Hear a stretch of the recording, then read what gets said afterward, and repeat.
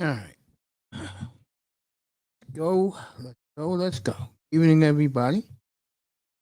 Welcome to our platform. We'll talk some whatever you want tonight. Uh, I'm having a good time in here. Uh, ooh,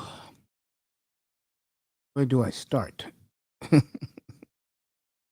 Gotta start somewhere.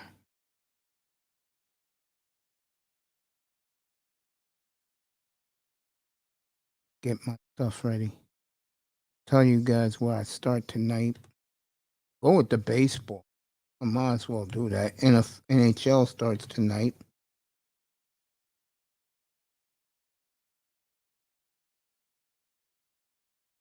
Michael Metroke is already in the building. What's up, Mike?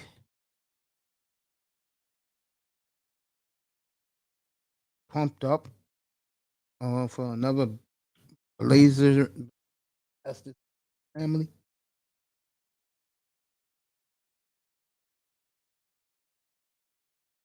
Be watching a lot of Kanyama games, bro. Oh, Mike.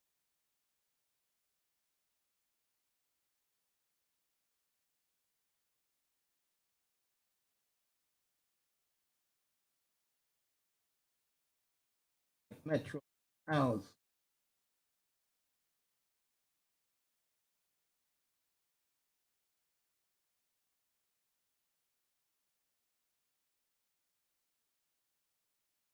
A new nickname for him. He's gonna like it when I post it the second. Oh man, what's up, Mike? Oh, got one for you. I'm not gonna go that route. I'll give you this. I think you'll like this. There you go. That's for you, Mike. Thanks for coming in.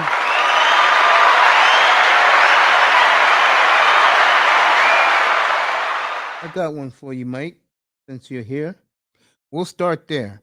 The fascination and love affair by the basketball hoop heads about Shady and Sharp out in Portland. I told you guys about that kid on draft night, didn't I?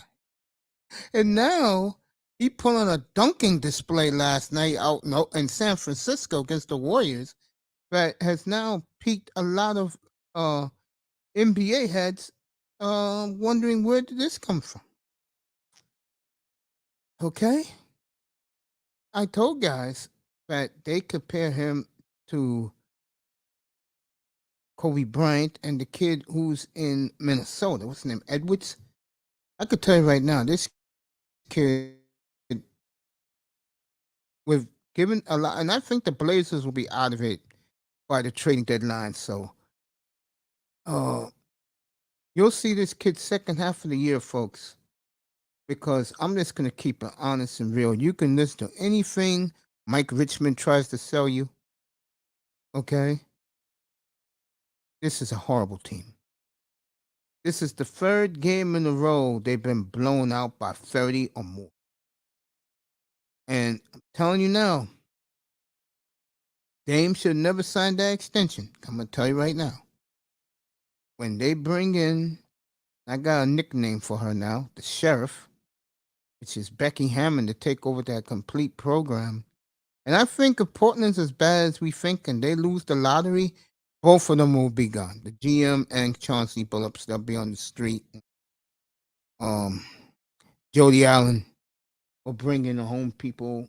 Don't be surprised if it is Becky Hammond, she brings Sue Bird to be her executive, and and probably bring in some women coaches, or maybe one or two of Pop's boys. But um, Portland right now is in deep, deep trouble, and I wonder they're gonna go broke too. That's why I hear, and I wonder deep inside. Dame keeps bragging. I want to win here. Really, Dame? We're gonna find out how much you want to win here the next 2 years, especially if you don't get Wembayama. Oh, it's gonna be something to see out in the Pacific Northwest. And you know it's gonna go against Dame. Honestly, He should have left in 2021 when he was a hot commodity around the league. Blazer fans are going to lose their shit. Yeah, I believe that. I believe that. I think there is turbulence ahead for the Portland Trailblazers. Plus, they got 4 6-game road trips in the first half of the season alone. Um, Portland's going to be a disaster. I totally agree with that. What I think Portland should have did was, and I'm going to tell you right now, Jeremy Grant ain't going to resign with them. Lillard's going to regret that he stayed. An old friend and buddy, C.J. McCollum's going to have the last laugh playing with Zion Williamson and damn, I forgot the kid's name. Out in New Orleans, used to be with the Lakers. I know his first name starts with a K. But anyway, it's going to be a long year out there. A long year. You could see all the good stuff you want, Mike Richmond. It ain't happening, brother. You better start listening to some Sly and the Family Stone, bro. Ain't happening. Pacific Northwest for a while. I will tell you one thing. This Sharp, he's your glimmer of hope. Him and Jabari Walker. Those are 2 studs who should be playing right now, not sitting the bench because of stupid ass, what you call that shit? Seniority. You ain't going nowhere. Stop daydreaming. Speaking of Zion Williamson, this is his quote today. The rest of the league is going to see that my game has evolved. I'm going to show the world things that I've had in my arsenal that I didn't show before. Zion is ready to prove the doubters wrong. Tell you right now, baby.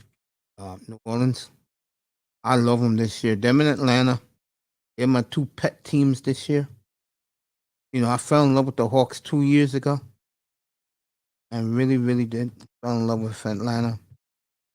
And Trae Young and my man Murray. It's going to be a good year out in Atlanta, baby. It's going to be a good year down in the dirty old South.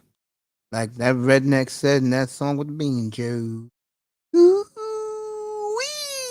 and the sail will rise again. Ooh-wee, and the South will rise again. There you go. Gotta love it. Boy, I love me some Atlanta Hawks, man. I really do. I think Atlanta is going to be a fun team to watch. And I think it's fascinating.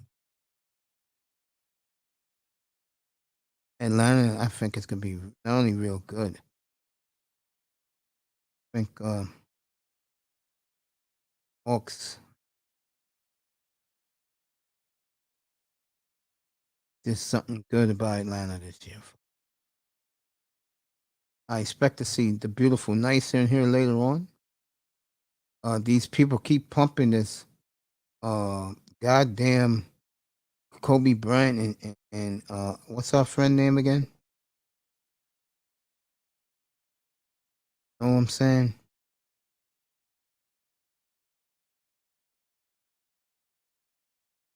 Like I said, I got Los Angeles 7th in the West.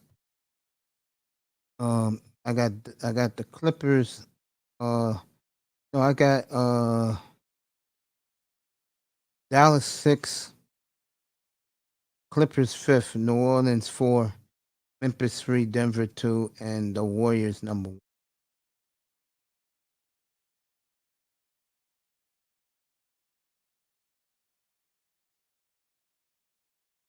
There we go. Know what I'm saying?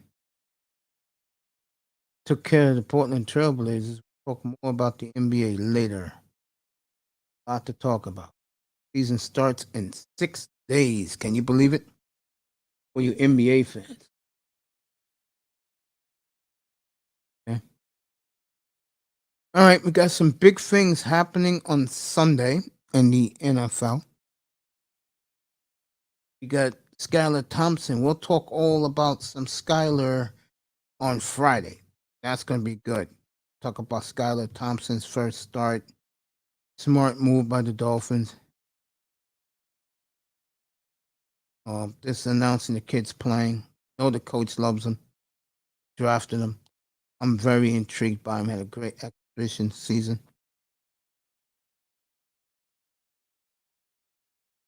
Tyreek looks good out there today. They're all playing on Sunday, folks.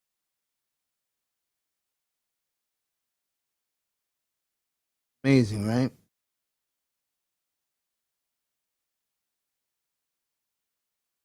Got the Cameron Wolf still getting on his knees, praying that Tua will come back.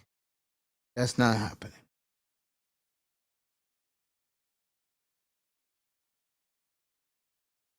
So, great job by Coach McDaniel.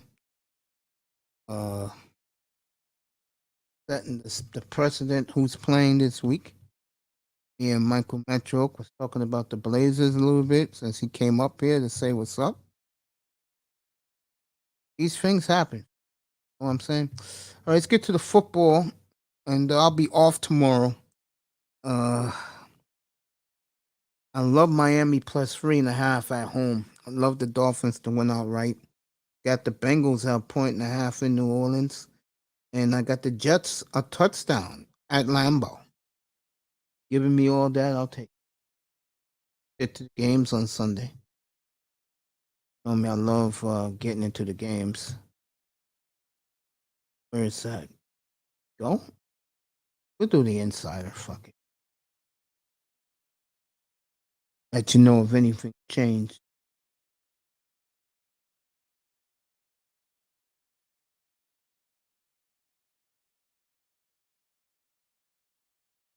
Okay. At week 6 now. One cares about the Redskins and the Bears. San Francisco still 5.5 over Atlanta on the road. New England, 2.5 point underdog at Cleveland. I say I'll take the Jets at 7.5 at Lambeau. I'll take the Jets in that one. They got some great young receivers, like I said last night. Jacksonville and Indianapolis. Wow. 7 point. It opened at a touchdown. Now it's just 1.5. I'm gonna leave that one alone.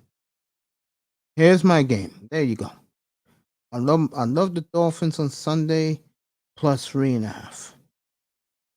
I do. And I love the Bengals. They haven't moved. 1.5 in New Orleans. Giant fan. Can't believe that's 5.5 point underdog against Lamar Jackson. And there's some bad blood here between the Giant fans and Giant media keep hyping Lamar. Um, I'm gonna leave this game alone, but it wouldn't surprise me if the Giants run them out of the Meadowlands. Giants playing some good. Tampa Bay and Pittsburgh opened up at 3.5. It's now 8.5. Boy, have the Steelers fallen. Let me see if is NBC still doing that game next week. 1-5. Let's see if they're doing 1-5. Pittsburgh, because they'll be 1-5.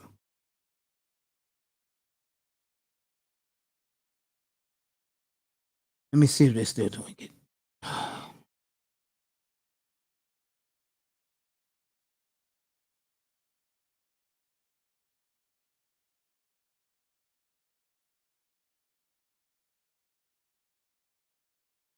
7. Still gonna leave it there. Usually NBC jumps out of it. You know what game they can replace it with? They're not gonna get the Chiefs. Not gonna get the Chiefs. Get that.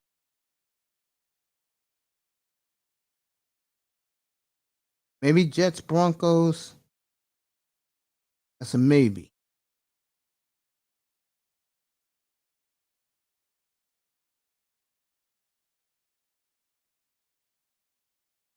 Maybe Cleveland, Baltimore. I don't know if they'll do.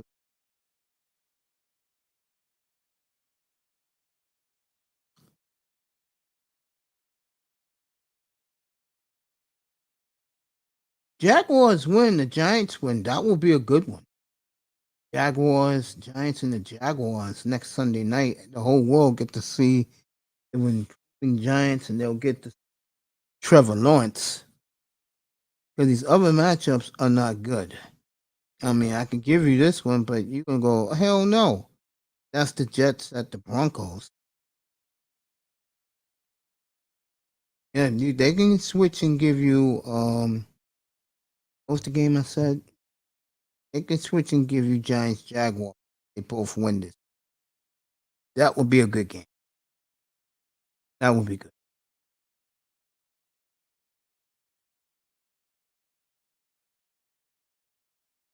Chiefs and 49ers next week.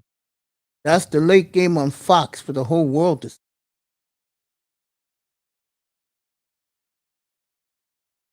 That should be. That should be.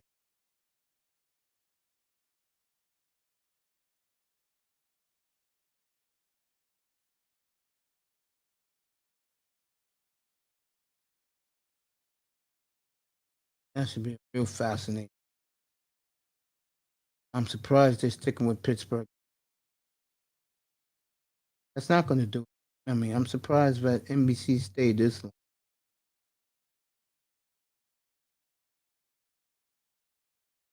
Ism's in the building. What's up, Ism? Good to see you, family.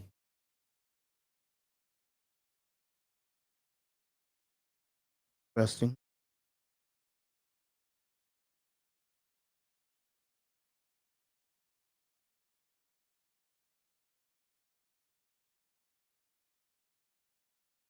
Ism in the building.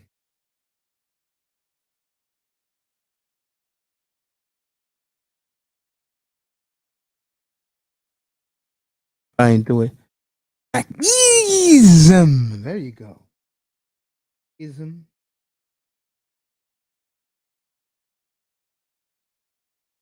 New thumbnail will be coming up. I'll probably post it on Friday night since we're gonna be talking about him. That is Skylar Thompson. I am looking forward to his first start.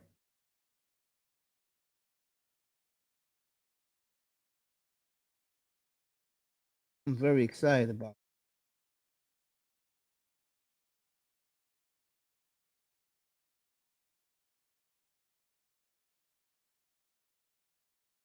There we go. Ism. Good to see Ism. It's early in the evening. For him, it's afternoon. Almost 4 o'clock out there. Ism. Chilling right now. See what else in this news. Yeah, I'm gonna go with Miami, Cincinnati, and the Jets this week.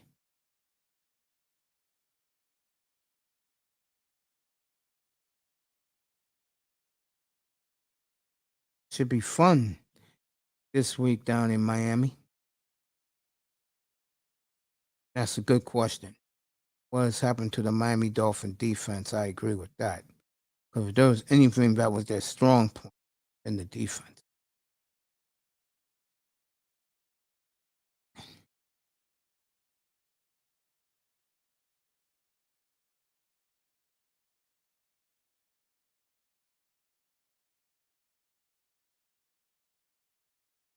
Should be real fun out there.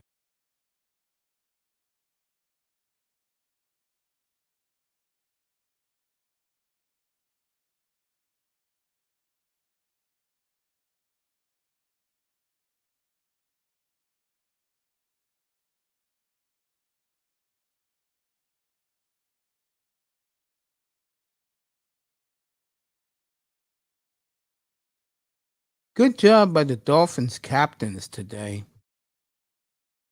By removing the ping pong table at the team's lounge, players' lounge. That's how much the coach is pissed off right now. Is very good job by that young football coach.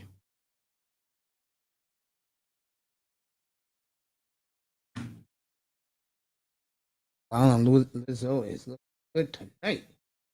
Woo.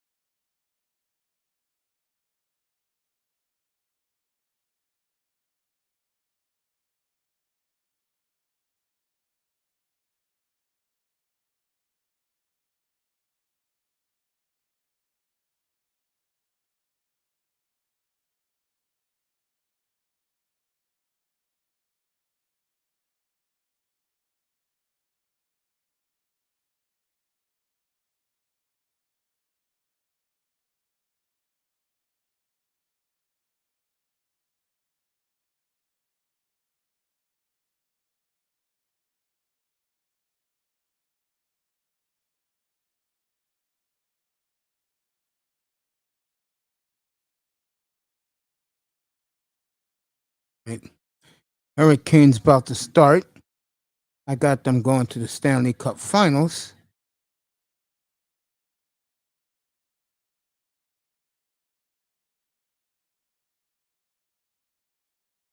Well, who's bothering you, Raven? Who's bothering you, brother?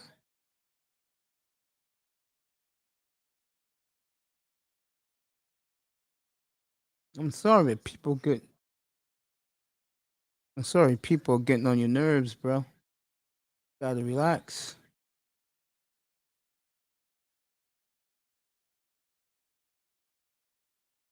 Gonna be all right, family.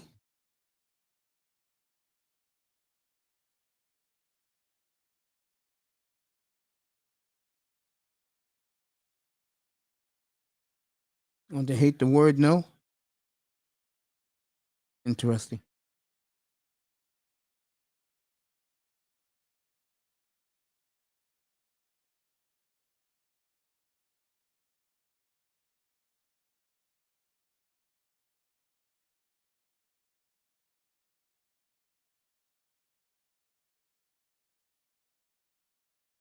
Raven tight.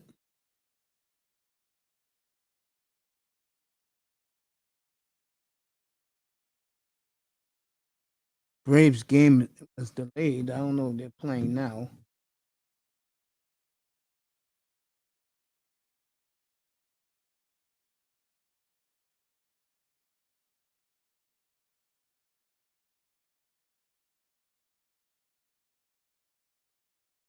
Capital start. What's up, darkness? Darkness in the building.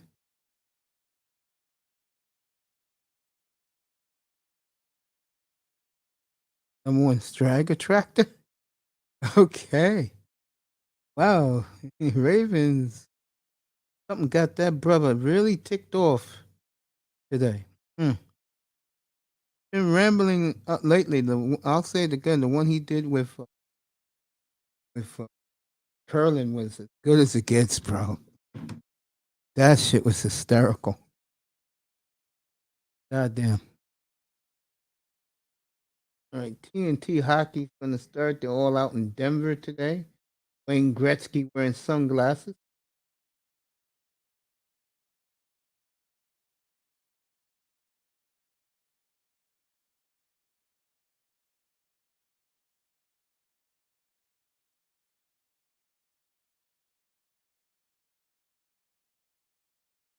Very nice of the Avalanche players. What a crowd they got out in Denver. You talk about no real talk. You talk about a city that loves their winners.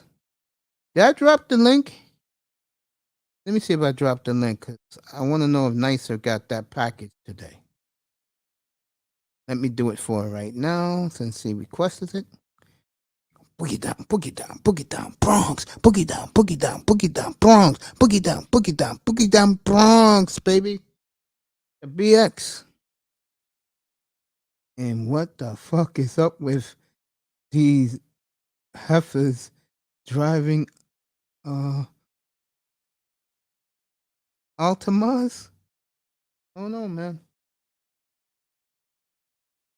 I don't know. Raven's all pissed off tonight. See. See if Nicer got that nice package. Drop the link. Anyone can come up? Chilling right now. Let me go put on a turtleneck. It's cold in this studio. Give me right back. Give me a second.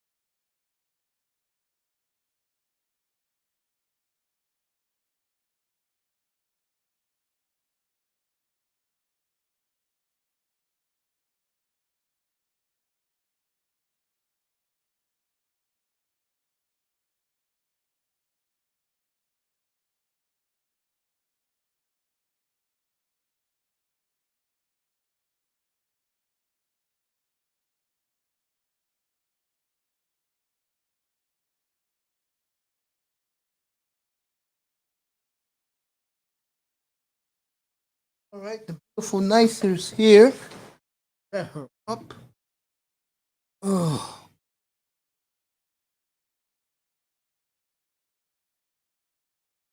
got you, Nicer. What's up, Macy? What's up, sweetie? Did that come yet? Nah, I didn't.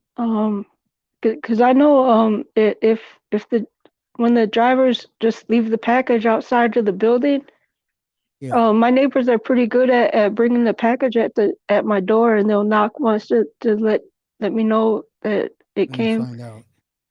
But I'm gonna check my front door in a little bit, cause sometimes a neighbor will let the driver in without them buzzing my front door buzzer. Mm-hmm. Um, so sometimes they just let the driver in, and then the delivery guy he'll just leave the package and then take off. So half the time, I don't even know if it came or not unless I go check the front door myself. So I'm gonna check in a little bit. All right, it's still out for delivery. They say right here. Oh, you just checked? Okay. Yeah, just now. Yeah, Yeah, 'cause my neighbors are pretty good. 'Cause I got the best neighbors in my building. you're Um, very lucky. My neighbors suck. yeah, I am. I only had one package snatched in the 6 years that I've lived in this neighborhood. Yeah, Only one, and it was some household items I ordered from Target, so it wasn't really a big deal, reordering them and getting them delivered again.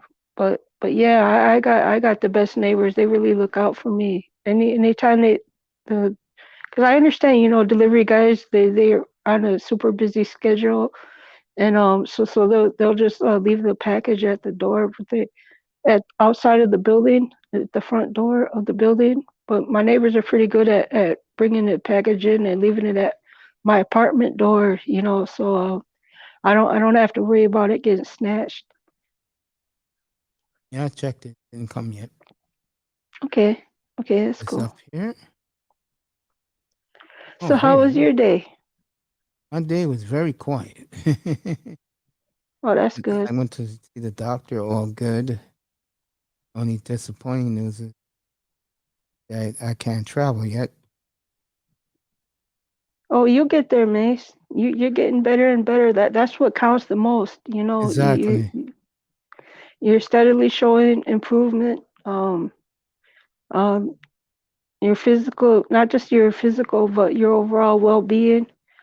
That's the most important thing. Yes, exactly. You learned that. Well, we learned that because we're getting, a little bit. We're grown people, so we understand that. Right. So what'd you have for dinner? I made tacos today. I was gonna Taco make them Wednesday. yesterday because yesterday was Taco Tuesday, but I decided to make them today. I like good. You celebrate those type of. That's pretty cool. Well, you can't Real go wrong talk. with tacos. That's true. I haven't had a taco since the early 2000s. What? Yeah, real talk. You're Yeah. joking. You gotta be joking. No, I'm not, honey. No, no kind of taco. No time, no time to cock, no kind of. And Oh, I don't do Taco Bell. See what's going over here in this chat room. Raven, not in a good mood tonight. The nigga era is over. I don't give a F no more. Okay. See what else Raven said. Kicking Philly at ass. Yeah, Raven's pumped. And you, Mace, will do a chop up. Whenever you want, bro. Whenever you want. Whenever you want to, Grinder. I haven't even seen a black female get that upset over the word no when menthols are banned. It's game over. Oh, man. Raven. Oh, God. Nicer. I was gonna say, how was your day, girl? Forget me. it was pretty cool. I didn't don't tell Kuda this, but I ain't been making no music today because I got other things to take care of. Probably gonna be like this for the rest of the week. Um, yeah, but let's see. I got my workout in. I'm gonna get another workout in too. Before I call it a day. Um, I just had dinner about half an hour ago. The tacos, ground beef, organic grass fed. The 93.7. That's the only ground beef that I eat from now on because there definitely is a difference between that and like the regular ground beef that I used to eat before. The 90%. Even if I buy a steak, I'll just get like a 10 ounce New York strip steak, and that's also a 100% grass fed beef too. 'Cause What's I so had a special? steak last week. I'm curious. What's so big about grass-fed steak? It's not as since my stomach is really sensitive to like um I don't know, there's a word for it, but I'm drawing a blank right now, but it's easier on my digestive system, and it doesn't Doesn't clog you up? yeah, I've noticed before I switched to grass-fed beef that I'd Mm-hmm. feel a bit sluggish um after eating, and I don't feel that for the last 6 or 7 months since I switched. I don't get that feeling anymore after I eat beef, which I cut down consuming beef a lot, and and well, I've cut back on poultry too, but um I gotta get my protein, so yeah, I pay a little bit more for that kind of beef because it's not as I don't want to say the word damaging, but it doesn't have uh the the like the sluggishness that I used to feel after I before I had switched to or I mean grass-fed ground beef,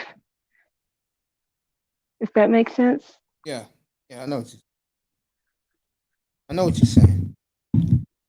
When you eat the grass fed, you feel better compared to eating the 80%. Am I right? Yeah, well, it's just, well, I think it's safe to say it's just a Well, meat. better quality beef, right? Better Like quality when, meat. yeah, see, I eat black Angus 90%. Oh, okay. And what's that? Well, black Yeah. Angus, that's lean beef, lean ground beef. Okay. Yeah, good stuff. I mean, I had You asked me what I had for dinner. I had the hamburgers. I had some hamburgers with some ruffles and a little grape juice. Cool. Yeah, I'm And gonna make some burgers myself because I stocked up on that beef.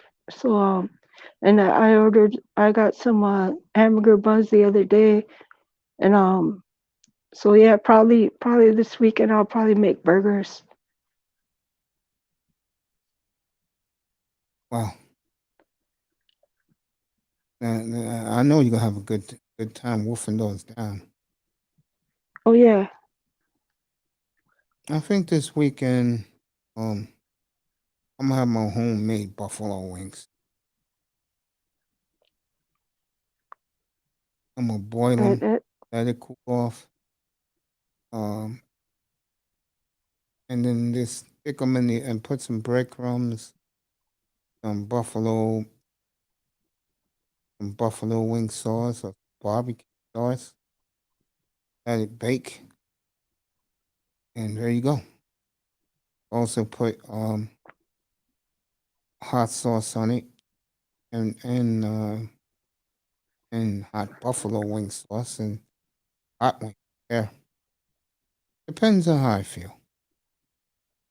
right. I may have that Sunday or Saturday. Okay, yeah, 'cause I know you love your wings. I haven't had wings in a hot minute.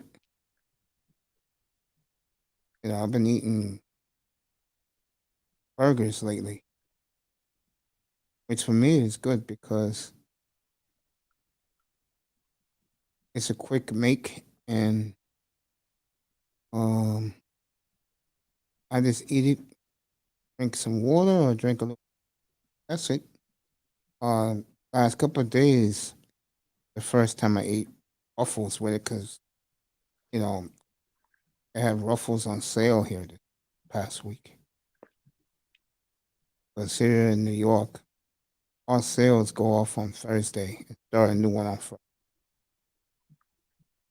So, Oh, okay. um, yeah, cooler. Nah, I ain't good. Nothing. I just keep it to myself. You know what my thing with Cooler is? What's that? His mailbox is too full. Seriously, that's why I don't hit him up because his mailbox too full. He has a new customer now. Okay, I told Brownie Ellie last night to go to him. He'll give you the best equipment and mic. Yep. I said I would do Well, it for shout you, out to but Kuda. that's right. I told her I would do it, but you go to the best. Right. And her friend Tracy's always up there. I told her, hey, you up late at night? Just hit him up. He's up there. He'd gladly help you. Tell him I sent you. You know, I'm But yeah, happy.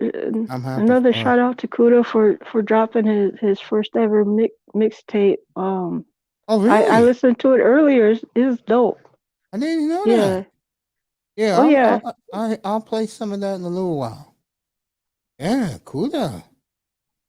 Oh, nice that you wasn't around the early days of Kuda when he first started in 2020. I'm gonna say he started uh early February 2020. It was a Sunday night. He used to be in Game Changer's room a lot when him and Game Changer got along. And he just said, "Come on, everybody." We all went over there. He was DJing live. He gave everybody wrenches. I said, "This dude's all right, man." And then he said, "Mace." He called me out. I didn't even say it. He called me. He said, "Dude, we're gonna do that show to help build your radio studio, bro." And then a week later, on a Monday night, he did it. There's Mason here. I said, "Yeah, I'm here." No joke. I That's the mean, young brother with a good heart. it was like around 3 o'clock in the morning. Could start at 3 o'clock in the morning, or like no lie, stay on to like 3 in the afternoon. God just gonna have to give me a pass on this one. I didn't. I didn't. I'll jump on when I get home. You got it, Raven.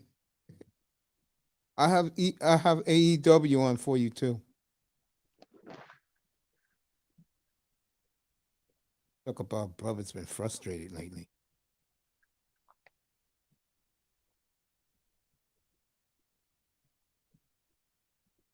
Oh man. But yeah, you Kuda. To me, that's when that show is the best. When it's just, I love it when it's just you and Kuda. Chill. It's you two talking about beats, uh, uh, equipment. I'm like, nah, this is where it should be. Like, Yeah, it's cool. I'll tell you, Mace, cause it's like me and Kuda are basically two peas in a pod. I I never totally thought agree. that in my lifetime I'd meet someone that was so similar to me, and it's crazy because he saw that long before I did. Cause I remember when I first came to this channel, I was just like, let me go see what it's about. Cause they were like, oh, we're heading over to a DJ Kuda's channel. It's like you said, but only for me, I was over at Cerizzo's channel, and then Cerizzo was going to shut down, and everyone was like, "Well, we're going over to DJ Kuda's channel." So that was my first time checking out the channel, and he was playing music like you said. I was like, "Oh, okay, this is cool, chill vibe. I can dig it." But the melody Yeah, loved there that was. room. I think it's going To on my baby. about 2 years now since I first came across this channel. Yeah, yeah, about 2.5 It'll be years. 2 years in January. It'll be three. Started in 2020. Oh, Three. 3 for you, 2 for me. Yeah, it'll be three for me. It's free for me now because I started April of 2019, but I didn't have my show yet. I was just a guy in the chat. Like I would go to the guys' rooms, support them, and let them know that I appreciate what they're talking about. I used to love hanging out in Ty City's room.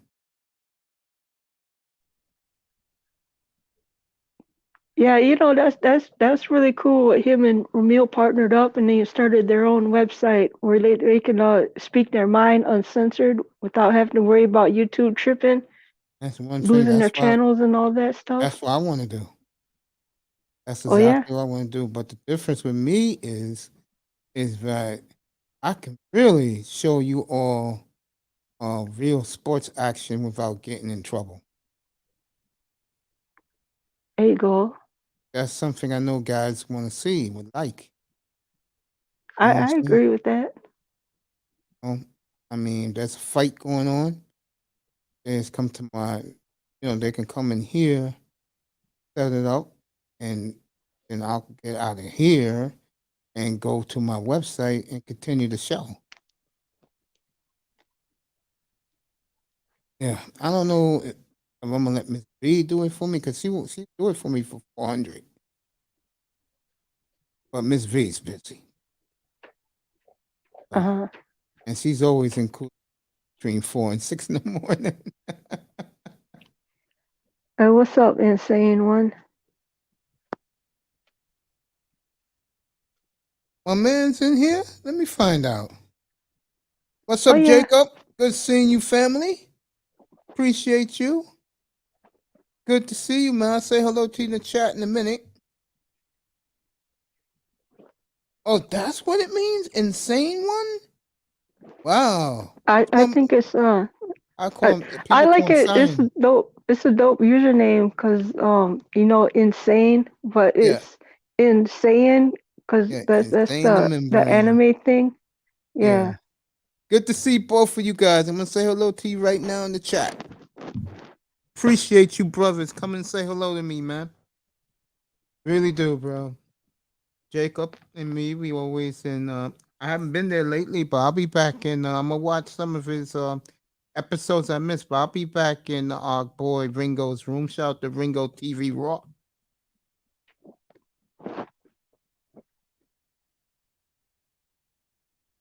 You know it, bro.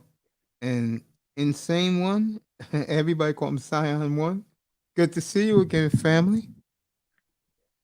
Always good to see my brothers in the chat room because that's where I begin and that's who I always be.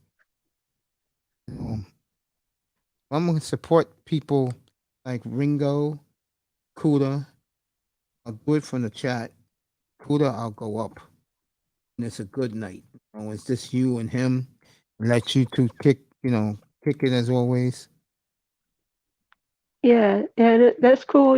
So I always tell Includa, doing the manosphere topics. Yeah, I know that draws the biggest audiences, but throw in a few more music shows in the mix every now and again. It's just to balance it out, and because I because agree I with I that. know I agree.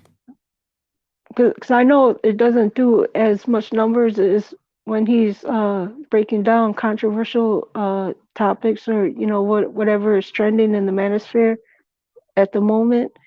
But you know what? Um it's it's how do I say this? It's going to pay off for him. It might seem like um oh well speaking for Kuda and him getting back into music making, it might seem like it's too slow of a start. It's taking a bit too long for things to take off for him. But I definitely see things really taking off for him, and everything that he sacrificed, every all the knowledge that he bring to this space. Every good thing that he's done is going to pay off for him. He's got a huge return of investment coming in for him. Um, I'm just so I'm I'm gonna be I'm gonna be so happy to finally see that come to fruition because he is the one brother I feel like I've been waiting for. The reason I came to this space, why I was so active when I first came in this space is because I was looking for Kuda and I didn't even realize it at that time. I didn't even realize it until maybe a year ago. Hey, what's up, Melina? Hi, Sister Nice. I Um, hope you're well. Hi, yeah, Camille. I am. How you doing? I'm good. I just got home from work. But I've been Okay. listening to the stream. Oh yeah, Um, we just chopping it up. We just kicking yeah, it. nice chill out. And Ravens lost his mind. What happened to Raven tonight? Some black woman rocked his world, so he is pissed. Oh, someone stepped on the wrong foot. Yes. By the way, this is for you, Nice. By the way, I will destroy the Humpty Dumpty men later tonight. Don't think I forgot about those clowns, aka the baseball I was thinking umpires. about that when I first came in. Yeah. That's all. I was like, oh man, you really went it on them yesterday. That was hilarious, man. Okay, Oh, Raven. The women in her 70s Fill act like Melina young in men. on that, because yeah, I'm Raven. not I sure don't if know he what was here. happened, bro. I'm gonna have to Oh, what happened last night? Why Nicer's laughing. I was watching the baseball game last night and I noticed something strange, and then finally got to see it with my own eyes, I was in shock and horror. But the Major League umpires with their equipment and their jerseys are now represented by cryptocurrency Oh FTX. God. So now I'm gonna have to go off on them later tonight. We know how And much you love them crypto, Uncle May. I know you be trading. I know you be talking about that on another platform. um, Same platform you'll be talking about your love for Ben Simmons, bro. okay, Melina loves throwing that. What's that hard on Ben Simmons? Uncle Mace, I know you love it. I know you're gonna be a mega crypto trader. You love crypto? Not as much as Laro. Was it Laro? Yeah, it was Laro. We was Yes, talking. Laura with the crypto. Yes, Yeah, not and as much. Commandante Lou. He's another one. Oh, brother Lou, I didn't even know Yes, he's into that stuff. yes. Me, it's more it was a bit of a side hustle. I'm not gonna lie, it was a bit of a side hustle. It got me some good money, but I'm not I'm glad too it did. crazy on I'm it. glad it did. My good friend says Jacob Jennings says hello to you. Shout out Jacob Jennings, shout out brother Raven, shout out JT, and Jacob, that's you in that suit, brother. You a good looking young man, bro. No, no homo. Real talk. You're a good looking brother, bro. Nice, yeah. Jacob, bro. So, Wow. Mace, let me ask you, Someone Go do ahead, really baby. do got you the do wrong any kind of investing? No, Stocks? Anything? no. No? I will start investing in casinos. You can get a good price in betting on sports betting.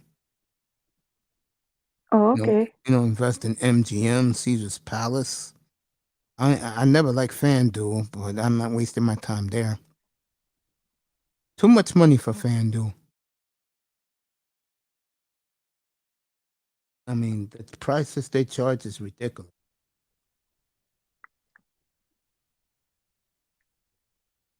That sounds like something that's for like amateurs or people that would do it just as a hobby. Oh, but hey, I'll be back in a few minutes. I gotta go take care of something. Yeah, go ahead, sweetie. Let me read the chat room. Me and the beautiful Miss Molina's up here. Oh, I'm that's your sorry, Ray, but parents? I'm sorry someone done you on wrong, bro. That's your parents? Oh, okay, man. God bless you, bro.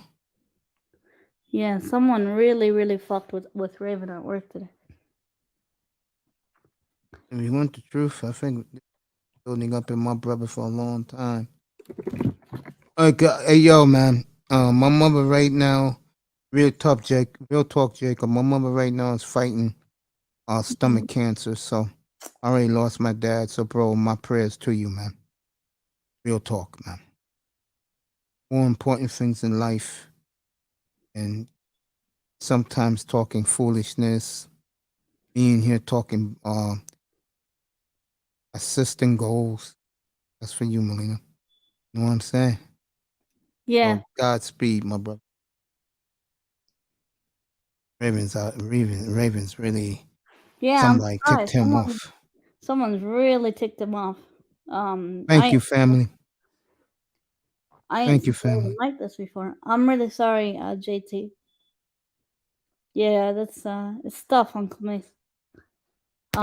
My dad's not in the greatest of health as well.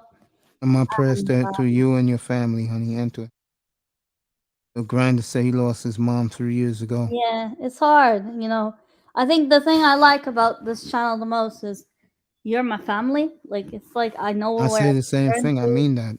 I and mean, when we're not alive, it's people don't realize how much I was out of it when I first started. When I first was in the watching the Manosphere. I needed uh these these I needed these black folk to yeah. um to embrace me, and they did, and I always would love them for that. I mean, hey, look, I'm not one of these guys, but I mean, you can bash me wherever you want. I don't care. I mean, I'm doing this for my audience. For our And the thing audience, is, for our people family. accept you for you. Exactly. I mean, you know, My heart goes out to you, Jacob. All right. My heart goes out to you, family.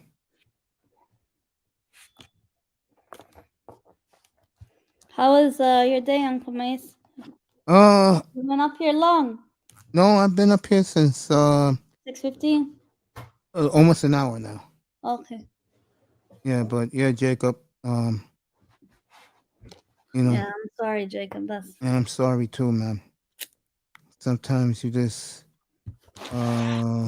like I always say, there's more important things to, and you know the funny thing about me, and I keep this real, me and my family do not get along. We never did, but you know, I think sometimes, and you have to see the forest through the trees. yeah. I think my mother's finally finding that out now. Or you put your differences aside and Well, more that she is slowly beginning to understand why people gravitate to me very much. You know, your personality and how you are. yeah, Your and nature. I'm always keeping it real.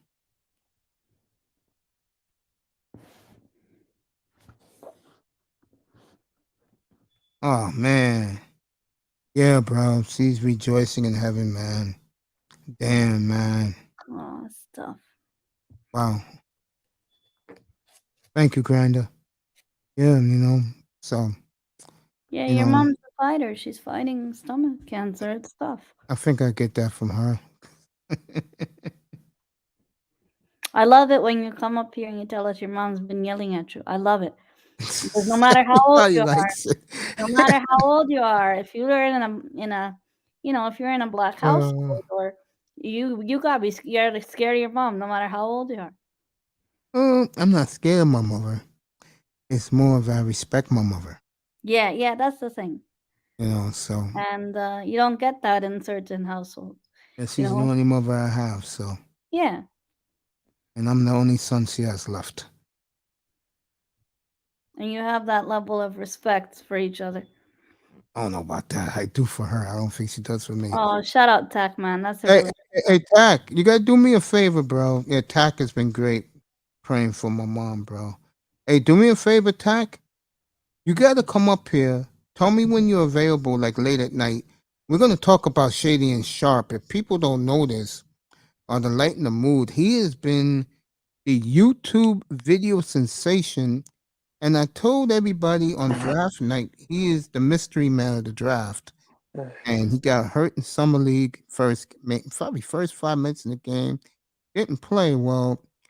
He is looking more and more like Kobe Bryant every game.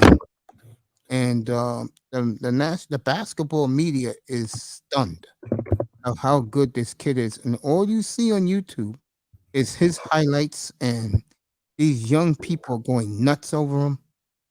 49-inch vertical leap. He can play defense. Shady and Sharp. It is interesting that, yeah, you gotta come up and tell me about. We're gonna talk about Shady and Sharp. Tack. Just let me know whenever. I'll spend time. I'll save up time for you, bro. Matter of fact, I'll come up later just to have enough By, stamina to wait for by you. the way, Mace. Oh my Yes. God, Tac, man. I'm gonna leave that alone. Hey, Go ahead. Tac, I hope you have a good day. Good Go Hello, ahead. hello. Go Can ahead. you work. guys hear Go me? ahead, Tony. We hear you. Tony. Oh, but by the way, the delusion has started again, Mace. Well, what happened? What happened? You know who I'm talking about, Edmonton. Oh, yeah, that's later Jesus tonight. is Yeah, I'll gonna be take into watching the that. suit. Who are they playing tonight? Yeah, the Oilers. Yeah. Who are they playing tonight? Yeah, they're in Edmonton tonight. They're Oh, home for the home opener. I'll let you know who they're playing right now.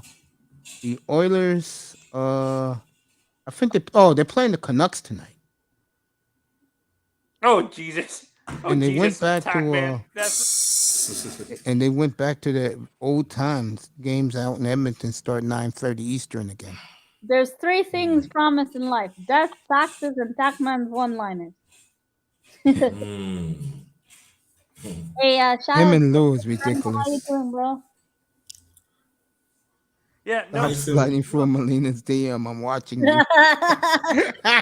What's going on? What's going on? What's going What's on? up, Brandon? Oh How you man. What's doing, go? What's Brandon? going on? What's going on, Miss Molina? What's going on, brother Mace? I'm good, I man. just, I'm fine, thank you, Joe. But I'm gonna be praying for you, Miss Molina, and I definitely gonna pray for you, Mr. Mace. You know, I'm calling Mr. Mace. I That's appreciate the that. nah. But I think that sometimes we get sidetracked of something. I have to I have to remind myself too. When sickness knock at your door, you can't Yeah, run away from that. I yeah, lived it for 11 years, man. Exactly. I know how it So is, yeah, the man. greater appreciation, and then when Oh you yeah. have that one loss, And you know that stays with this it one. hits Like, you hard. Yeah, and you know I that's what meant I understand. Yeah. and I meant what I just said, bro. I Mm, was out of it until I got into the manosphere, man.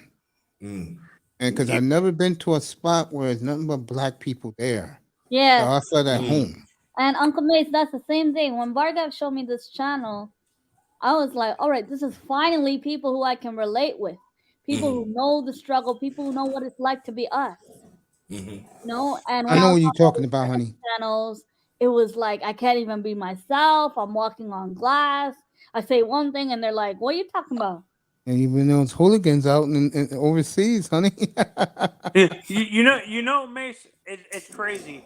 It seems like the minority community, like black and Hispanics, they only go to the doctor when they're dying. They don't like going to the doctor for some reason. Like it, I noticed that that's a common theme when it comes to black and Hispanics. We hate going to the doctor unless we're dying, like seriously Lack of trust, ill. Manzano. That's what it Yeah, I is. think it's that, and I also think it's the more natural remedies like herbs and stuff. For us too, we don't go to the doctor unless you're damn well sick because it's like Um, they don't know Yeah, what they're gonna do to you. I mean, I and had yeah, a doc. Go ahead, Brandon. Go no, ahead. I didn't mean to cut you off. And then understand, Tony, you gotta understand in the past. I'm talking about the pharmaceutical companies and even doctors in the past had experimented on us unjustly. Hey, Oh Manzano. yeah, yeah, yeah. That plays a lot. For example, Grinda, the vaccines before Corona Yes, started, they tested it in Africa on children, and it didn't yes. go well. So Mhm. Grinda has a great point there. So you got to understand that too, and so I'm talking, you know, us, you know, so you have to They understand use this. us like This what, test animals. yeah, And this is a Manzano. this is a global thing too. Go ahead. Yeah. And Manzano. I had a Latino doctor. Real talk for almost 20 years, bro. He went back where he wanted to be closer to home, so he went back to Long Island where he lives. And this is to Tony's point. He's right. All the Latinos did not want to go to the black doctors or the white doctors at that clinic. They all wanted Dr. G. His last name was Gonzalez, so everybody wanted to go to him. Yeah, no, and also I noticed this too when it comes to this is another thing I've noticed with us as well, like the Latino and black community. I went into my friend's house once, my black friend that I had in high school. I went into his grandmother's room. He was getting a tour, giving me a tour of his house, and we went into his grandmother's room, and she had a whole bunch of money in under her mattress and stuff Yeah, like that. because she probably didn't trust to take it to the bank. Is that Exactly. a common thing? Was that It how depends. your I mean, grandparents and parents were, Mace? You, grandparents, you, yes. yeah, grandpas, you got to understand the times too. Yeah, Historic times, facts. you got to understand that The bank that is probably so new to them when it was right, out. so new to them, and at the same time, they was not trained. We was not taught all How to about manage only money? your money, My how to mother, manage my money, grandma. No, go ahead. I was gonna say something to my and grandmother. also too, you gotta think about slavery, how they was robbing us Yeah, of our yeah. riches and stuff. So I mean, it's a global thing. So Tony Mazzano, you gotta understand this conversation really brought now. It's a very long conversation. Like it's like it's really have to be like in the series, but it has to be like in different eras too. So It's Yeah, like all my that Tony, counts. like I think a lot of it comes down to a lack of trust, but also we weren't really properly educated. They they No, they kept a lot of stuff from us because they that's didn't true. want Yeah, us to thrive and prosper in the world. that Black is very people true. and Latinos were always kept under, even people like me were always kept under, under the radar. They didn't want us to thrive and rise above the white working class. Well, let me ask you a question, Melina, because you're curious. Do you, let's say your mom, Yeah. does she trust your tribe as doctors more than the white man? She don't trust no doc. She don't go unless it's like life or death situation. Oh, okay. She's like very old school, So she'd rather keep the jewelry at home than in the bank. Because I could tell. She's very like old school mentality in the way like the lack of trust, the lack of, because we've been burnt out so many times by the older white man. Yeah, I was gonna say, but this is for Grinder. A lot of the black doctors, I could tell you right now, Grinder, they're not good to us. No, not at all. I can tell you that much. That's surprising. It's not. They treat Latinos and white people much better than us. Oh yeah, I can Oh, tell you mean you. the ass kissing and stuff to white people? Worse than that. Especially as a black man. Oh, I had a black doctor. Not knocking no women at all. I'm being honest. yeah. She just like I said. That's how you examine me. That's it. Mm-hmm. And so and then let me tell you what happened. So there was a lady doctor, but she came. She was Indian. She said no. She told me come back in. Let me check you. And she checked you. So are you okay? Kind of find out I had high blood pressure, just a little bit and everything. So she said drink some water, and you cook, just slow down, and you be okay. This one wanna rush me out and everything, and then when I left, she gave me like this certain dirty look, and it was another assistant was a black man. They gave me a certain dirty look. So that's true what Brother Mace was really talking about. And because I experience, I'm not saying black will do experience it though too. They need to talk about more, but I know that for a fact. It happened to me quite a few times in my life. They when they say, "Oh, you black doctor help," no, they don't. They did for that check. They did for that check because they feel that we owe them something. Yep, facts. Yes, because they're the white collar job and we're the blue collar. And right. the doctor, they doing a lot of like the doctor who did my surgery, right? Put my kidney in. When I was in the hospital the first time for it, my man says, "You know, bro, this is what he was talking to me, bro. I was the one who put your kidney in." I said, That's how he spoke to you, like? Yeah. He spoke to you like a street guy? Yep. Wow. And you fight for your life. That's how they feel about us. That's true, yeah. That's how they really feel about us. They feel like that they doing us a favor. You took the words right out of my mouth. I was about to say, Uncle Mace, he talking to you like he did you a favor. What do you mean? Yes. What do you mean I'm the one who put your kidney in? Okay. What am I supposed to do? That's what I said to him. What am I supposed to do? Buy you the latest pack of cigars? I told him I appreciate it, man, but you don't have to come at me like that. Then, like the next time I saw him, damn, he was like trying to be cool with me. I said, "Yo, let it go, bro. Okay, I appreciate it." Yeah, like stop trying to do the put my kidney in, man. But damn. Relax, man. Yeah. Man. Did I tell you guys the story? Go, Uncle Mace. Yeah, did I tell you guys the story?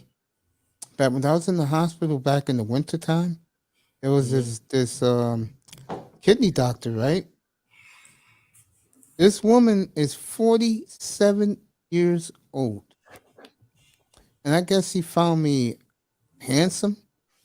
So she was like, yeah, and I just stopped twerking at the clubs, a couple of months ago. God. What the hell? And I rose out of that bed. Oh my God. And I said, "Excuse me? Say this again?" And she was embarrassed. She was like, "Oh, you don't know." I said, "Okay, let me put it to you this way, honey. Okay. If I wasn't in this bed and I was dressed in some Timberlands and a leather bomber, you'll be dropping your digits to me, right?" She started laughing. She said, yeah, something like that. That's for you. That's for you, Mr. Miami. She said, yeah, something like that. I said, it's okay. Okay, but honey, twerking at 47? Really? Clubbing at Oh 47? my god. No, honey, no. Whenever a woman tell you that, especially a black woman, You run. run, Run. Mace. Let run, me and tell you. don't look back. Yo, Exactly. Check this out. A few months ago, this lady, she must have been like a little older than us. I can't kid you not. When I pull it up, I'm gonna send it to your email. She talking about Grant. I cook for these guys. They cash at me. These young guys. I got the a granny. Yeah, that's the Oh problem. no, You see, what the this hell? is why. Yes, Miss Malin. Yes, This is why granny. this is why these women get dogged like they do, because where they make a mistake is they have no conscience because they love attention so much. They let everybody know what they be doing, and in their minds, there's no repercussions. There are big Yeah. repercussions. Or they like the attention in a way. Hey, guess who's on the set on TNT right now? Cool. Two Who? champions, Nathan McKinnon and a young man who I think is as good as Connor McDavid, and that's Cale McCarr. Really? Oh, McCarr is what? You're putting What? McCarr up there with Connor McDavid, Uncle Mace? Oh yeah, How about this that? kid is the new Bobby You Orr, don't think bro. it's too soon? No, he won the Conn Smythe, didn't he? Mace and Miss Melina. Yeah. We know Bobby Hall. Tell people what a great play Bobby Hall was, please. Because every time we talk about great, we don't. I mean, I'm not talking about us, but people don't bring him Oh, up. I saw Bobby I'm Orr's freaking entire out. career. Yeah. Many people believe he's the best player of all time, up in Canada especially. They don't give him Really? credit up here, Uncle Mace. They don't. Yo, They Fred, don't. They my don't- man, did they talk about the Rocket? my man. You better go to Quebec for that. Yeah. My Oh, man, yeah, that is true. Yeah, you're right about that. my man with the glasses. You know my guy. He does the sports show. That's my guy. He puts Orr number one. Him and who's my guy? Mike Milbury. And you know Don Sherry does. Oh, Don Cherry was my favorite commentator, but it's a shame. Don Sherry even rapped on Bobby Orr. Yeah. Number 4. I love Bobby show. Orr. I love the show, Don Cherry. Then shout Oh out. yeah, I love Coach's Corner. Yeah. If I thought the 7 o'clock game was boring, I would click my TV at 20 to 8 Oh, you tune into his show. just to see Coach's Corner. Yeah. Shout out EM in the chat. Hope you're well, brother. Yo, you want to come up? Come up if you want, bro. What do y'all think about Phil Esposito? Phil Espo, he was one of the all-time greats. Yo, EM, you come up in a little bit, bro. We're gonna talk about Skylar Thompson. I got a whole flyer being made, thumbnail for Skylar Thompson, bro. We're gonna talk about this shit tonight. I'm off tomorrow. We'll talk about this shit Friday night, Hey, Saturday night, Sunday night. I mean Sunday morning when in the pregame show. Oh, Miss Melina, thanks for the chopper. Very much Brandon, come appreciate on. it. Don't do that. Brandon, don't. Yeah, man, it was great. Brandon, It's real you ain't good. gotta say thank you, bro. EM in the building. I had to. We're Yes, I do. family. It's all right, bro. I know we family, but I had EM a said what's up, wonderful Steve. time. But EM I'm gonna said tell what's up to you, but baby. what's up? Yeah, but Mace, man, them Sims coming out, man. Brandon, I'm married with 10 kids, 50 cats, and a dog. I ain't got time. They don't care. Bro, 9 o'clock, come back up, bro. 8 o'clock your time, come back up. What's up, EM? Telephone. What's up, And EM? I'll bring you up, family. We're gonna talk about Skylar Thompson, bro. Oh, I'm pumped for some. I haven't been this excited for a Dolphin game in probably. And shout out Slouthiest. Hope you're well, bro. Yeah, Thank- Slowfist, what's up, family? I would say, no lie, I haven't been this pumped up for a Dolphins game in 30 years. Really? Oh yeah, they've been horrible. Look at the track record. Boy, I tell you, Kel I know McCall. what you're talking about. Did you look how Hey, this weekend's a big game for the Cowboys. Just been horrible. Worse than This So I know weekend's the a feeling. big game for the Cowboys. Hopefully, we can get the job done. Yeah. Hey, Uncle Mace, you ever seen Stan Mikita play Yes. Chicago Blackhawks? Yes. What's up, PM? Maze, what's good, bro? Hey, I wanted to. I was the reason why I hopped in StreamYard. I was checking out my earbuds, bro. I guess StreamYard fixed this issue that I remember that issue I was having like a while back. Yeah, bro. You I know, remember that. like connecting my headphones with StreamYard and everything. But I guess they fixed that issue because now, yeah, I can get audio through my headphones. So yeah, it sounds perfect. Problem too. I wasn't able to get sound through my earphones. Yeah, apparently they've addressed the issue with an update or something. So how does my audio sound, by the way? It's Perfect. clear. Perfect. Really, very Crystal good, clear, very good, bro. Crystal very clear, good. family. Crystal Very good. clear. But yeah, Mace, what time you want me to come you want me to pop back up, bro? 8 o'clock your time, man. Just have some My dinner, time. That's relax. what's up.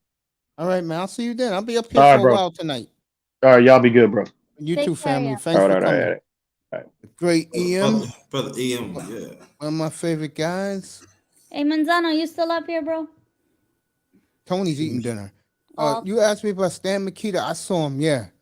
yeah. Because my dad's from He's one of the Chicago. greatest players in the NHL. Yeah, my father's a big Blackhawk fan. Yeah, Mikita was one of the all-time greats. He was the first Slovenian to win the Stanley Cup. Stanley Cup.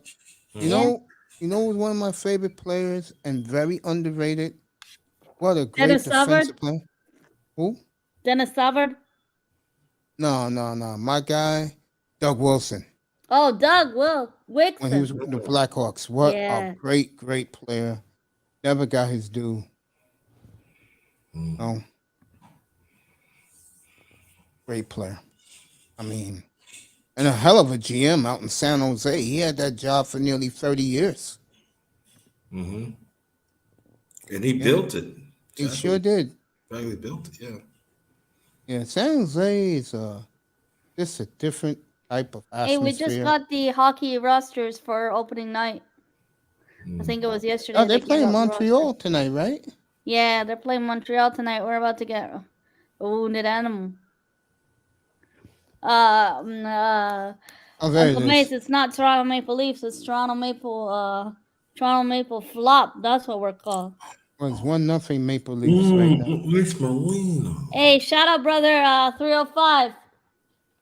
She said maple flops. Yo, EM be up here in an hour. He just dropped down. He was telling me, he was saying hello to everybody, bro. Get in here. Yeah, Miami chat's gonna come up soon. Dolphins. Yeah, it's gonna be all about Skylar Thompson, who the coach had no hesitation because this is his draft pick, naming him the starter to further notice. I know Hey, Bridgewater you're very happy that you Pissed. finally got him in Oh, yeah. training too. Hey, you should see the headline I got for his thumbnail coming up this weekend. You're all gonna laugh. Hey, you doing a morning show tomorrow, Uncle Mace? No. I'm You off off tomorrow. tomorrow? Oh, you Yeah. off tomorrow? Okay. But Friday, I will definitely do a morning show. Friday morning. Okay, Oh, I'll yeah. be here. Friday You better morning? believe it. Oh, okay. Yeah, Friday morning, Grinder knows what to do when I'm on the mornings. Yes, sir. Yeah, I enjoy having Grinder up here in the mornings. Yeah. Hey, shout out, brother 305. Hope you're well. Hope you enjoyed the wrestling too. I know Grinder is gonna be shocked what's about to come out of my mouth, and he's gonna like it. Manzano left. He'll be back. Finally, the Jets have a big game on Sunday up in Lambeau. Whoa. Hold now. Hold up between two. Hold now. Green Bay, look. You should be proud of that defense. I'm proud. Yeah, I'm proud. But look, He said, being- he's saying, don't get carried away. No. I know what Brother Mace talking about because he talking about historical. I understand what he's saying, so I respect that. Sweetheart, But honestly, but to the Jets whipped our ass on Sunday. It just and I warned these Dolphin fans, the Jets are pretty damn good. And the difference between the Dolphins and the Jets, unfortunately, the Jets hit on the 2020 draft, the Dolphins flopped on the 2020 draft. But understand this though, right? And Yeah. we're gonna talk about draft picks and stuff. And I think that I think we should on my chop up when me and you do it. We gonna talk about more because there is a difference. Sometimes you could mess up of a 1 year of draft picks Look at Miami. could cost you for 30, 40 years. Look at Miami right now. Their 2020 draft is a disaster. It really is. A Yeah. disaster. It could cost you for decades, y'all. I know this one I'm saying that, but see, they're like what Brother Mace was saying that. And then think about it. In 2020, Miami had more draft picks than the Jets. And they blew it. I didn't Only understand it. I watched it. I'm like, what? Y'all pass up on what? This is Yep, what I all was those running Mace, backs. Mace, look at my face. I was like, what? Yeah. Okay. Cling. That's what Jets are doing. And this is why, and I'm glad that our GM learned this lesson, because now that he has taken over the reins of drafting, we've been doing pretty good. I mean, last year we gave up everything for Tyreek Hill, and the 3 kids we took are playing good. Mhm. The 7th rounder is going to start his first game of his life on Sunday. 7th rounder, folks. And I hope these players can handle his 100-mile-per-hour fastball that comes out of his hands. Yeah. And I hope he get the reps he deserves. I hope that they gonna put. I'm just saying. Now, he practiced all week. Good. They don't want nothing. They put Tua on the field today. They said, no, you're not playing for a while. In other words, Tua, what they're telling you is, this kid plays the way we saw in exhibition. Book him, Dano. I mean, You guys don't get it because he's from Hawaii. Book him, Dano. Yeah. Scott, he could throw that ball though. Oh yeah, man. He could. I was He impressed, got one. He got one of the beautiful. Oh my God! Oh, Tell he the got truth, cannon. man. He got Brett Favre's like arm, Oh yeah. but he doesn't move around like Brett Favre. But he got Brett Favre arm strength. It's ridiculous. Could make Looking it. forward to seeing him on Sunday against Kirk Cousins. Kirk Cousins. I like Kirk Cousins a lot. He's very underrated because he does. I hate to say this, he does drink up in big games. He does. The only team he seems to beat year after year is Green Bay. Yeah. Bad, but there's more teams in the league than Green Bay. Green Bay, right? And I'm gonna say it again, and it will start Sunday night. If the Jets come away with a victory in Lambeau Field, and I think they will, you will hear the bashing of Aaron Rodgers in here.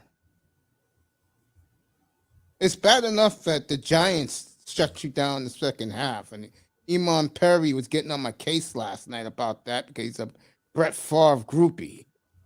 Oh God. Did I say Brett Favre? Excuse me. He's an Aaron Rodgers groupie.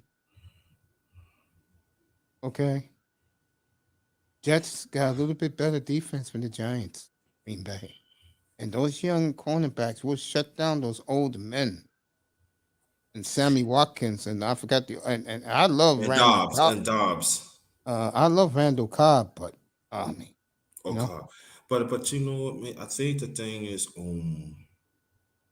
that you could tell Rodgers, ever since Devontae Adams left, it's like he don't care.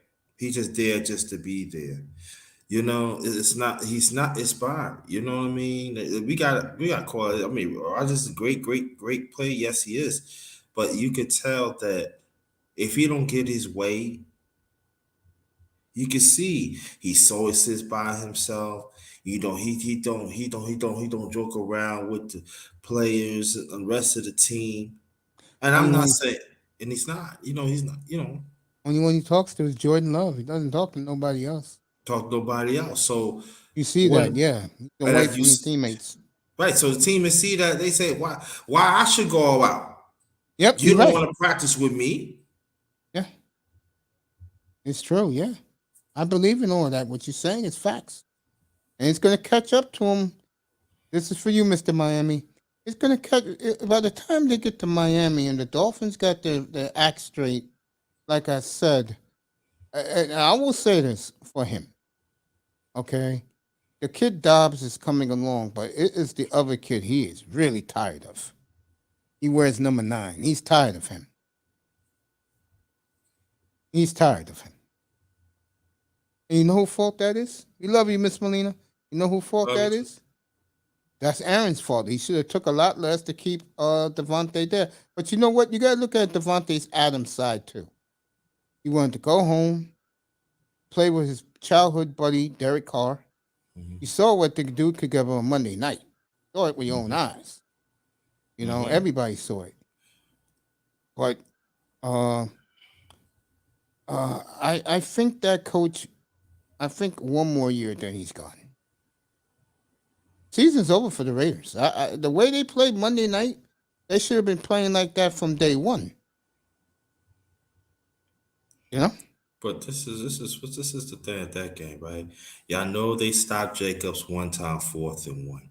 But Jacobs was hot. You got to give him the ball. That's You got to correct. make more plays. You just cannot just go to the wall like that. And then Adams get mad. You know, you can't get mad, and you can't blame the other receipt. You can't get other receipt cannot get blamed for that. And you go up to the wall. I'm saying that you could see that Kansas City was playing for the pass all day. You could have had a draw play up the middle of Jacobs. So you see all that field right in front of them. And then even the next time you can't even get a 4th down, you well into field goal range, bang, you would have won the game. Yeah. Matter of fact, they was in field goal range already anyway. I told people this. If I get a slight chance the Raiders gonna make it to the playoffs, they got to beat Kansas City. I don't see it. I don't see they're gonna make it. Buffalo. Huh? Who's not going to beat I'm Kansas talking the City? Raiders. Oh, the Raiders are done. They Their done. season's over. They done. Yeah. Yeah, they're done.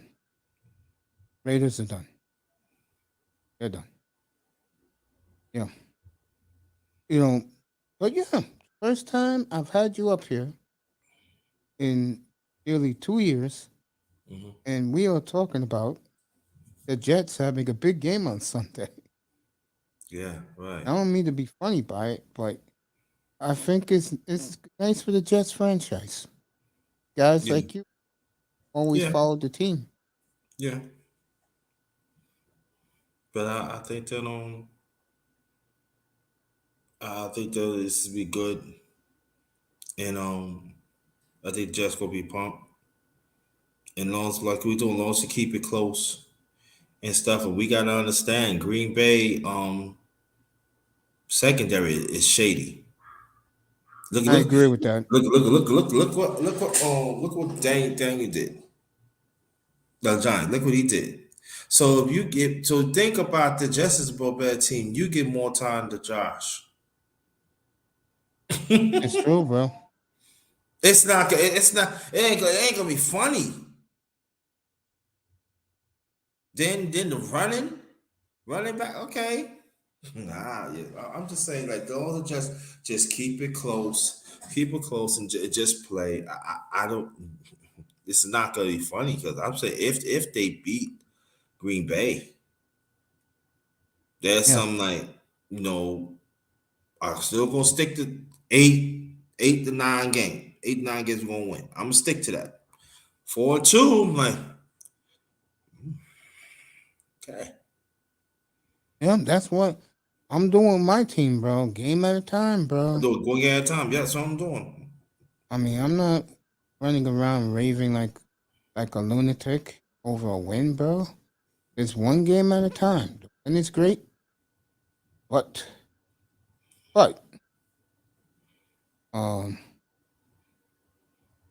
it's just a win at a time, bro. One game at a time. You're right about that. You guys, again, it must feel good that 3 straight years of multiple draft picks, 3 straight years you've hit on them, bro. Mm-hmm. Must feel real good. It feels real good. They made do their homework. We ain't the same old Jets. Just draft, just to draft, because they strategically doing a good job. Joe Douglas, and I'm glad that the owner is buying. Joe Douglas telling this is what we got to do. Open the playbook. This is a place we do, and it's a more family oriented. They hungry, and now you see like the sportscasters like they looking at the Jets like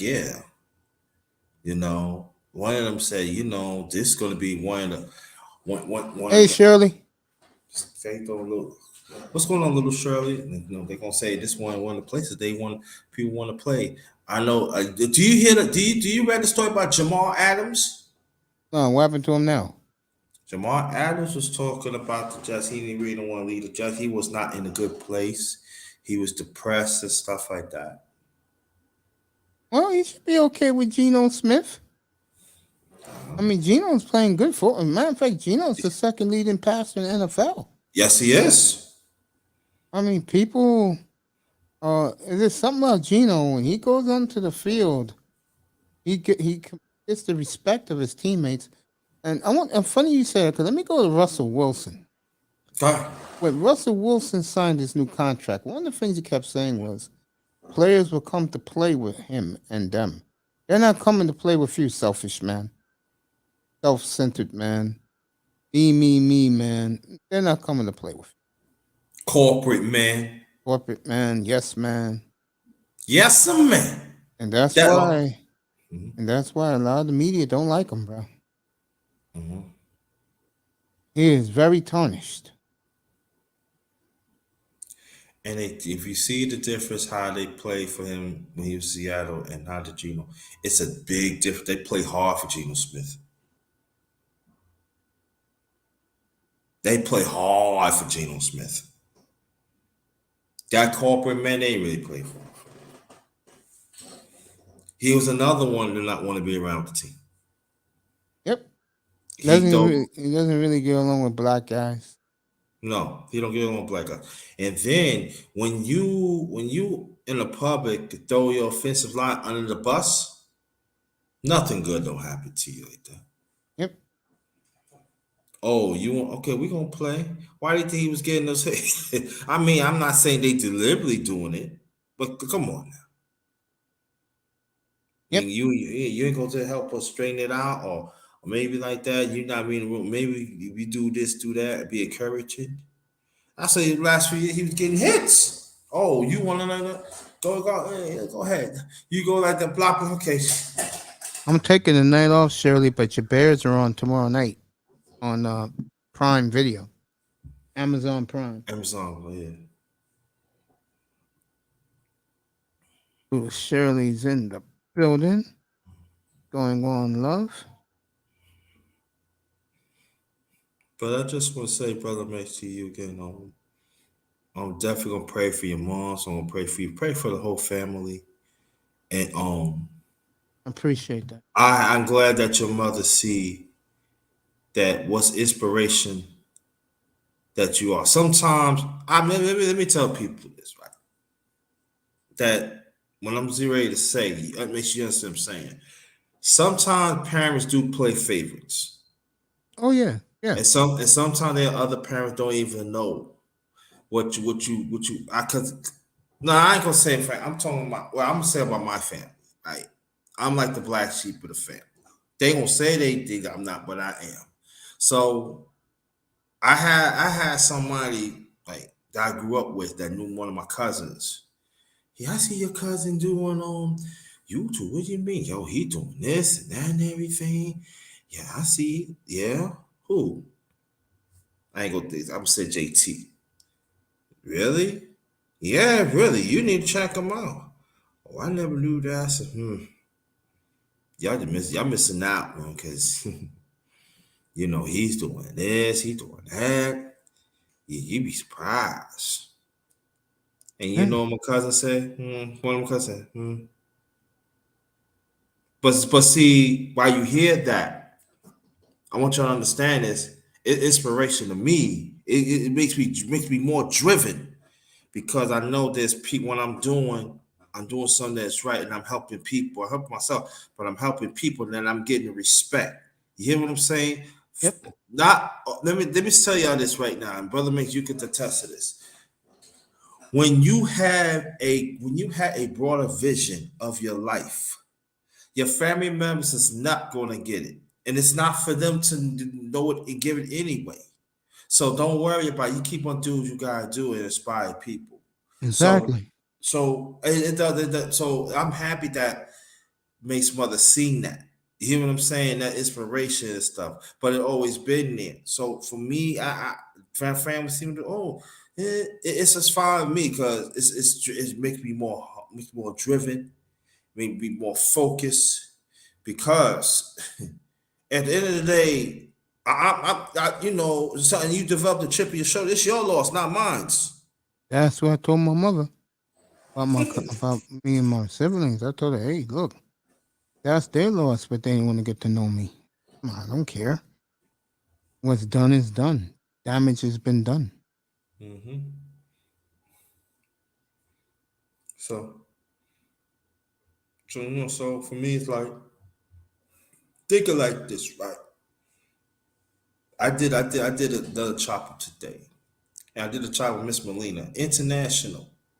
How many people, brother man, Miss Melina, how many people could say that? Oh, I talked to Miss Melina, she international.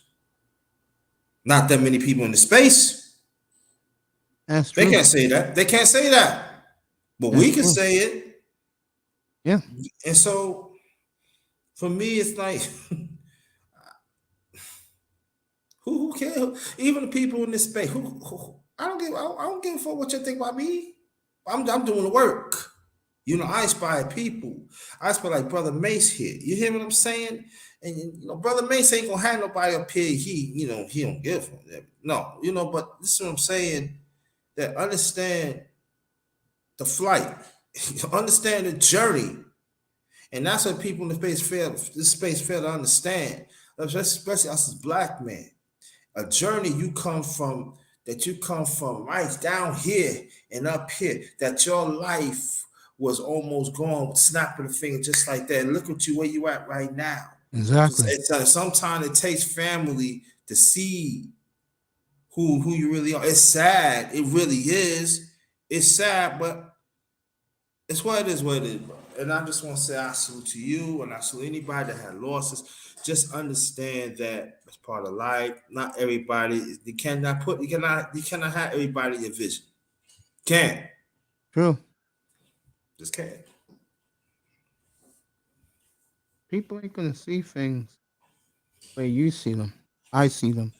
Yeah. Nah. You know. It's interesting, but it's true. Yeah. And it's true too. People can talk about social media you want to. Sometimes there are people on social media treat you more than a family than your blood. It's true, yeah. I get it in here. Yes. I'm one of these, I don't care what they say.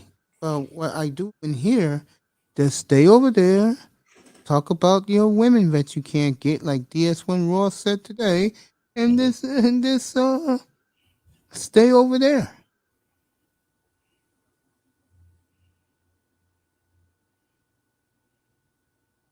That's what it is.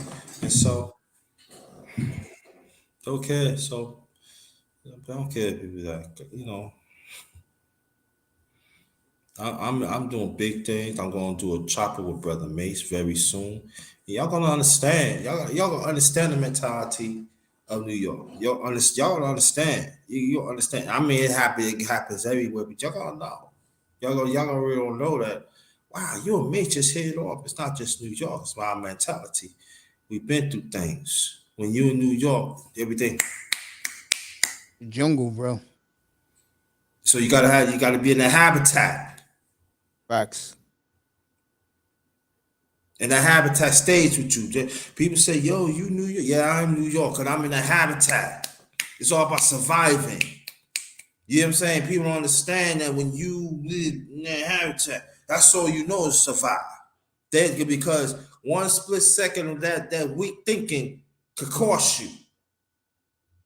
The habitat thinking.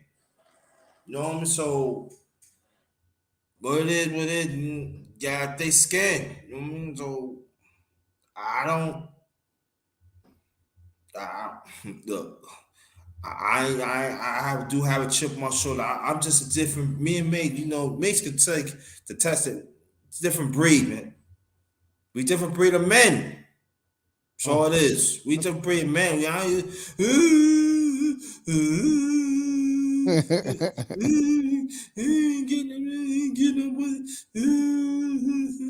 that's all right. We see things what it is. Mates don't.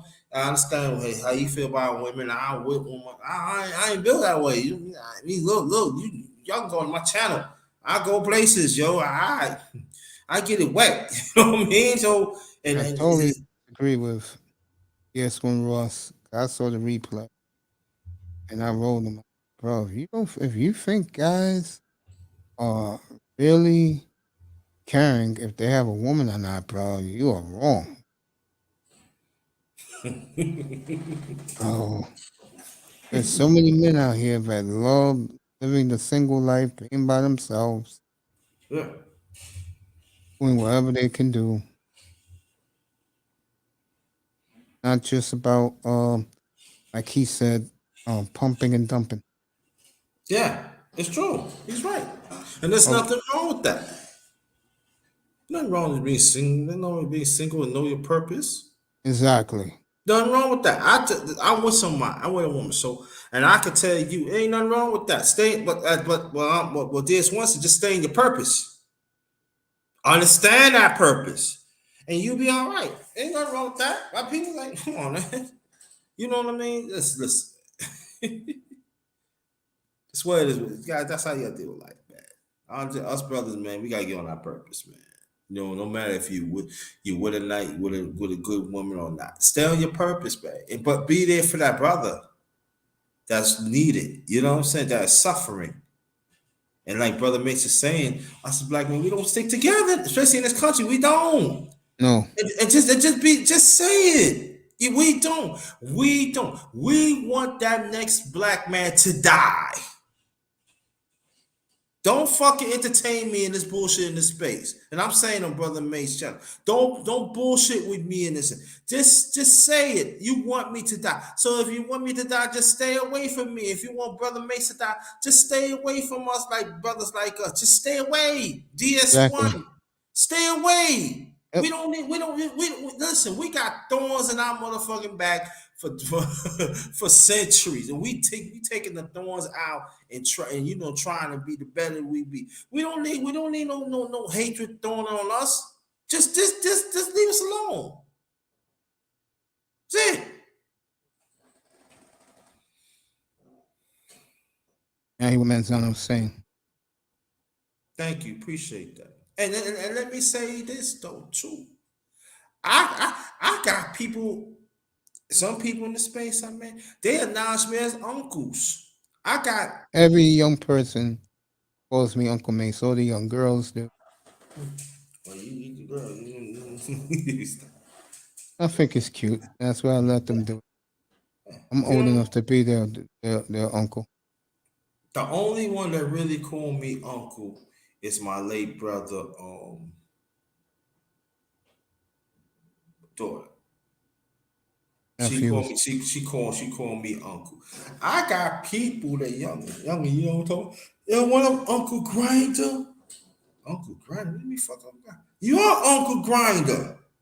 You are Uncle Grinder. I said, oh snap. Because I remember you say, yeah, you say, yeah, man, that's Uncle Grinder. Like, Tyrone Church, he called me Uncle Grinder all the time. He said, why yeah, he does, yeah. He said, Uncle Grinder, that's Uncle. You are Uncle Grinder, so I call you nephew. Yeah, I'm your nephew. He defended me too. Yo, you leave Uncle Grinder alone. I said, oh shoot. Why? Because I'm his nephew. And it makes me feel good because they see your value. Exactly. And they know that you ain't one of them old motherfuckers trying to trick them and trying to hurt them or trying to use them. You Yes, there for the exactly. cause, and they see that, and so you know what I mean. It's like, and it is some people in this space, they give me more respect than my own family. I'm being honest. I agree with that. I agree. I mean, I was in the hospital for a while. Mm-hmm. So many of the women in the chat room, Yeah. nice to go to Platinum's chat room, Buddhist, sending me hearts and kisses. Mm-hmm. I appreciate that. Mm-hmm. I remember, as you know, last year I lost my second oldest brother. He was like, he said, "Yo, people can't, they show love, like, yo, dude, and, I'm like, wow." So, some people's social media could be crooked, yes, but there are some good people in social media that are genuine and they want the best for you. And it's sad because they treat you better than your family. So what that That says, is an absolute fact. what?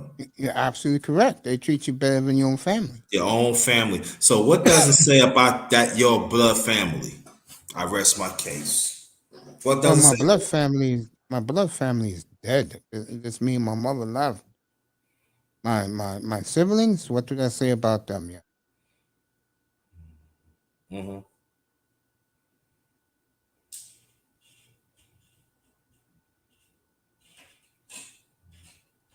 If you stable. No, no, no. The Mazzano, yeah, you can say it, but it's deeper than that. You got to understand the favoritism of the family. You got to understand. exactly. It's much more. It's deeper than that, and sometimes it's that's a trauma thing too. I give you a case in point of my family again, right? My great grandmother, my grandma no longer here, right? My great grandma passed away at 84. My grandmother passed away at 96. I can tell you through my child year, they let me know in their example that wasn't their favorite. It's cool though, but it does play a ripple effect. And as a child, you just looking like it ain't being a favor, but so there's a song. Oh my God, there's a song by Stevie Wonder. Seal Deliver, I'm Yours. It's this LP. Oh man, I forgot what it talks about. He did all he can, so his mother could love him, but it wasn't good enough. You know what I'm saying? And so, y'all, when I pull, matter of fact, I'm gonna look for it right now, and I'm gonna post it in the chat. I'm gonna post it in the chat, and it's very, very important. Y'all need to listen to that. So when we talk about favoritism, that is trauma, and it's not being corrected. Like what people like brothers like me and mates. I'm talking about men, black men. There is a certain resentment of family and also in the system. And so me and mates become renegades. We go against the system. What's wrong with this? So when you go against the system, it means you go against the family. And so because the system quote unquote said that they have family value, but we know that's nothing but BS and everything. And I'm going to talk more about that in the near future. That why it plays a role of deterioration of the black men of the family, because we have to understand there is, and they let you know, like my second oldest brother, my late second oldest brother, that my great grandma, that was her favorite. My grandmother, my older brother, my late grandmother, my older brother, that was her favorite. I don't know about my sister, my older sister. My older sister was like around, so like around family, so I couldn't say. And my second older sister, some of her cousins was just her favorites. So I'm saying for me, I can talk for me.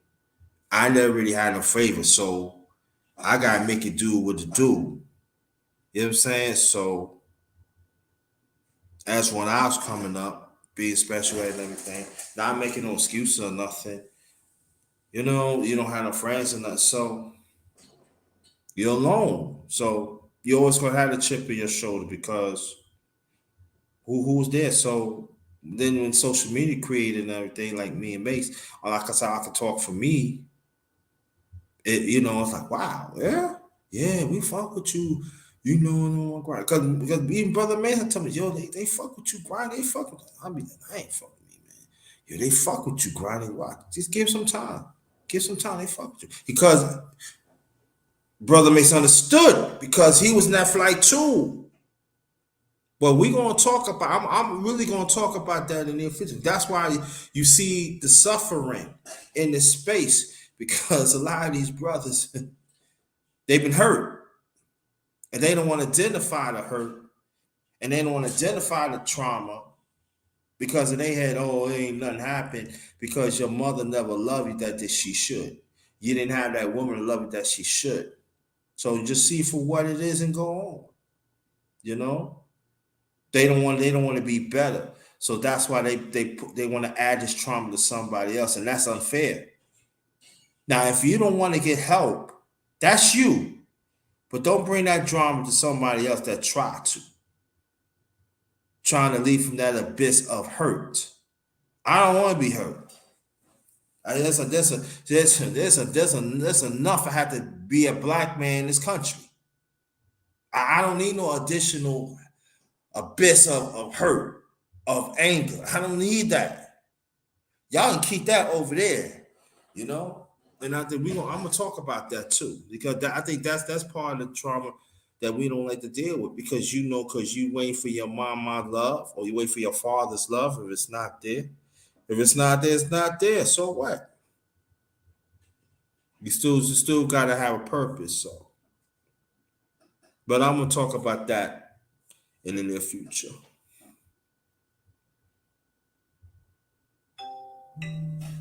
I'll be right back. And go take care of your business, bro. Yeah, gang. Talk a whole lot of Skyline Sunday. Plus Phillies and Cowboys. Hello? So we're gonna have some action. Hey. What's going on? Hey, you talk. Grinder taking care of his business. Skylar Thompson countdown will start on Friday morning on the East Coast. Maybe some sunshine weather coming up for the San Francisco Giants.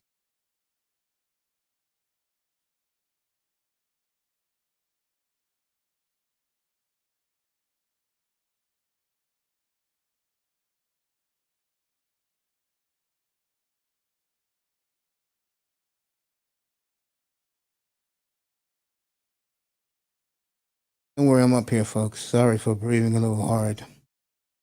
It's another boring Wednesday night. Arnold says, what?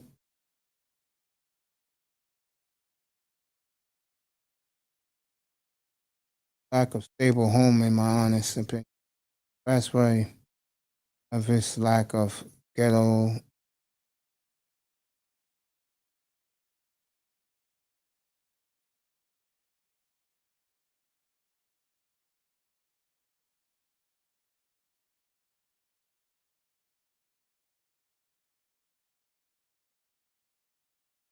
You read this?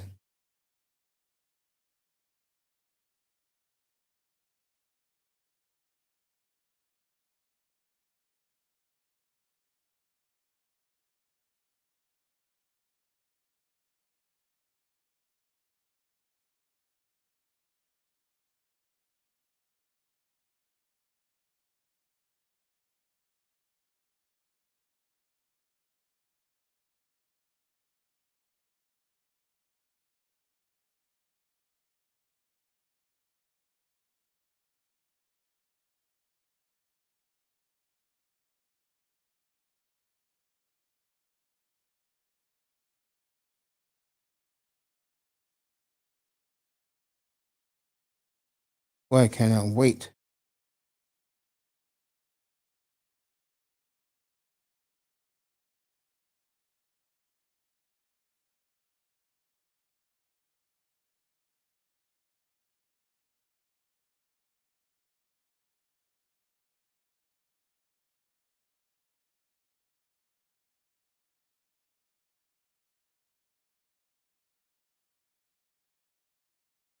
Not this man. Oh no. Track 1. Broncos is done. Track 2. Good love to Raiders. And track 3.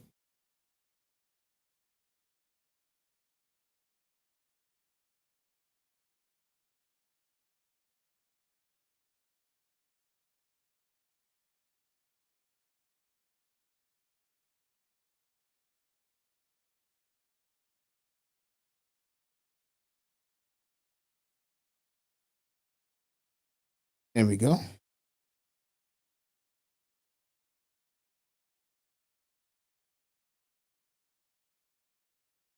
Just cannot wait for it till every.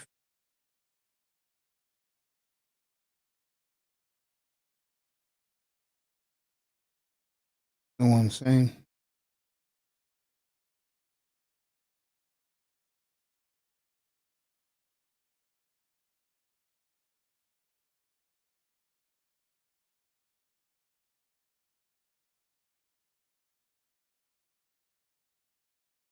Well, I tell you, Mr. Miami's funny. You think he's funny. He thinks I'm funny. He's funny.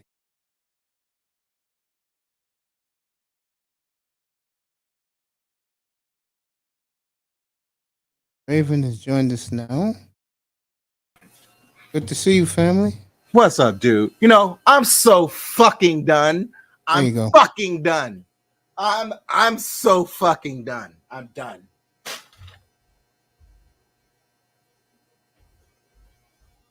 I'm done. I'm done. I'm so fucking done. I'm so fucking done. I hear you, Sorry, Raven. Oh, I'm not in a good mood, but I'm fucking done. That's how I am. I'm fucking done.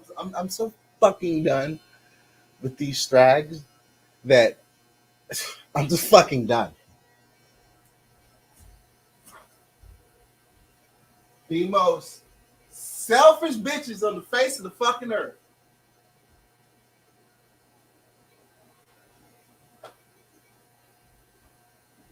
Done. I'm fucking done. How are you, mates? I'm good, man. I'm hanging in there, brother. I'm so fucking done. I definitely feel you, bro. Unbelievable. Don't help out the motherfucking strags. Do I not do totally it. agree. Do not fucking do it. Oh, I've learned my fucking lesson today. I'm so fucking done. I'm done.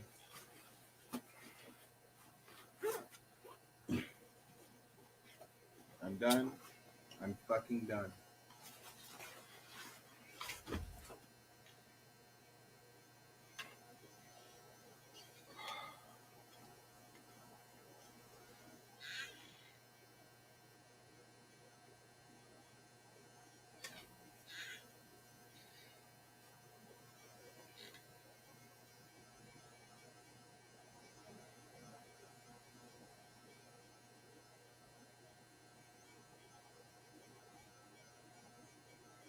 Yep, Raven Knight with me.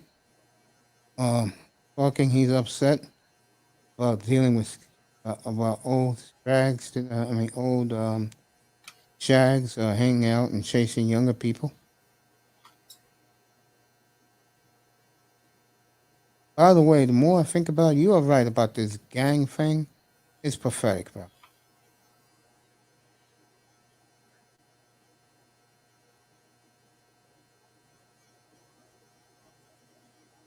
I'm done.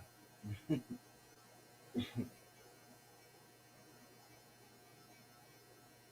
done. Oh God, I'm so fucking done.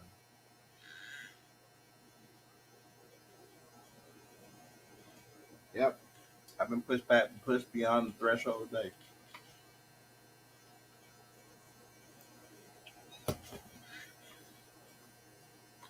At some point in time, I'm gonna take me a nice long vacation. There you go.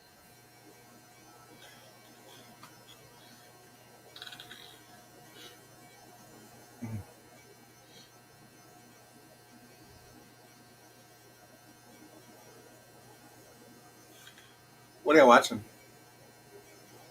Right now, oh, I just have the TV on.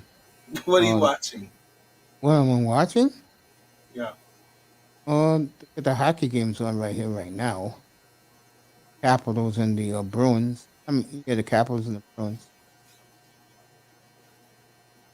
Other than that, the ice is clean everywhere. The hockey season just start? Yeah, Did it start this week? yes, Okay. yes, sir. I was thinking it was beginning this week.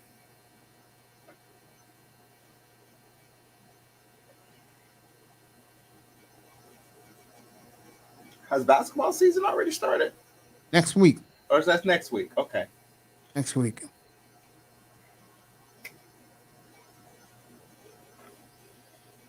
Us Houston Cougar fans, man. You was igniting them last week too.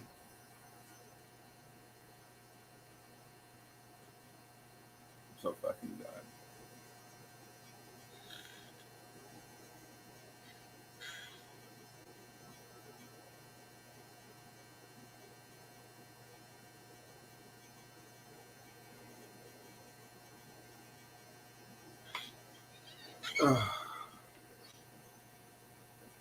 Yeah, man. This is what you get only football happening. You get a lot of dead periods. I'm going for one right now. Thank God I got this Christmas. Thank God, Platinum, but you're the one running this fitness in LA, man. Think about that a little bit.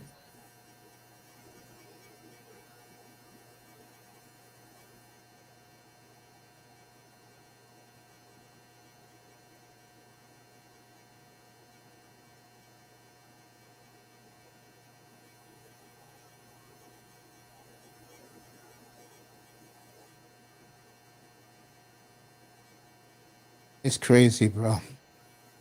You gonna do on Sunday, bro? You having a big barbecue behind your backyard, bro? Nah. That should be I'm fun. just hoping that the Cowboys pull out.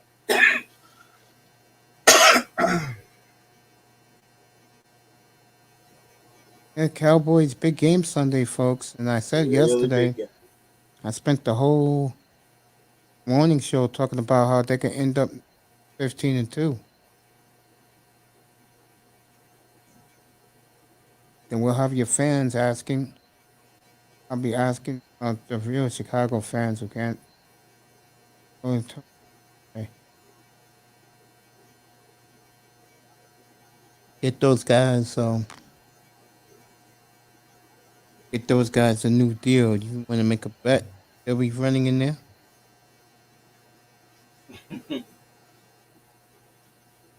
What's up, Coffee?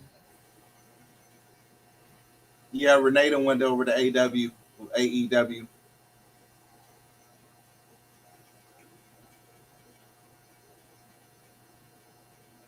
You think Wednesday's a good wrestling night, or you think it's better on Friday? I mean, it's okay, I guess. It's right now. It really is oversaturated. It's wrestling almost every single night now. That's true.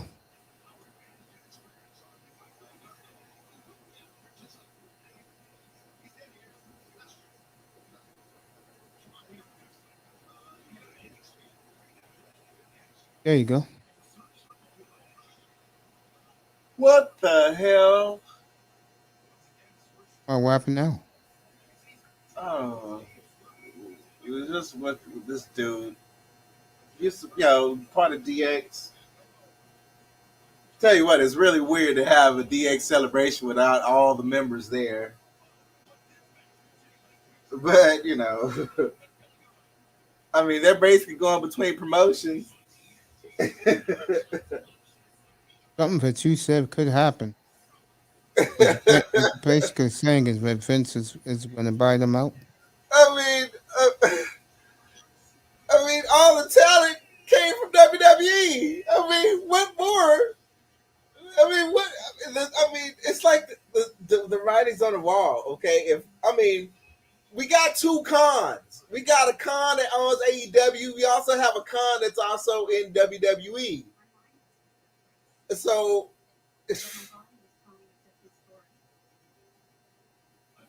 Yeah, I agree there, bro. I don't know. I mean, I don't know.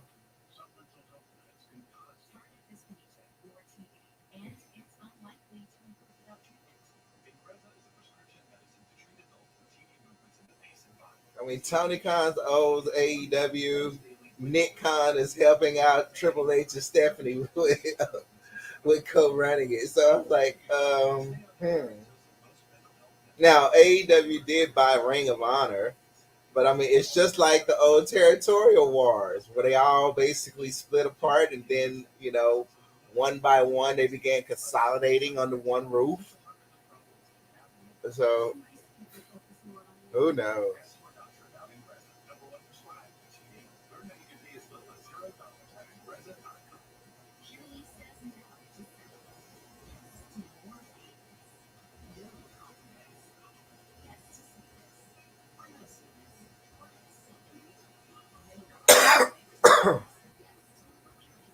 Right about that family.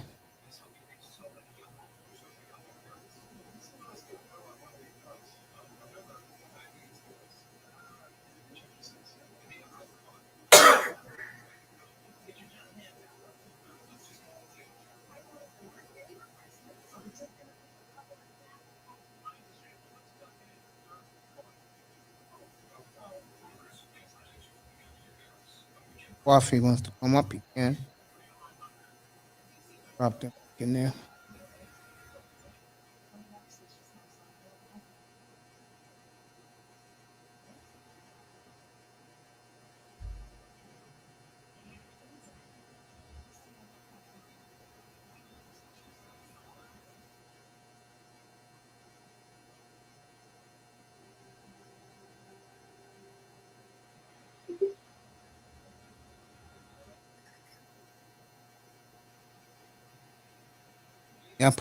Yeah, I'm right here chilling, everybody. Sorry if you're hearing dead spots. This is just me checking out something. I'm back right here, right now. I got Raven Knight with me. Miami will be up, I guess, after wrestling is over. Oh, Mr. Miami loves his wrestling.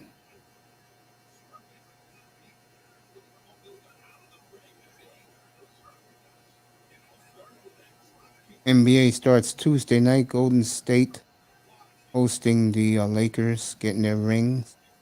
Philly and Boston. I'm curious to see this year. The one team I am curious to see, and I am tickled to death for both of these teams, is New Orleans in the West. Or I should say the two southern teams, Atlanta and New Orleans.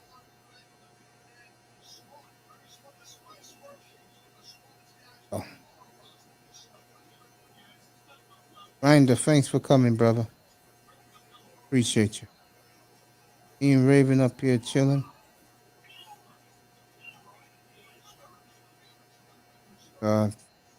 Checking out on Wednesday night, bro.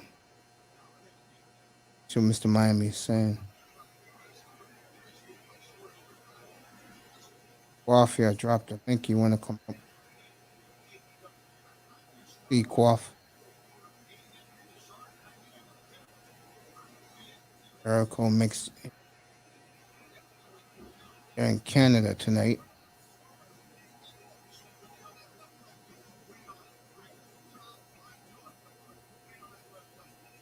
Bray Wyatt is back in the WWE. That's someone Raven should know. I don't know who Bray Wyatt is.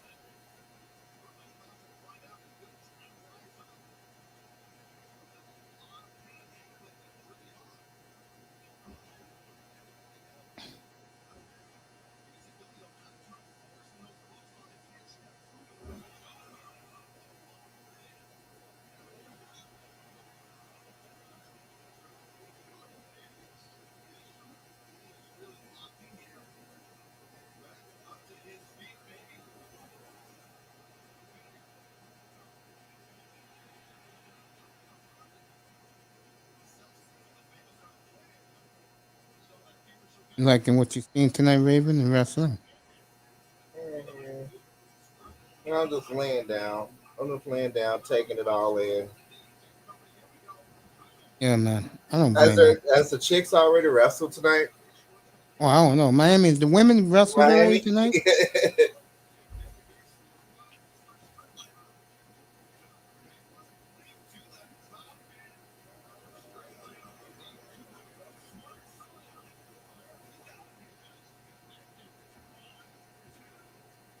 Yeah, Billy Gunn is wrestling right now.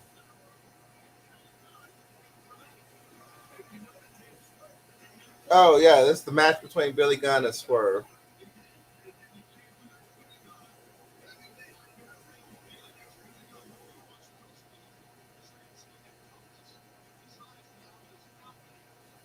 Billy Gunn is still wrestling? Yeah, Badass Billy Gunn? he's actually the most in shape out of all of them.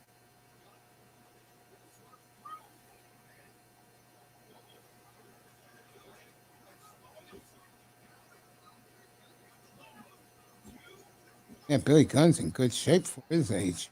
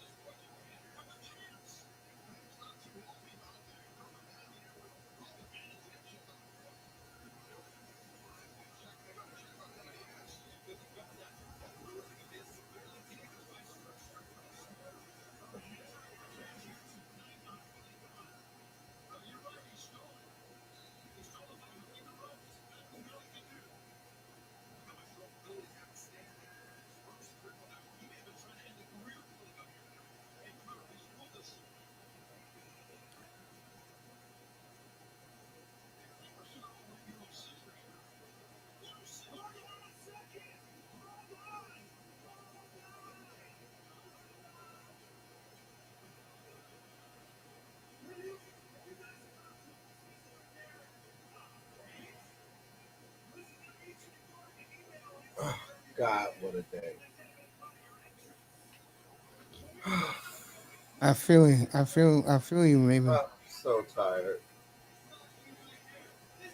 I'm so tired. When you I'm so finish watching wrestling, you should just just knock out, bro. I'm so tired. I'm so tired.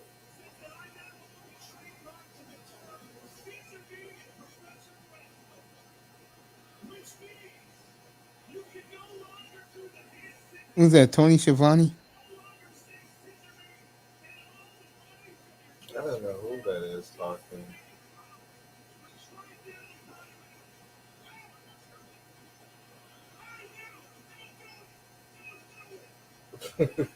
Okay.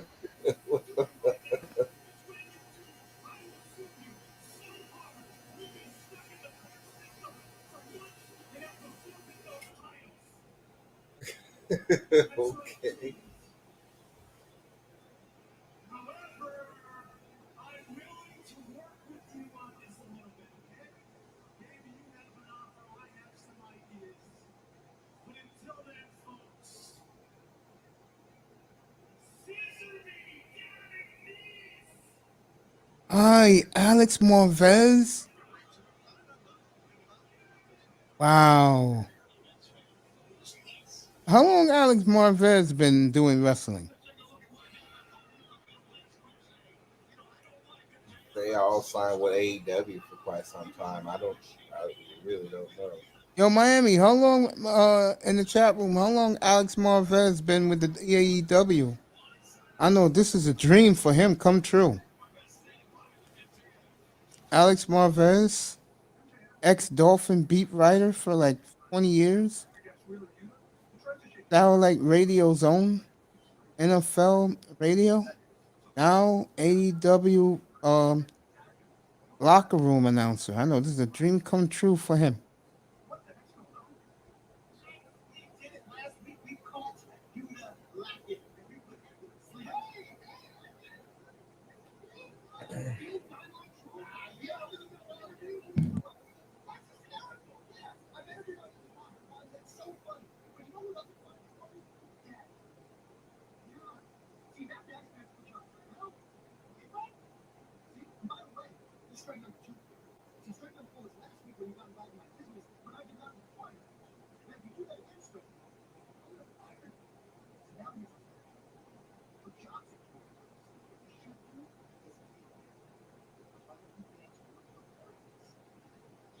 Is Moxley gonna have his wife come up?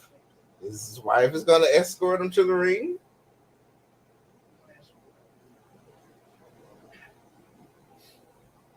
I'm gonna miss Renee in WWE. Like this, don't you, Rick? All my people are leaving that place.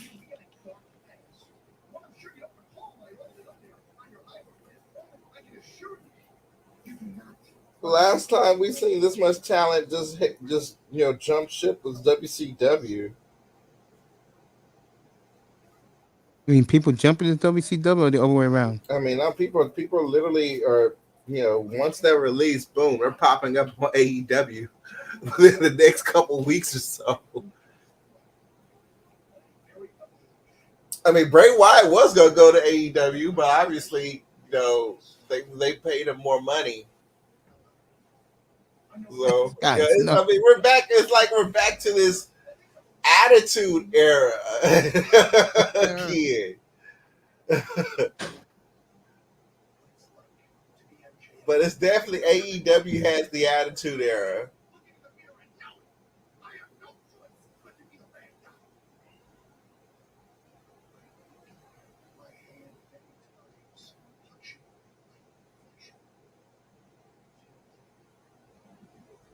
Yeah, man.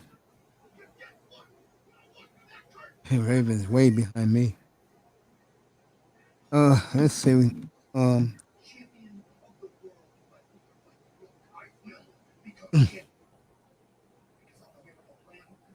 Yeah, I'll take this bad boy to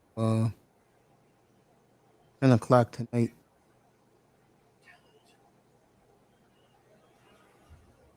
I'm going to bed too. I get the whole day off tomorrow. I'll be back Friday night. Friday morning, probably I'll be back. We'll start the countdown to Philly and Dallas,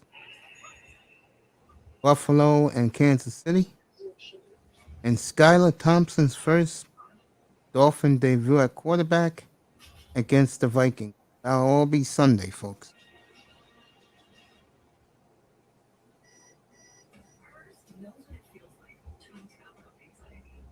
2 o'clock in the morning? Not tonight, bro. Shit, not tonight, Mister. My ass is going to sleep.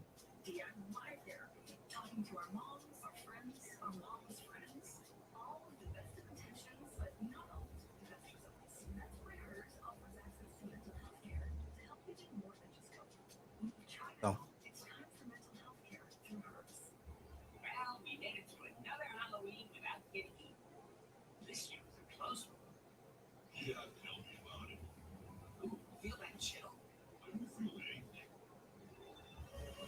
Donald Trump with a nice chin.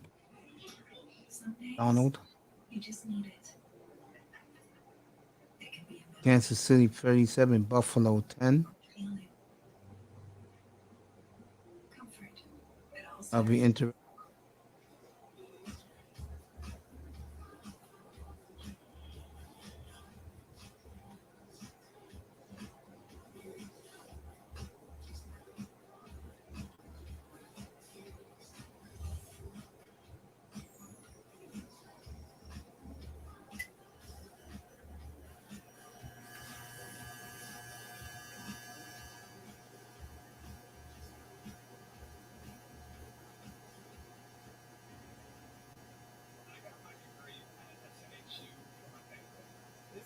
Here we go.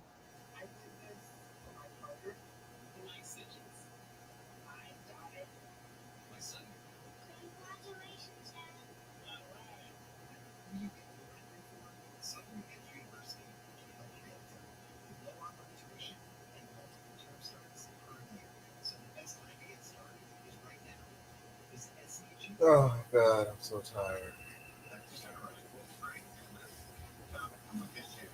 Yeah, I feel you, man. I never thought I'd be so mentally drained. Mm-hmm. But that's what happens when you get a strag fucking with you every fucking day of the week. God. Oh! Now that's Tony Schiavone. Atlanta, Toronto.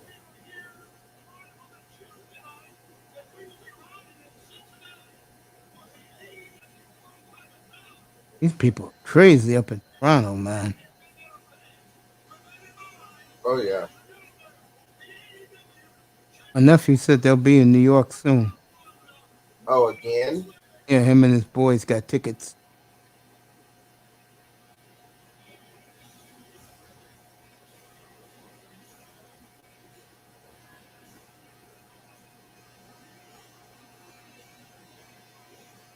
Buffalo's still 0-4 in Super. Okay, Mr.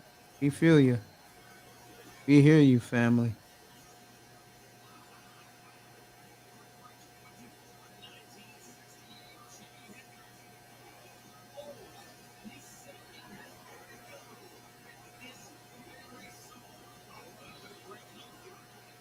Man, I forgot I was good. Oh,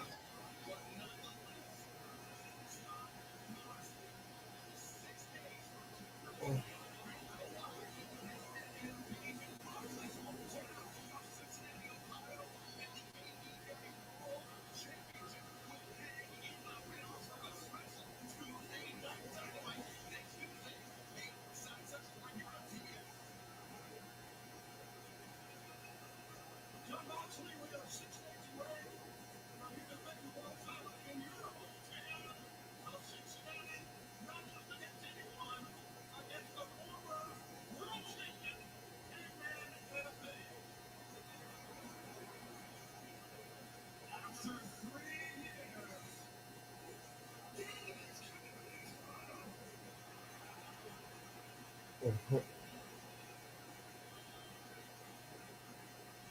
Mm.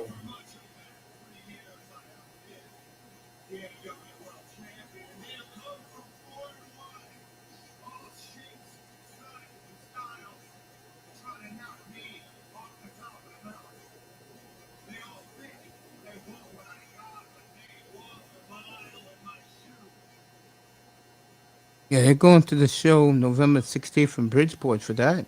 They could have waited 2 days and waited. They went with the Devils playing Newark. Prudential Center. Damn, they're going to be there 2 nights, too.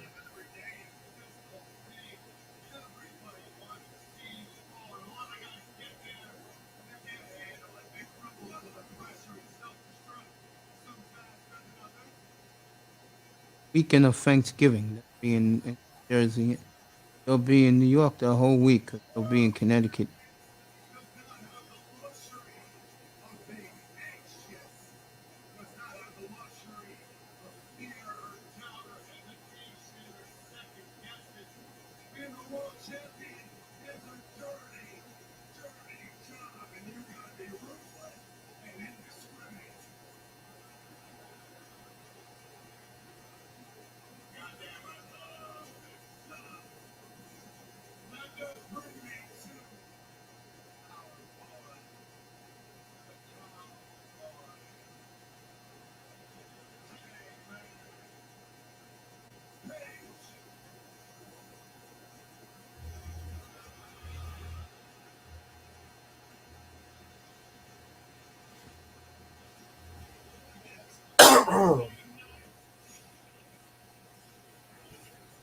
Adam Page.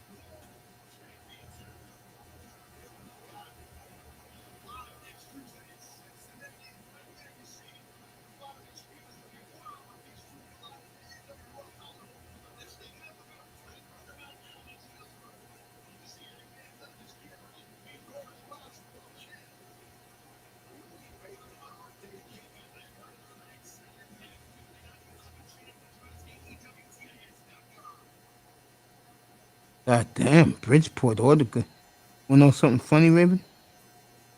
I'm looking at it right now. There are plenty of great seats available at Bridgeport. Damn, tickets only $29.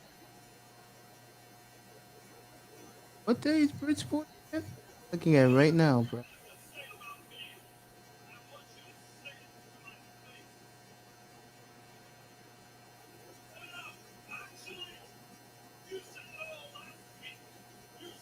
Let me see. Number first is on a Tuesday. That's on a Wednesday night, a live taping Mm-hmm. in Bridgeport. Plenty of great seats available, bro. Shit. There's only one problem with Bridgeport, though.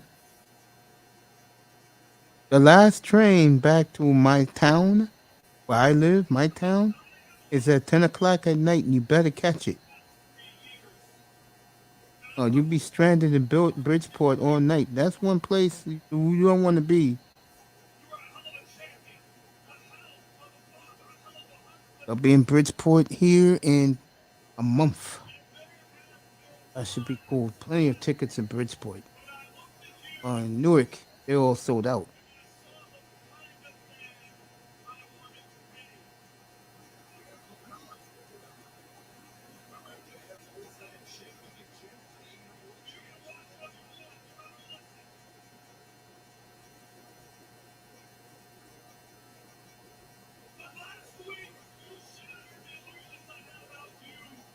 Next July, it's coming back to Miami. Okay.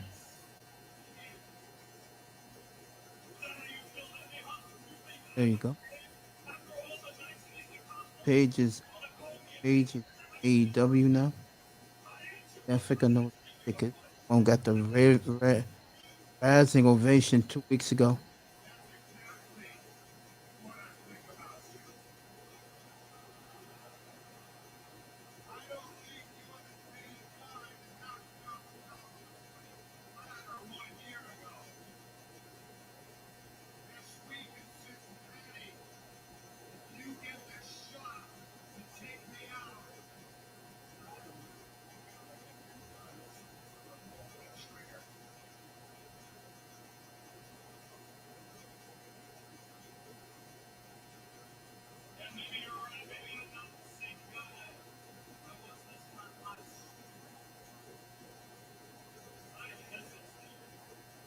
And while you guys are watching the wrestling, I'll be watching the rest with the Hawks Cavaliers. I've been hearing me. I'm very high on this Hawk team.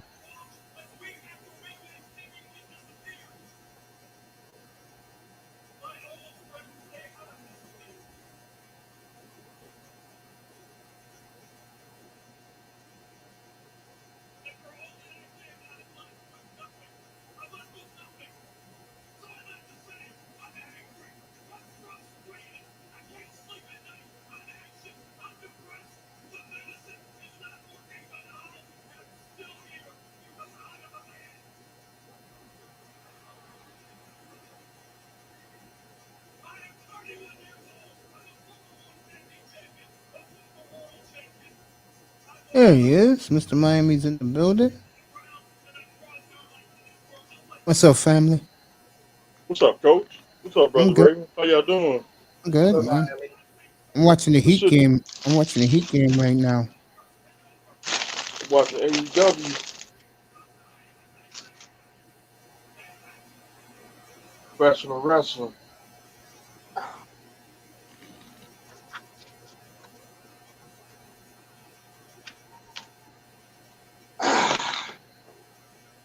About to get out my shoes.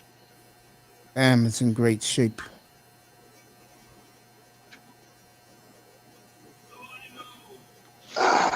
In a little while, I'll be killing my new nickname for these men now is the Humpty Dumpty men. Baseball umpires now being sponsored by of all things FTX. I'm looking at this stupid arena where the Heat sold their souls to this young punk who owns FTX.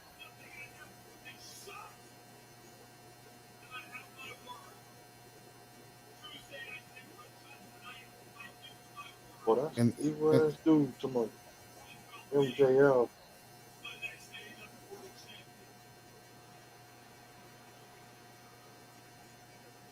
watching little Clippers later tonight. They'll be playing in an hour and a half.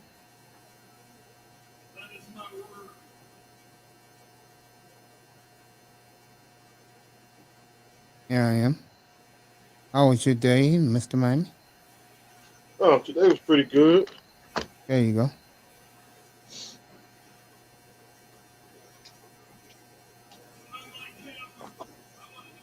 People down here can't drive. Can't drive. Huh? No, they cannot drive down there.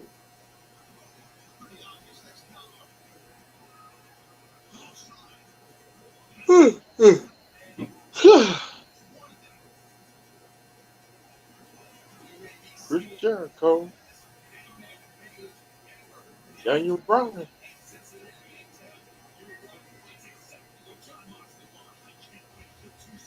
I'm watching this battle between these two young teams. I'm very high on, especially the Hawks for me.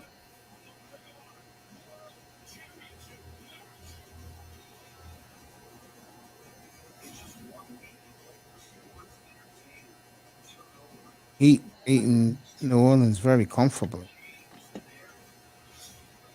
Down the We put Miami it on Arena. we put it on CBS Sports. Here we go. Watching Cleveland, Atlanta, folks. 93-90 Cavaliers. 6 minutes left.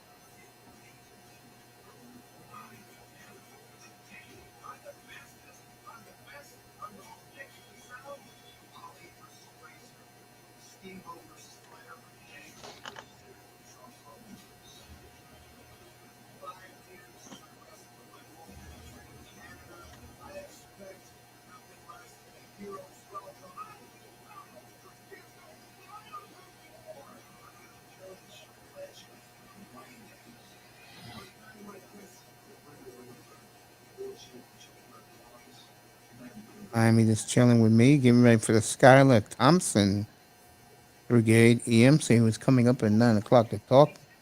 Skylar Thompson. If he does come up, then I'll be up here for a while. You got to talk about this start. Oh, I'm pumped up for this. I'm ready.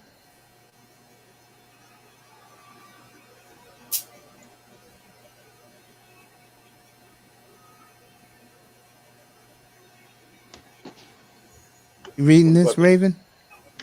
Or you just laying down, brother? Oh, you're knocked out. What's Who, up, me? Raven? Yeah, Mr. Manzano wrote this to you. Manzano said, "It's crazy. Every time I hear Maxley, when I close my eyes, I hear a lot of Roddy Piper and Brian Pillman Yeah. when he does his promos. Do you hear that too?" That was his question to you, both of you. Yeah. I'm watching this Hawk game, everybody. It's great to have the league pass, I tell you. Get to watch all this basketball.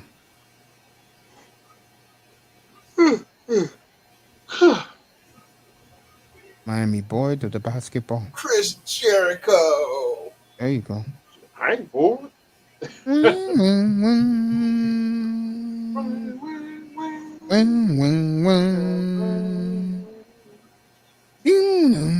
That was his music in WCW.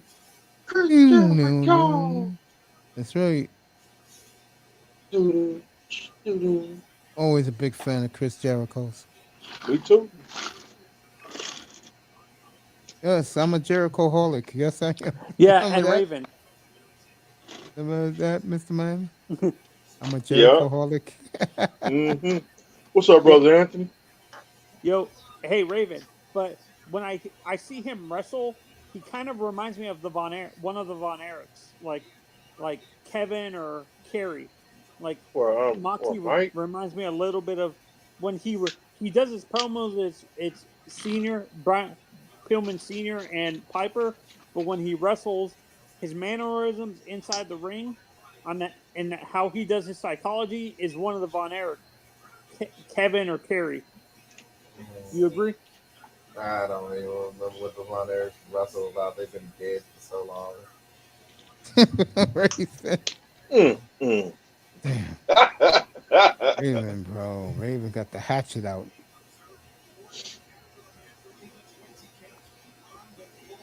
Danielson needs to win this match, man. He's been losing since he got here. Well, they're sending him along. They're sending him long matches, Manzano. Huh? They're telling him this is not Vince's league. He won a belt one time in the AW. You guys see all those empty seats in Jacksonville Sunday? The reason why I bring that up is because his son owns your wrestling that you're watching right now. Come on, Tony Khan. Yes, and me and Manzano always ask this question. That's is why little things like this is why the Jaguars will be in London in 2025. Might be Yeah, and 2023. I can't remember. Do the Cons own one of the British teams? Don't they own like Chelsea or something like that? I think Maybe. so.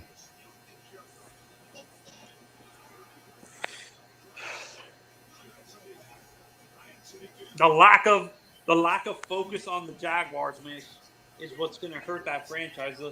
The the father, I don't think really cares about the team.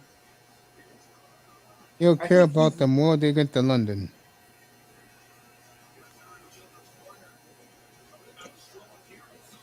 Great Khan.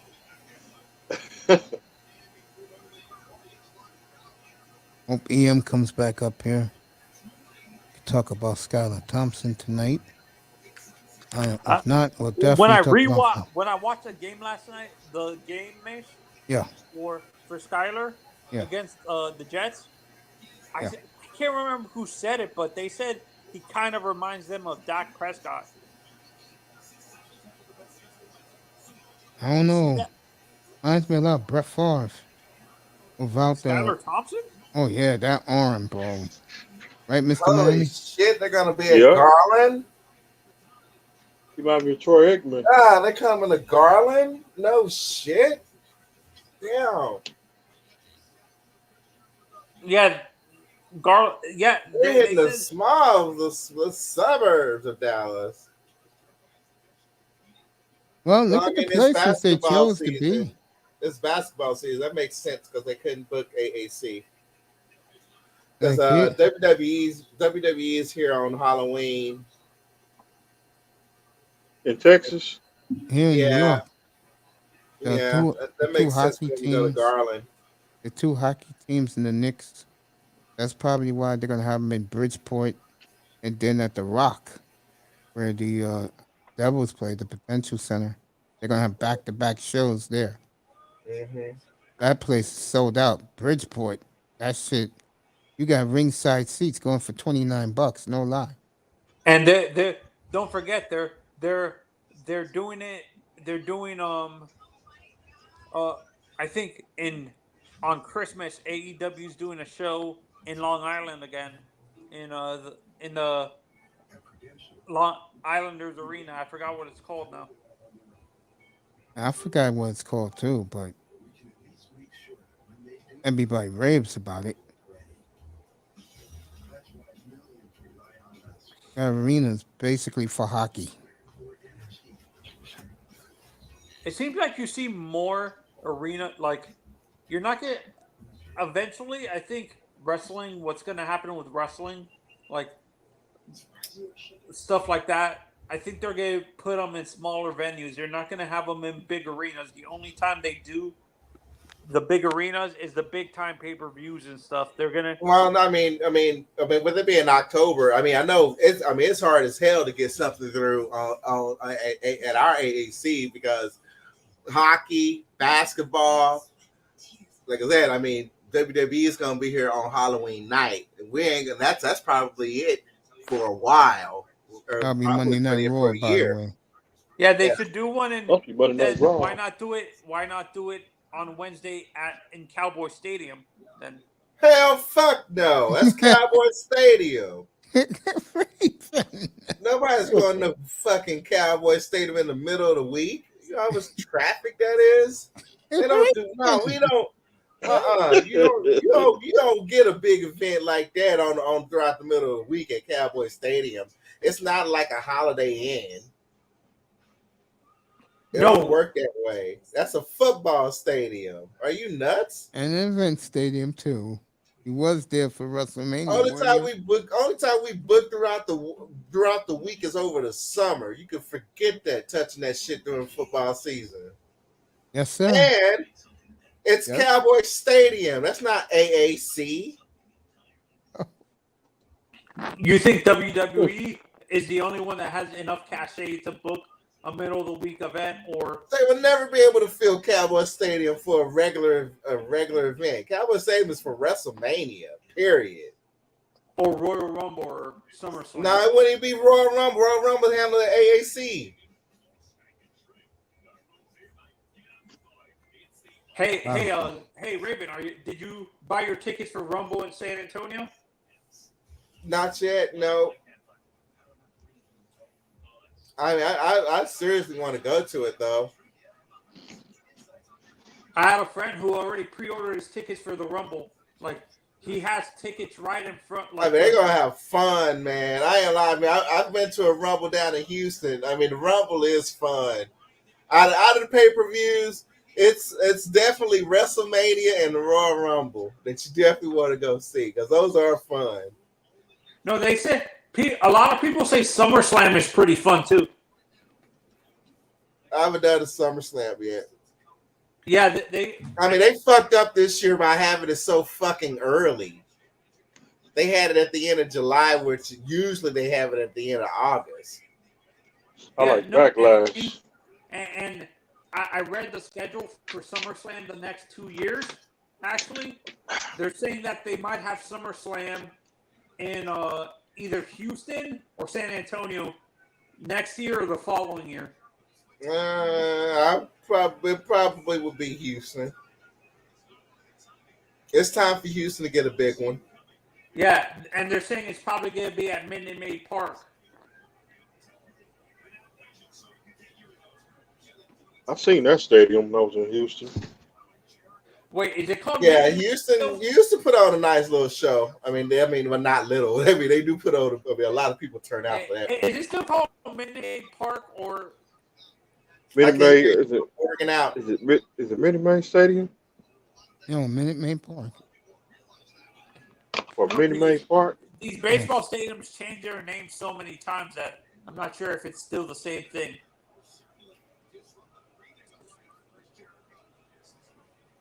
Mace, I'm not sure if you agree with this as an old school fan, but they actually said there's old school fans that I was reading on Twitter specifically saying that if we wouldn't have these issues besides the ownership if they didn't change it from Joe Robbie. If they kept it Joe Robbie, we wouldn't be having these inconsistencies and stuff like that. Mm. You agree with that, Mace? What do you mean with Joe Robbie? Remember when they used to, like, when the stadium was called Joe Robbie is when they had all the winning and stuff like that. The consistency in winning with winning seasons from the early 70s to, I believe it was, when did they change Joe Robbie? The name from Joe Robbie to pro player, was it like 90, Mace? You remember? Like 97? Which one? 96. When they changed Dolphin Stadium from Joe Robbie to pro player. I'd say about 96, 97. I gotta give it to this kid at work. He did damn good. He got me on a fucking vape. It's my first fucking vape I've ever had in my life, and I actually have to admit it's working. It's cornbread pudding, and it tastes damn good. Dang. Yes. Shout out to you, Jesse. Are you watching What's that going on? stadium? He gonna come over to the Mace. He's getting his studio. I'm gonna go over to his house to help set up the studio so he could join in. Are you watching the game right now, Mace? The playoff game? Is there a playoff? Yeah, Who's in the Dodgers playoffs? and Padres are playing right now. I couldn't hear you well, Tony. Say again. The Dodgers and the Padres are playing right now. Oh, that's right. Yeah, Major yeah. Dodgers and the Braves are on channel, your regular Fox channel. It rained all day in Atlanta.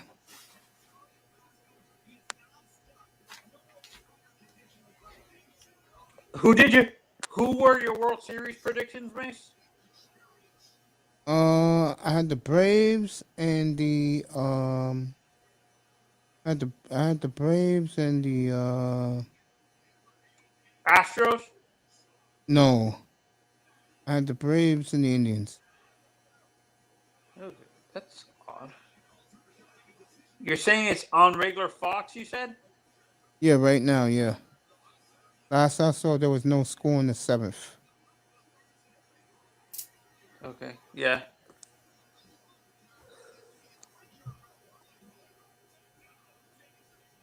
All right, Braves just scored. If Houston plays in Atlanta, Raven, how long? If the Rangers play in Atlanta, how long would it take you to drive from Dallas to Atlanta?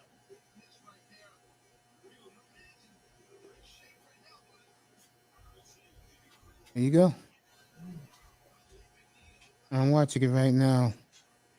It's see the score. It's 2-0.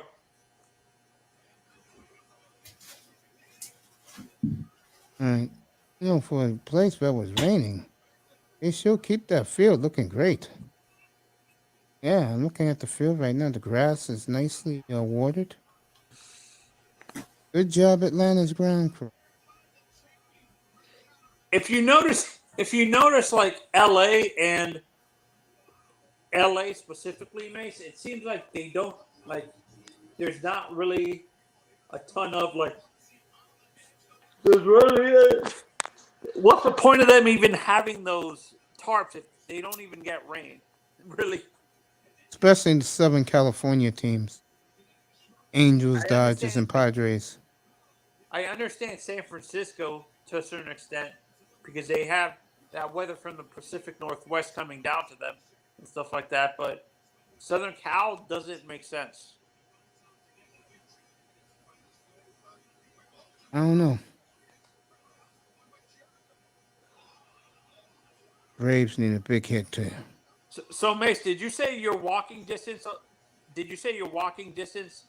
Your apartment's pretty close to New Yankee Stadium. Or are you a little bit further Oh away? no, I'm way further away. Where I used to live, yeah, it was right basically hop, skip, and a jump, one exit from the freeway. What subway do you have to if you wanted to see your Angels play live at Yankee Stadium? What subway which subway did you have would you have to take? I take the 4 train, put you right in front of the stadium. Is that the one that's basically that one that goes? Is that old Yankee Stadium I'm talking about that had the train going behind the stadium? Mace, you know what I'm talking about? Like what you saying? They had, I think it was either New Yankee Stadium or Old Yankee Stadium. They had train tracks, elevated train tracks behind the Yeah, stadium. that's the 4. That's called the 4 train. Oh, that's the 4 train right there. Okay. Yes. Or the what you call it? Love that train. The tourists, they just come, they just take it from their hotel to the game. All right, 3-0 Atlanta or no. Darno comes up big again.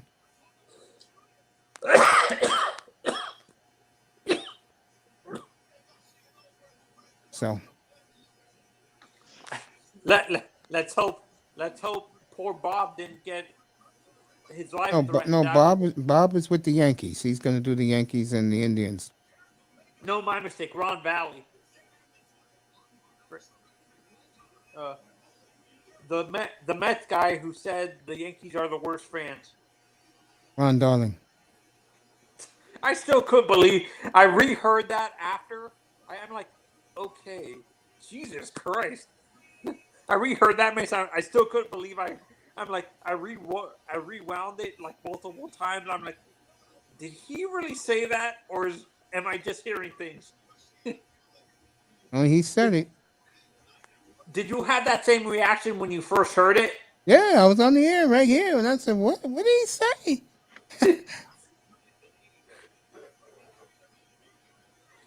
Yeah, he got balls. Daniel Bryan just got laid out.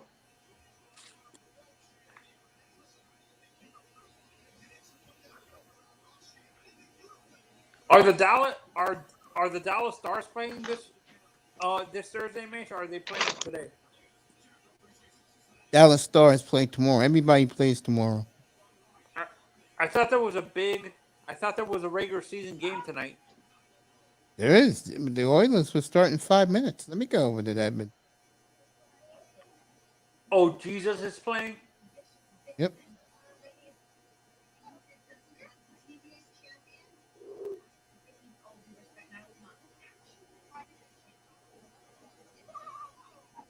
How many goals does Ovi need to catch up, Mace?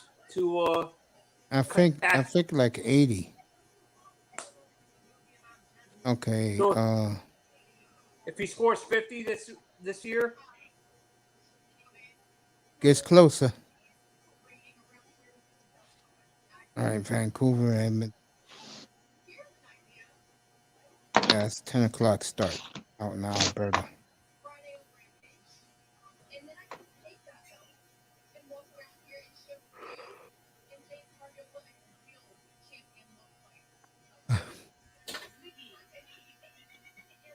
Get over there. I know they're playing good.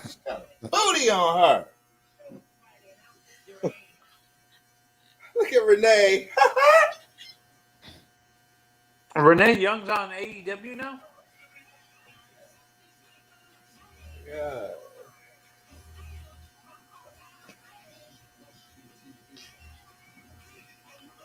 Oh.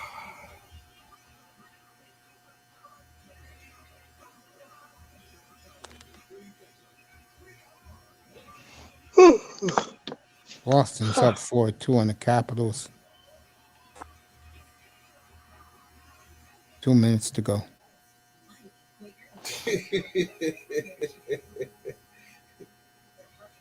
Makes you sound like that intense moment in Star Trek as they're warping in.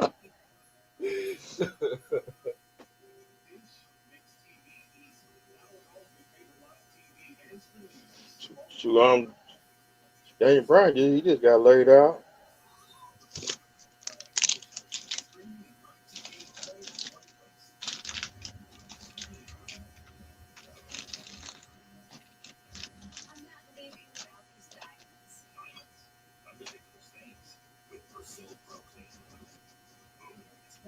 This is the best MTV has to offer. It's dumb couple shows. MTV. TV born. Tell me about it. You know who MTV is for? The old white folks who loved it in the 80s. Or right now, I would say, getting ready to retire from their career. And it's for these They're young senior citizens now. Yes, and for the old and these young zillennials who think that they own the world and they look stupid every time they say a word.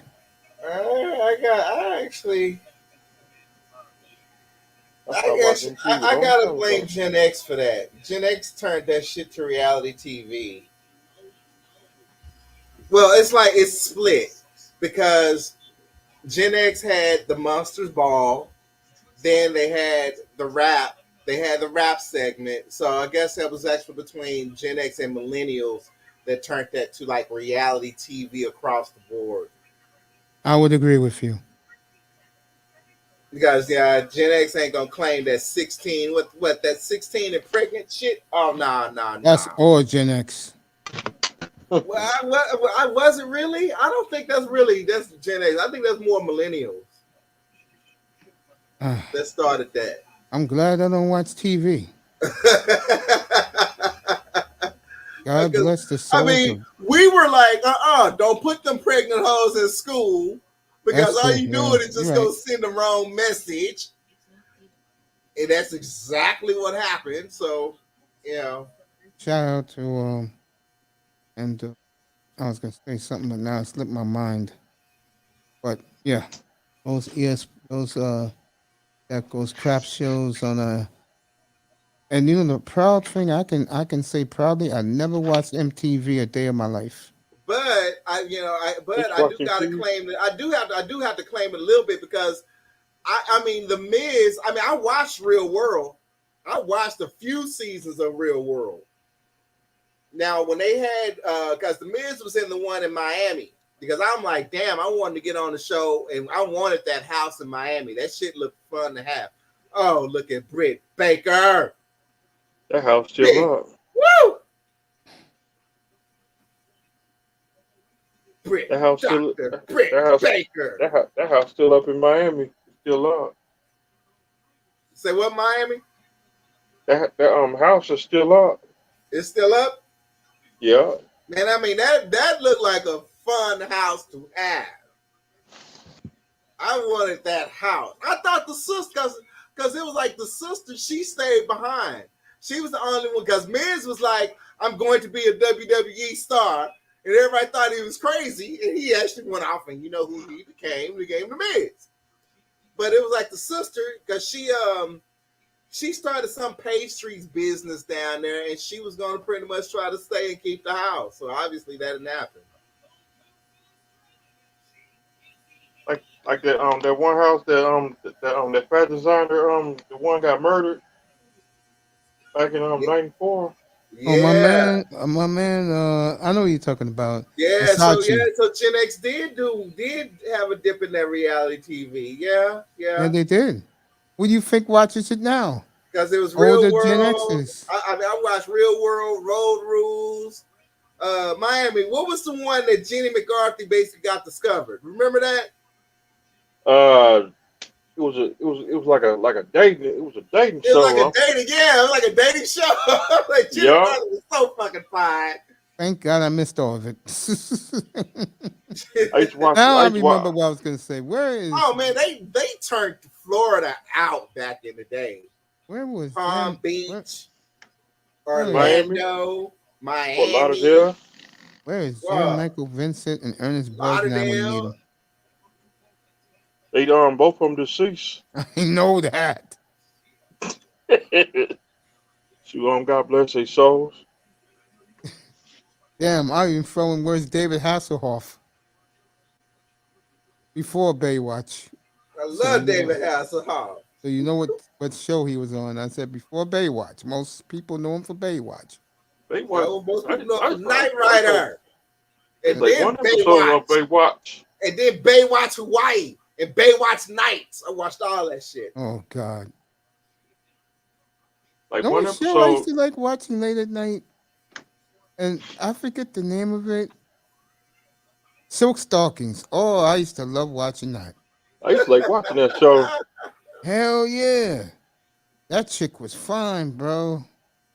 What was that one show with is it AC Slater? He had a show. It came on in the '90s before Silk Stockings. And Silk Stockings, early '90s. Mario I have to Lopez. watch that late at night, bro. It was they was riding bikes. Oh, I know what show you're talking about. They used to be like bike cops on the beach. I remember that. Yeah. Yep. I remember. I never watched it, but I remember it. It's and he's come on USA. Baywatch wannabe. And he used to come on Sunday night. Where is Lee Majors when I need him? Something like that. Howie Munson, where are they at when I need them? That guy went to every university. You remember Mr. Miami? Yeah. That shit was funny. If fucking Lee Majors looked at him and said, is any college my sister didn't put you in? I used to like watching Bonanza, Gunsmoke. No, I don't go that deep. Where the hell does Britt Baker get her attitude? Is that what a Pittsburgh girl is like? Shit. Is Britt Baker the white girl with the blonde hair? Yes. The one that a couple of months ago was rocking Pittsburgh Steelers gear? Hey, she represents Pittsburgh for real. Yeah. She's a Steelers fan. She's a major Steelers fan. Yeah. I wonder how she feels about Mike Tomlin right now. Like Kurt Angle. Kurt Angle's a Steelers fan. Miami. Who is she? Who is she with? Is she with somebody on the team? Who come on, Britt Baker? Baker. She dating some. I swear she dating somebody on the Steelers team. She was going with Adam Cole. Because I mean, she totally represents Pittsburgh. She was going with Adam Cole from what's that in AW? Is that who she with now or something? Yeah, she I think she won the belt a couple months ago. She lost her belt.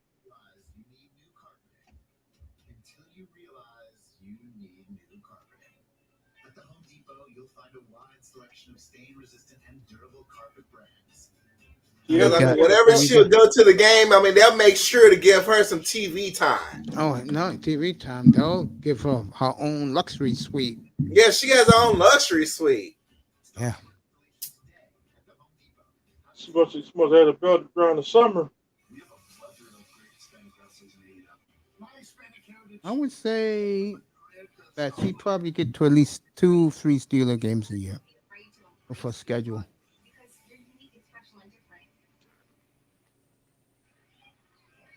I don't think she's going to steal a game now because they gonna lose the next two Well, I'll tell games. you right now, they lose Sunday at home. Wow, going to Miami, and they better hope Skylar Thompson's a bust. But if Skylar Thompson explodes, like the fan base down there who hates Tua believe he is, oh, we're gonna see something. And they're leaving it for now. They're leaving it for Sunday night. I think that's a mistake. We can put that game in daytime.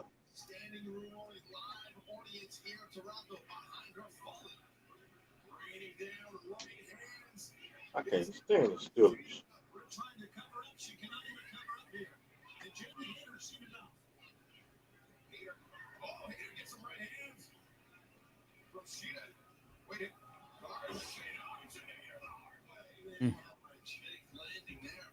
Look how shrewd Britt Baker is. There's the Britt Baker, but Garcia counters out. There's another team I can't stand from Pennsylvania. Eagles.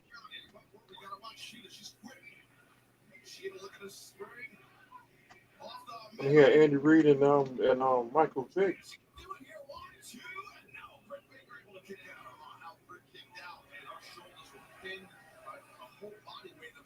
Garcia looking to unsheath the katana. She caught the leg of Jamie Hayter now. Great teamwork by Hayter and Britt Baker. Oh, Tony Storm reverses the contact. Storm sits up with a bulldog. Britt ducks underneath. Tony Storm trying to counter, but no. Britt, there's the counter. Great execution on that one. Oh, she's going for it. She's going for the rock jaw. Comes the glove. The glove is. Here comes the glove.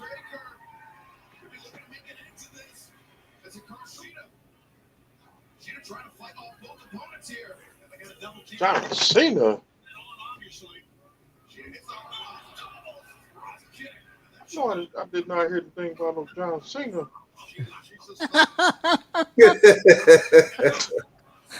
Wait a minute. She just did a Seth Rollins move?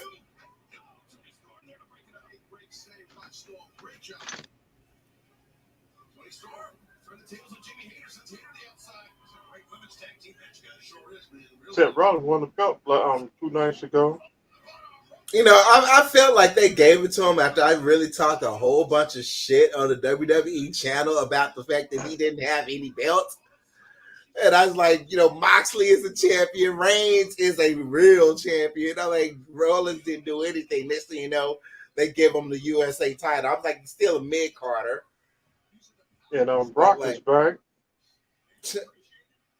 The Rock has already gave a few interviews about his so-called rumored, you know, WrestleMania match versus Roman. You know this woman that you like so much? I know you know she's a real doctor. Yeah, she's a real dentist. She's a real dentist. Yeah, she went to school for 8 years for that. Good for her. And staying this beautiful and wrestling? Yeah. She do teeth.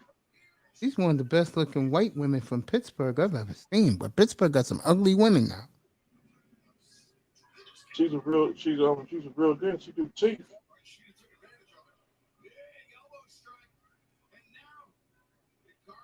like Dr. Yanko.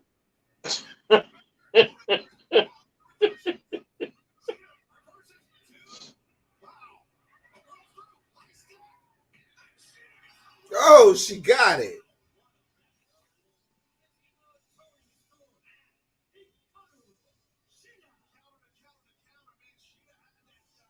Can't stand them dudes, Butch and Blade. Congratulations to her.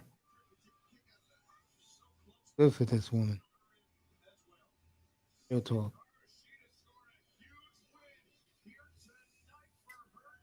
Don't think they're ready to judge y'all.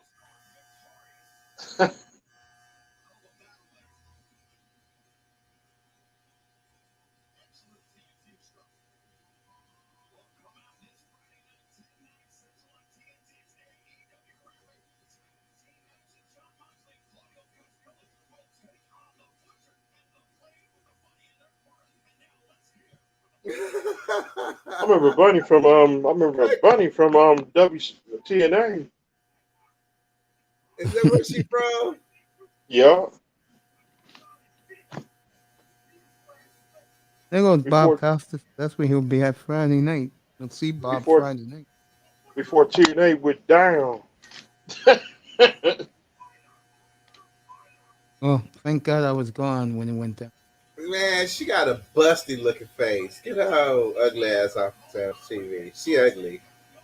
I left TNA and She needs to have a bag. I mean, I bet she have a bag over her face when she getting hit. I'm gonna leave that alone. I left TNA when Aces got beat. Then Bobby Roode left, and then AJ Styles left. I just keep watching it. Then Cowboy James Storm got beat by what's that dude's name? By LA Knight.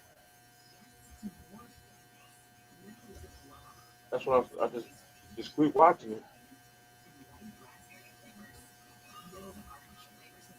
That's when Aces and Eights had a funeral for Aces and Eights. Mr. Kennedy.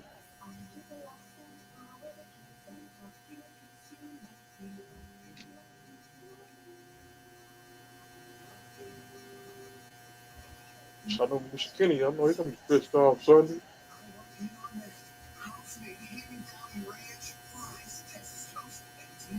Mr. Kennedy.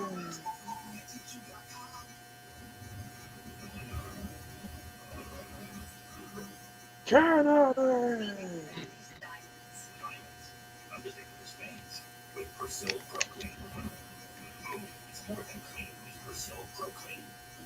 This bakery needs new equipment fast to keep up with demand, so they're going to OnDeck, the online lender that makes it easy to choose your loan and, if approved, get funds as soon as the same day.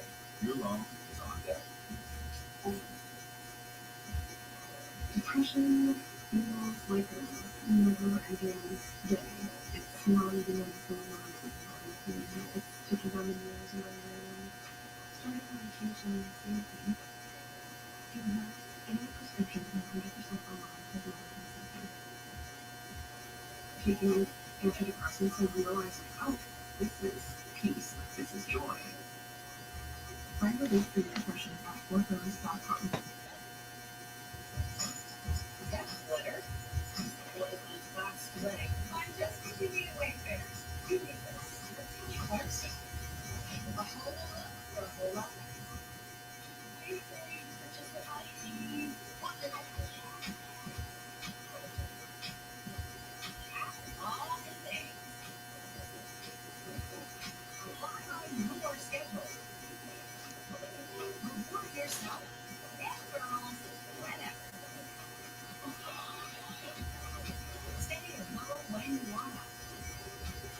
Miami. Man, oh my. What I saw Hurricane Ian bills come in, bro. My Lord. Woo! Dang. Woo! You ready for Friday? You might see the new you might see what's her name? Zinga. On Friday Night SmackDown, she got a new group. Mm.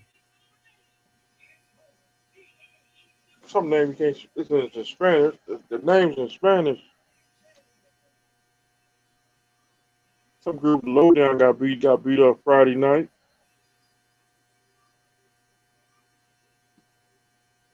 Bro, there's some communities out there that had some reserve funds, 6-7 figures. That shit, and they had to use that shit to fix all that crap from that hurricane, bro. Oh, it's gonna be expensive for y'all next year. Oh my goodness. No more hurricanes. Y'all better not get another hurricane next year. It's like move. Just move. Move. Just Go move. California. Go California. Tear California up.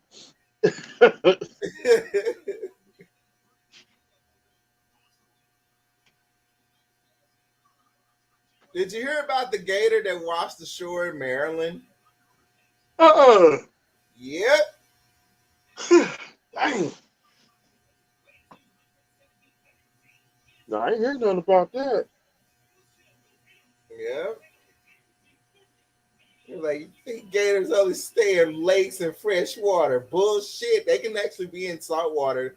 Not that for short periods of time, but yeah. Last hurricane that came across Florida, a gator. What was it? It was either out of New Orleans or it was out of Florida. I think it was actually out of Florida, but it swam all the way up to our Texas Gulf. Dang.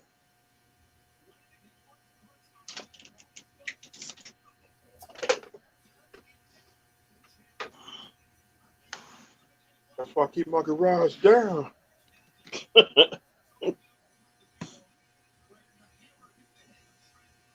Them gators will get in your house. Mm-hmm. Then you go to your car. You crazy. That's how they sound too.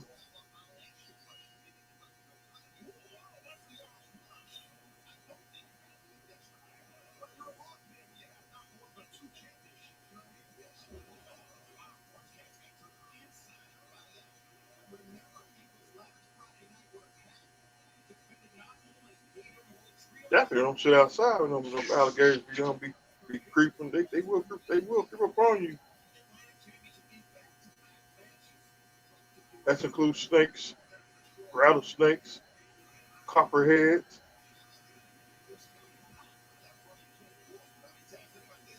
That includes spiders.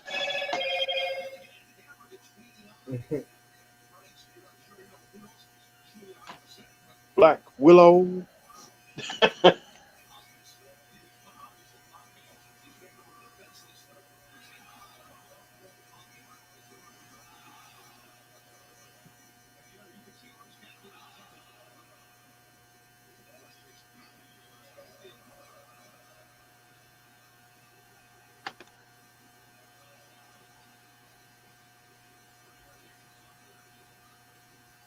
I remember him from WWE.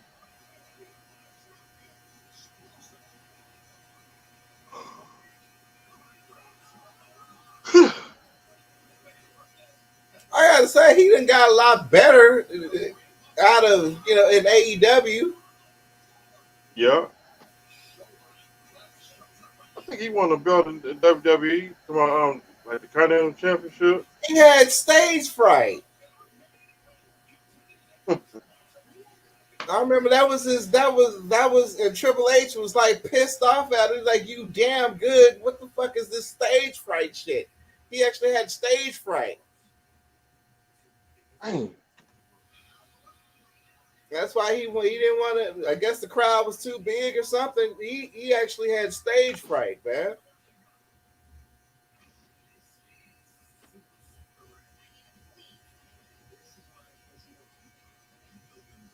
So I can see Adam Cole go back to WWE. Give a damn about watching no $1 million wheels. Turn that shit off. Fuck $1 million wheels. Shit. Who the fuck can afford that right now? We got a motherfucking recession on its way. Hell yeah, that recession's coming fast. It's coming. It's coming. Put on $1 million vehicles. Fuck $1 million vehicle. You better get $1 million loan.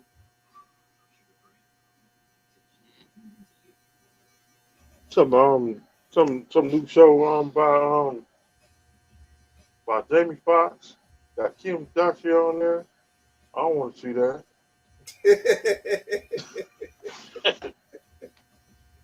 Kim K's a kryptonite. And by my job, we have like a Ferrari and it's a Ferrari and Maserati dealership. So like every fucking day, I get to see the latest Ferrari and Maserati, and I'm like, I hate you all. That new Ferrari, oh my god, it's so fucking beautiful. I do like them Ferrari. We got them down here too. Oh yeah. Oh, Miami. Oh, definitely. Yeah. That's all you see on the highway. I mean, out here, you'll see either it'll be a cowboy, it'll be a Maverick, it'll be a dollar star, or a businessman, pretty much driving them. Driving them around. But you can also rent them. You can buy one too. Shit.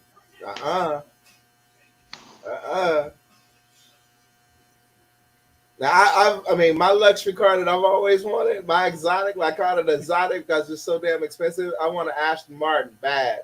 I see them around here all the time. Oh, I want an Aston Martin.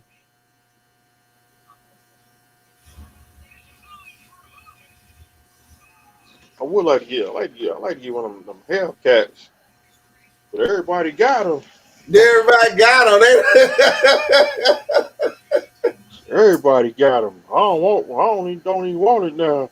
Oh yeah, I don't even want one. It ain't even special no more. Yeah, you pull up beside a cop. Cop go look at you like, yeah, we dare. Well, in Texas, we dare you. Go ahead and think you gonna do. We'll shoot you. We ain't gonna try to chase you. We gonna just shoot you.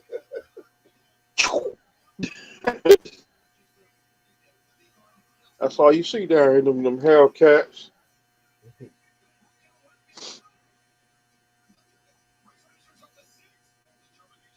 I like them new trucks. What the new X10 trucks.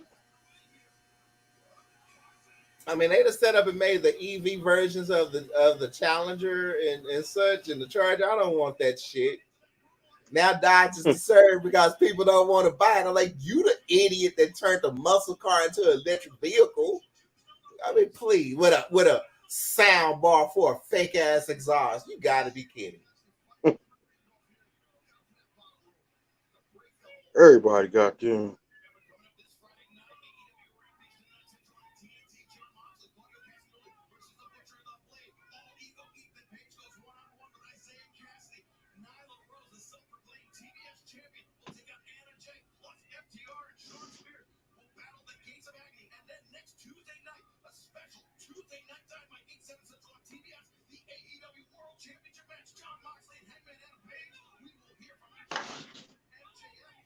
My favorite cars all the time got to be a Chevy Caprice or Palace.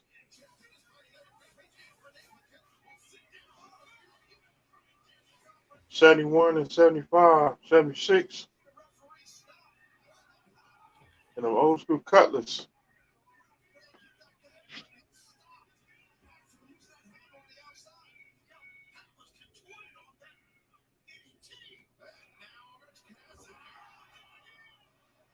Golly, WWE didn't even give Renee a nice send off. That's fucked up. Or maybe the fact that she's still just on the payroll. She's just been assigned over to AEW. Now she I think she left. Yeah, she left.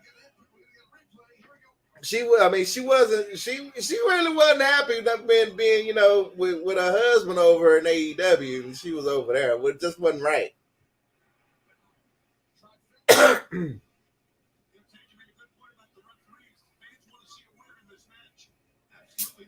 But I do miss her squeaky voice on pay-per-views, though. I do miss her on WWE. Yeah. On Monday Night Raw.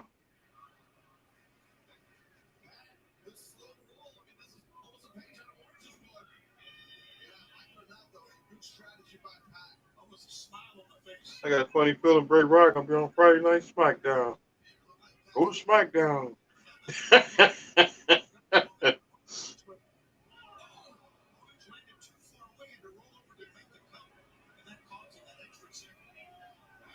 That dude getting creeps.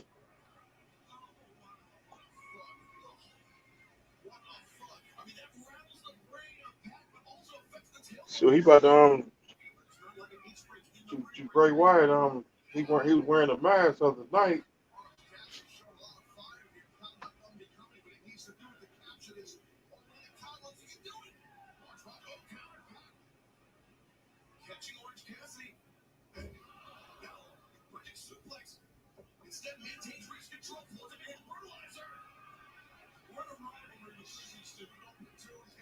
Oh, we got blood. We got blood.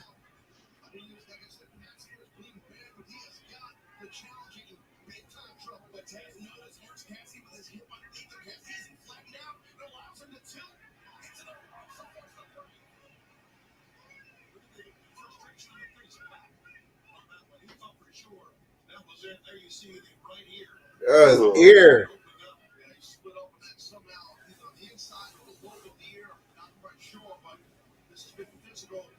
Yeah, see it.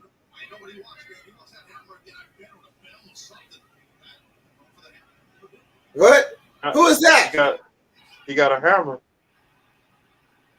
Who is that? Is that Darby? Who the fuck is that? Some evil man.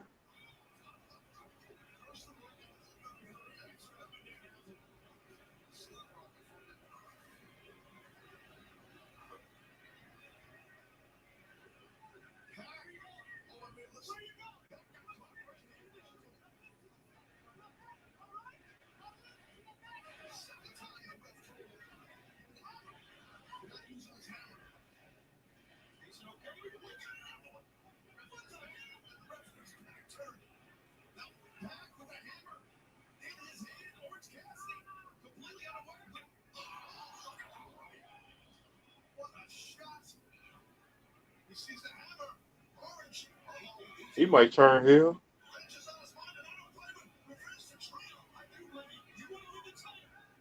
I can't believe Liz Morgan got beat Saturday.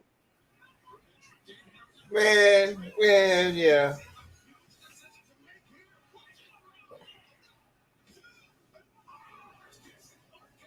She was getting a hell of a lot of heat.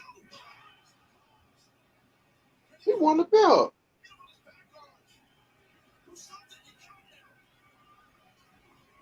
I mean, I gotta be real.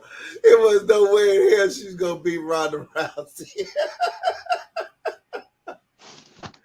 I can't believe that. Well, hopefully, with her going into a dark age, with a dark space, hopefully she gonna be part of it. Hopefully she's Miss Abigail. She's Sister Abigail. And Sonya Deville's with she's with Toxic Attraction. So where's Mandy Rose? So I don't know because I didn't see her yesterday.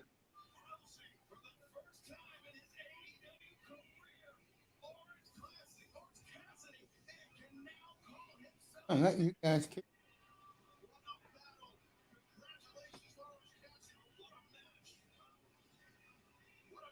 Mandy Rose, I think she might go back to. I think she might go back to the main roster.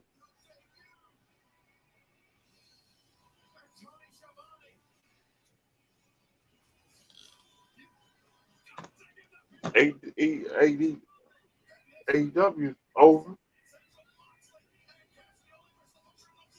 I put it back on Friday Night SmackDown.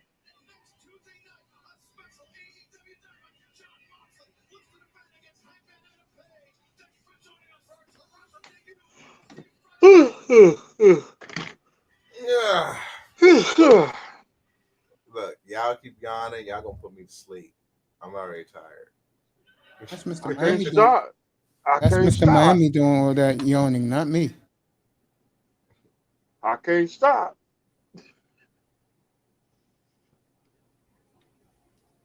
Roddy I've been, Piper and Brian I've been Pillman. tired.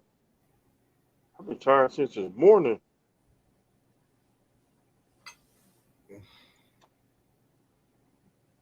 Yeah.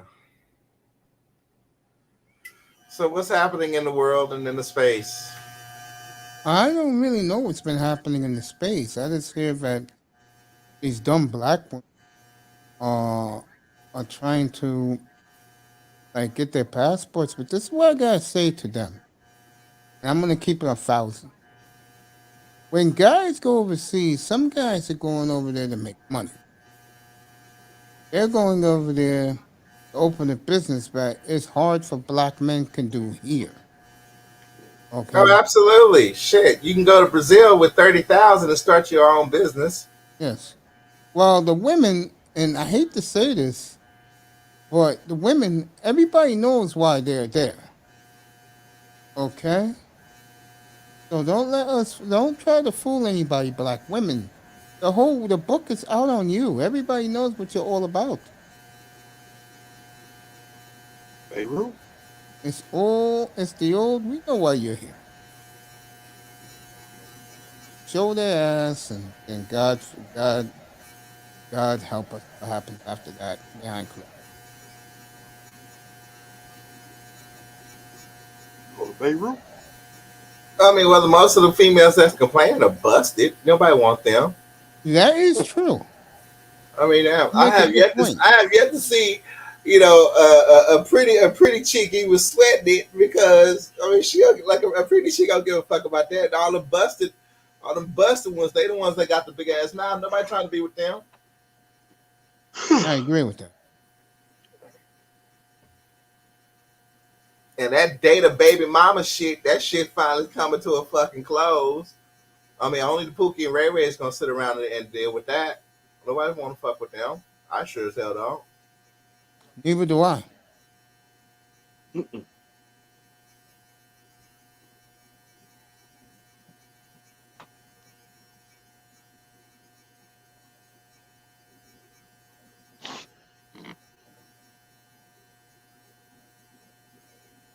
But I mean, they full of shit calling somebody a traveler, an international traveler, Dusty. No, that shows you how much they do not fucking know. They don't know. They can only see as far as their block. They have no fucking idea of how that shit actually does cost. Excuse me. Bless you, baby. Bless you. Thanks. You're welcome.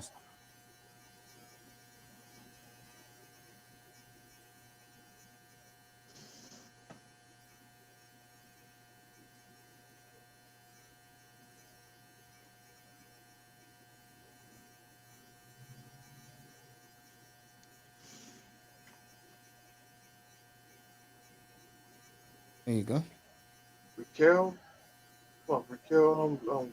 Gonzalez. She gonna be the next champion.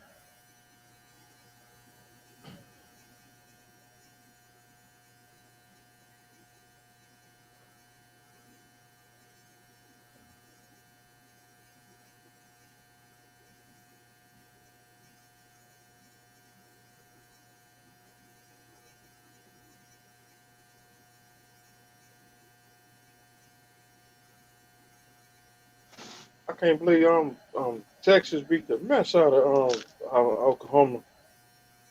Oh, you just had to rub that in, didn't you? See, I'm You just a had to bring it Hurricane. up. I'm a Hurricanes fan. You just had to bring it up, Miami. I try to forget about that day. I'm a Hurricane. Hurricanes fan. The day they put me in the ground, I can't believe North Carolina came down in Florida beat us on a turf. So I was on the hurricane one of the hurricanes what's that on his stream. This dude I'm almost about to tear his room apart.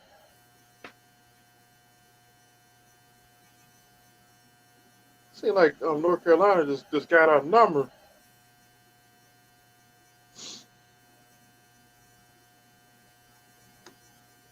North Carolina, get the reins on.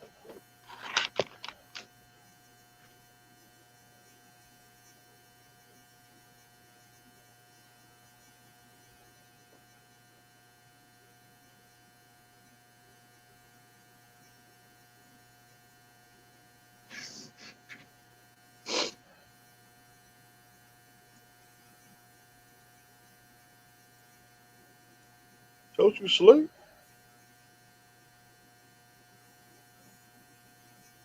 Coach.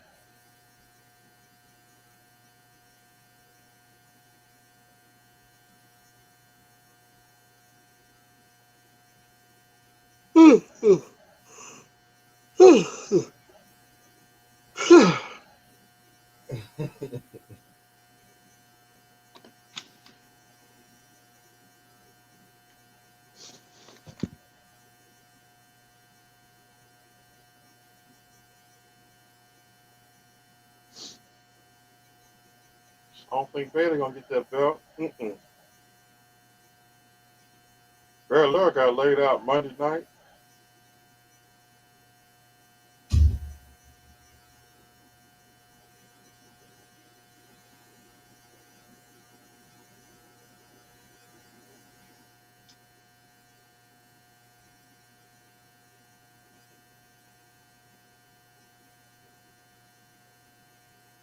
I mean, once Liv lost that match, I was already frowning.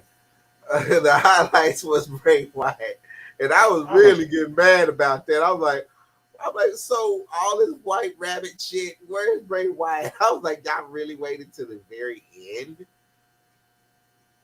They was showing like clips. They was showing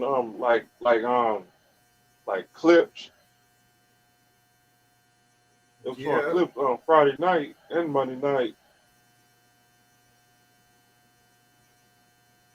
Man, he gave the creeps. Go to SmackDown.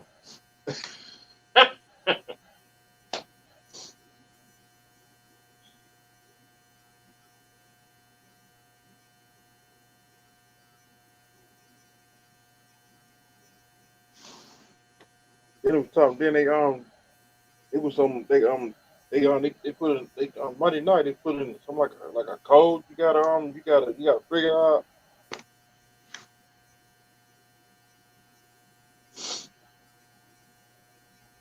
And that dude creeps.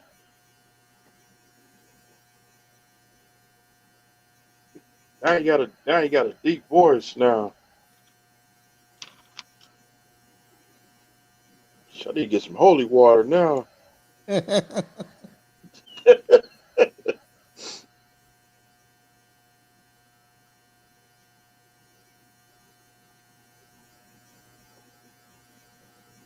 Something going on now. You mean to tell me they set up and whatever insulting Kim Kardashian in front of her kids? Man, they just wrong, man. Leave that girl alone.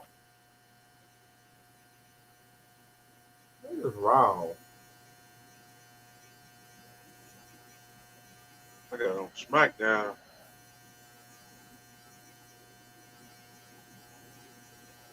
I don't want to see this movie right here. What? Some new movie, Smile. I watched that last night.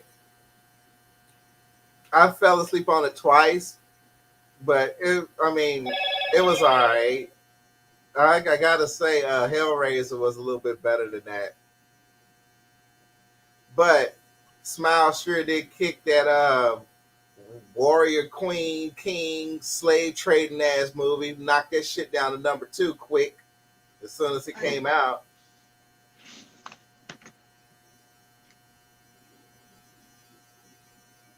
But it's all right. Okay. I mean, I'm actually just sitting here waiting for Friday so I can see the Halloween's end because this is the last time Jamie Curtis is gonna play Laurie Strode. She signed the contract. She's no longer gonna play that character no more.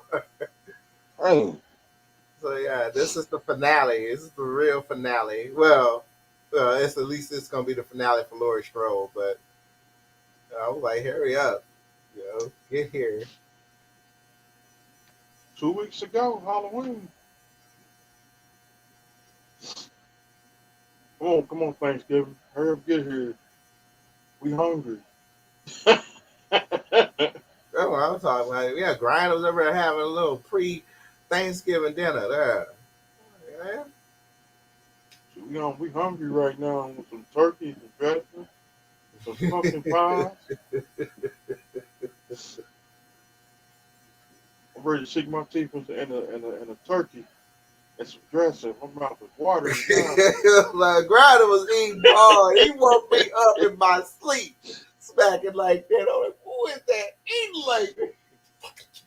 So we hungry. He Like was Tyrese.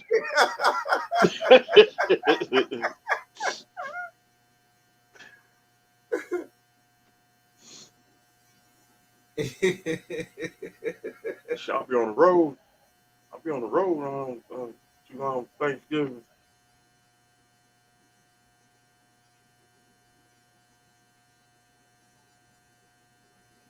I'm going to an unknown location. I can't say it on here.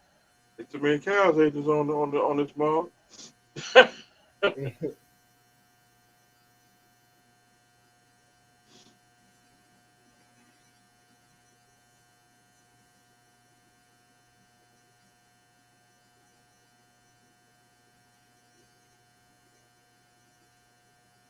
Yeah, I don't even know how the holidays is gonna look. I mean, they are already working us to death. So, yeah.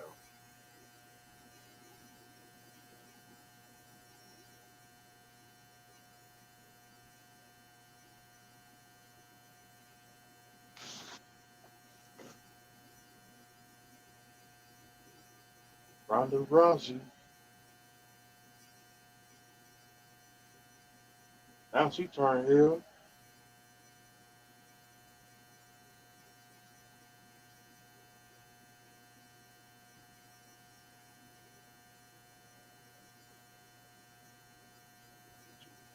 Blanca Belair better protect her belt.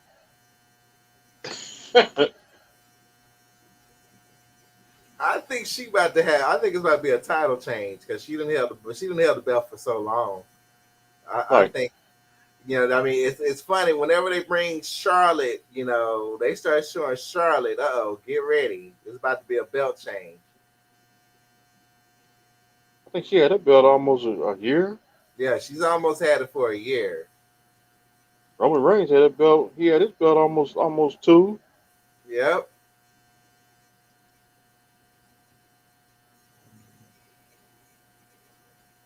So I give it to him. I've actually acknowledged him because I'm like, you know what? After that Brock Lesnar match, because I thought Brock Lesnar was gonna win that. I'm like, you know what? He can go ahead. Yep. I gotta acknowledge him, fair and square. He didn't held that shit down for damn near 2 years. All right.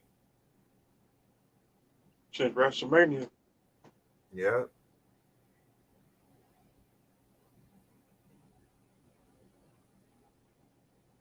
It could be a possibility. I mean, Bray Wyatt and Roman Reigns.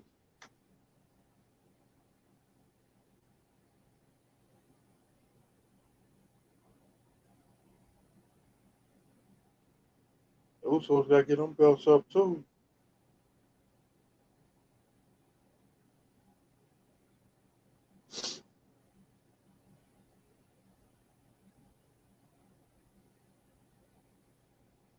I hope Randy Orton don't retire.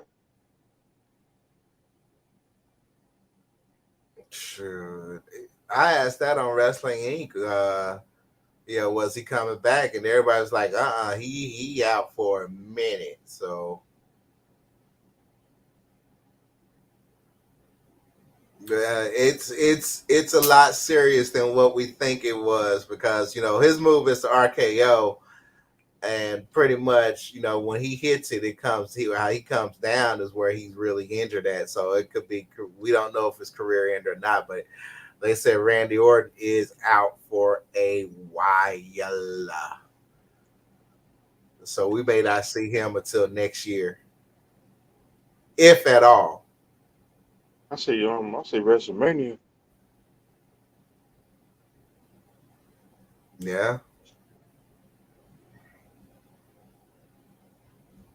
It's like that with Cody Rhodes. We might not see him till we might see him at WrestleMania. Yeah.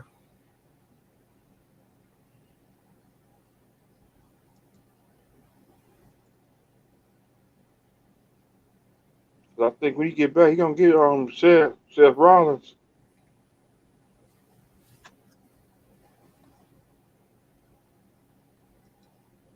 Seth,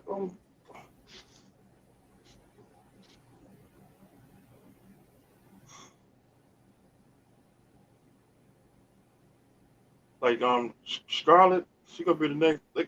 I think they're gonna join Bray Wyatt. She give me creeps.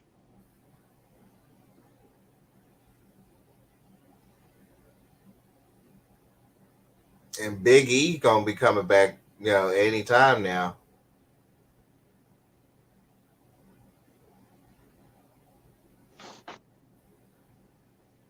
My boys, the OCs is back. The OCs.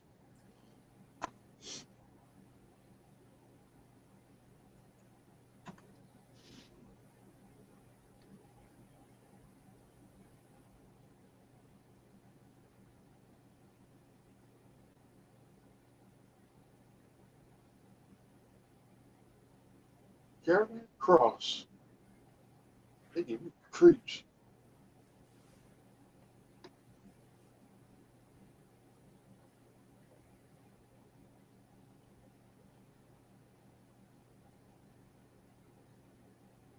Oh hell no.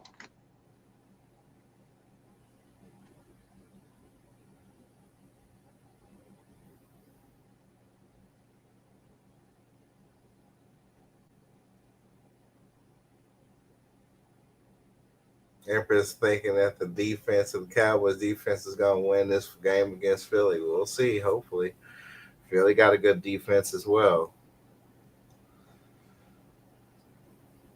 It might be a slobber knocker. It might be a slobber knocker. It might be crowd fights. Oh. It was fights at the stadium Sunday in New York. So we gotta get a win Sunday. And Kirk Cousins is going on the list of the legend killer.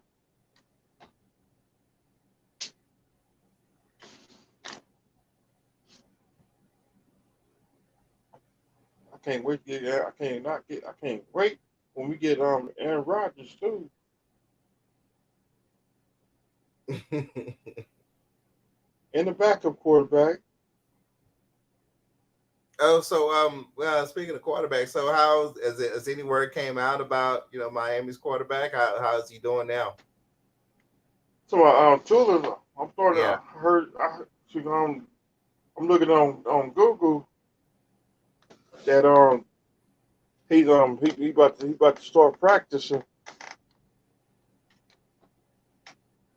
Practicing or therapy? Practicing. He about to start practicing. Oh, I saw it really? on Google. Yeah. Oh, It's on Google. No lie.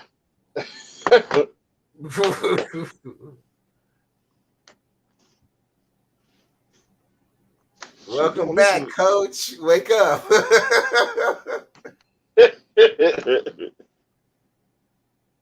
I'm right here, guys. I'm awake.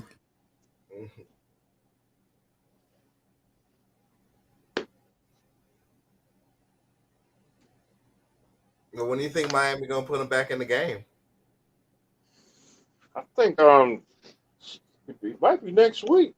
No way. Really? It could be a possibility. It could be next week. We get our dumbass owner back next week. Wow. AKA Polterdice. That's his new name for now on. I can't stand my owner of the Miami Dolphins. I take Jerry Jones. I take Stephen Jones.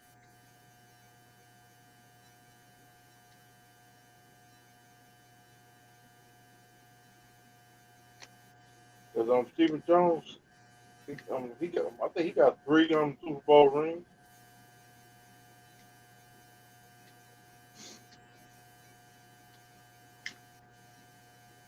We still stuck on 2 Super Bowls. Still stuck on 2 Super Bowl rings. We should have could have had another ring thanks to the saying of Chargers in Jacksonville.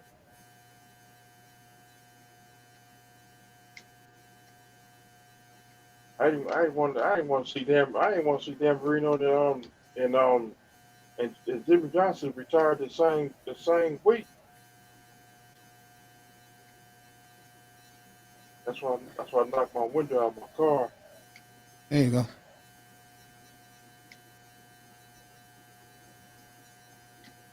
Yeah, beautiful ice.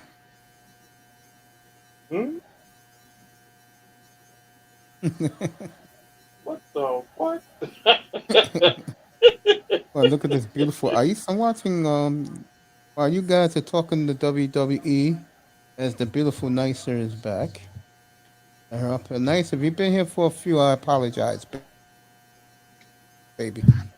No, you good. There she I is. just got here. It ain't been a minute. What's up, Sister Okay. Nicer? What's up, Nicer? What's up, 305? Hey, Raven. See how nice Sitting these back, guys just act sitting. when you come up here? Well, I just got here, so I'm not sure what the Was it conversation good is. tonight? What's No, that? these guys just talking. These guys just talking wrestling. Oh, okay. What they love talking about. Yeah. Shoot, Nah, Eddie we all Guerrero. over the place. We was stretching, we been right sleep. Shoot, Eddie Guerrero's anniversary coming up. All right. Vancouver Canucks scored the first minute into the game. I know no one cares. Well, it's great to see Okay. hockey back. Hey, I'm real with it. That's why I don't do the baseball long. No one wants to hear that. Or something like that. There you go. Something like that. There you go. You know if me. I don't want to bore my audience. if baseball going another strike, I'm done with baseball. Man, baseball is dead, bro. It's gone.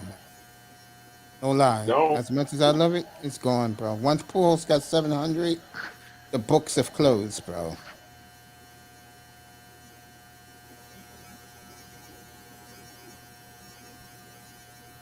He was gone in '94. Exactly. Like I said, you saw it, I saw it. That last That night. All-Star game in Pittsburgh. That night. Yep. Tony Gwynn scored. Saw the enthusiasm, the excitement of the National League team coming back from those many runs down. Yeah. That was the end of the baseball me and Mr. Miami grew up with. And Nicer. Because Nicer's twins won 2 World Series before that. And the Marlins won 2 World Series too. They won their first one after the strike. After the strike. Yeah. That's when I got back into it.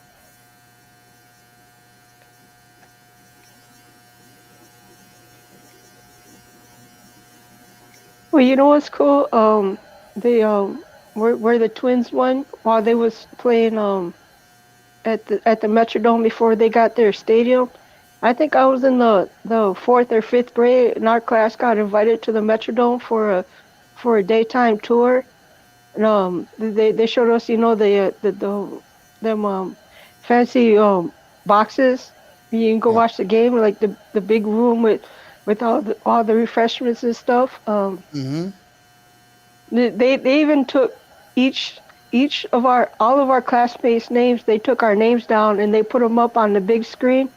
That Nice. that yeah, and I remember they took a picture of it, and I unfortunately I didn't keep the I didn't I lost well we lost everything in our home when I was I think 14 when we lost our home. So everything that we had, like all kind of baby pictures, all the sentimental stuff, we lost all of that. But yeah, that was pretty cool. You know, they put you know that big screen they show Kirby Puckett. And,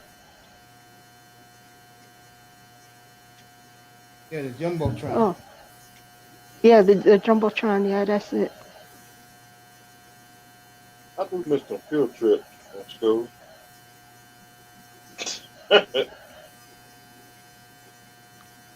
Yeah, but then when the Twins moved, and they got their own stadium at Target Field. I ain't never been there yet. I mean, I've been there to catch the train, but I haven't caught a game. And But remember when I you think I go remember there, telling you, Mace, I was gonna do that one of these springs. You know, if it's a nice spring day outside, just catch a game, just to um yeah, 'cause it's an outdoor stadium. it looks weird, but I'm so used to them playing in the Metrodome. Yeah, me too. Or playing I mean, outside. I hope the house Kirby Bucket built. right. But I think when they had that blizzard like 10 years ago or so, just before they built the new stadium for the Vikings. Oh, when Yeah, the I roof think because the collapsed. blizzard collapsed the dome, the actual dome. It was a good thing nobody was there. You know, there wasn't a game or anything gone, so nobody got hurt. But Yeah, yeah, we had a big blizzard that collapsed the Metrodome, and I think that's why they said, well, you know what, yeah, we're just gonna build a new stadium. there you go. I did see that stadium when I was in Minnesota. I was with some people. We're gonna go to Press Club. We ain't going nowhere. Hey, you know what, 305? I feel you. I'd be mad too if I had came here and I was from out of town and I didn't go see the place that I had came to the city to see in the first place. Yeah, I would have been mad too. So I was angry. Actually, you know what? I would have just went on my own. I would like figured out, you know, okay, here's the bus that'll take me there, or catch a cab, or do something. Yeah. I said I'll never drive with them again. It's like go stay with somebody and they want to watch a morning show.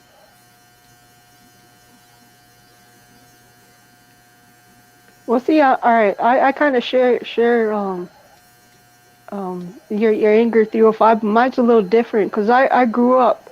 I remember because we used to talk about Prince growing up, and I used to tell people, it's like when I grow up and I finally be an adult, um I'm gonna go check out Prince's club. But by the time I got to that age, he had sold the club. It was still a club, but it belonged to someone else. It was no longer Prince's club. So when that happened, I was like, eh.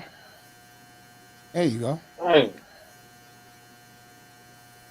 So that mall closed down. Mm. Yeah, I remember there was I think a couple of years ago I told that story on Facebook, and I got a couple of teachers on my as Facebook friends. Here I found out, you know, they had one of my art teachers. She had said, well, um, one day after school on a Friday, they think they a bunch of teachers got together and actually went to Prince's club.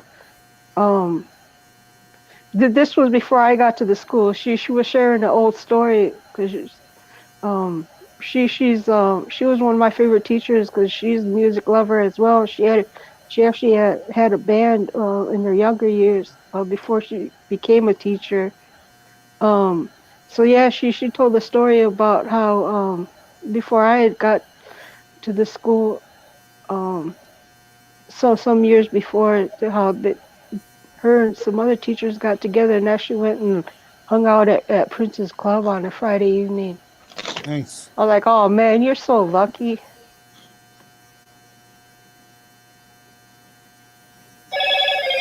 I was ready. I was ready to get my dance on. I know, right? Yep. But I'm you know, it's a cool because I actually did get to see Prince in concert. I was actually in front row. When he did the after show at First Avenue. That is the club that they filmed all the music scenes in the movie Purple Rain.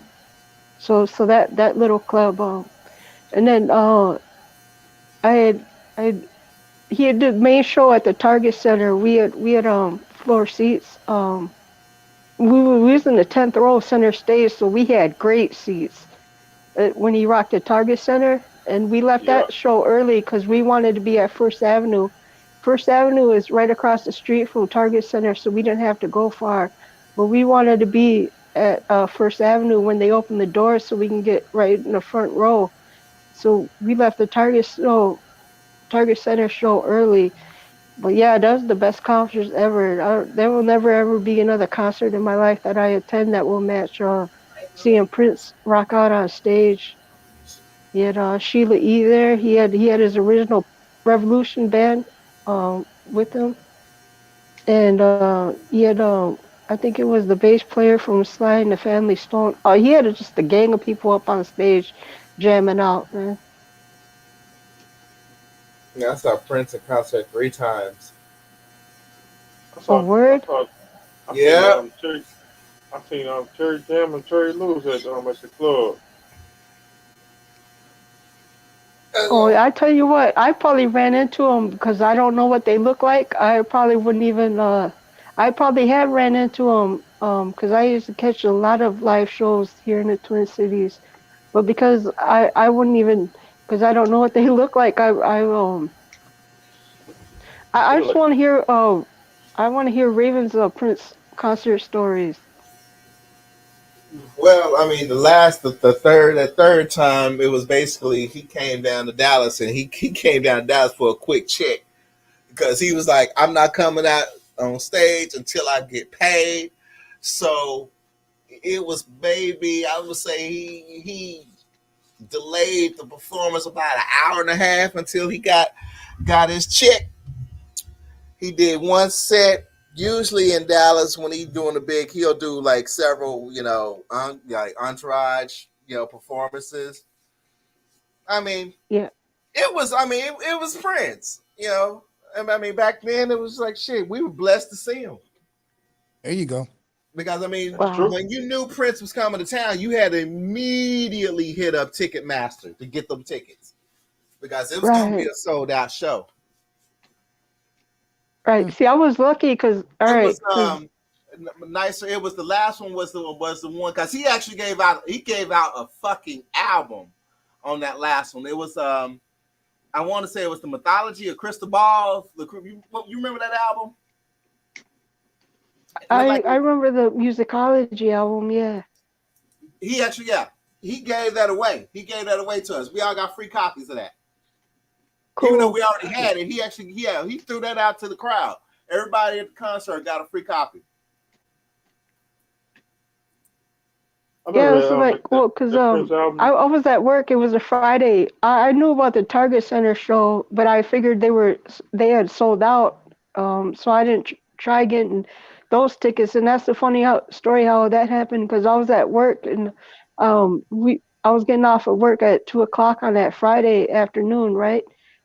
Just before my shift was ending, we was listening to the radio and they had a surprise announcement that Prince was doing an after show at First Avenue, and and um and so as soon as I got off work, I went right downtown Minneapolis. I seen there was only 2 people in line for this, oh, line for tickets for that show. So I was like, oh, we're gonna be in the front row. I went and called my ex because he has still like 3 or 4 more hours of work to go before he got off, and he was working over all the way over in St. Paul, so it'd take them a while to get here.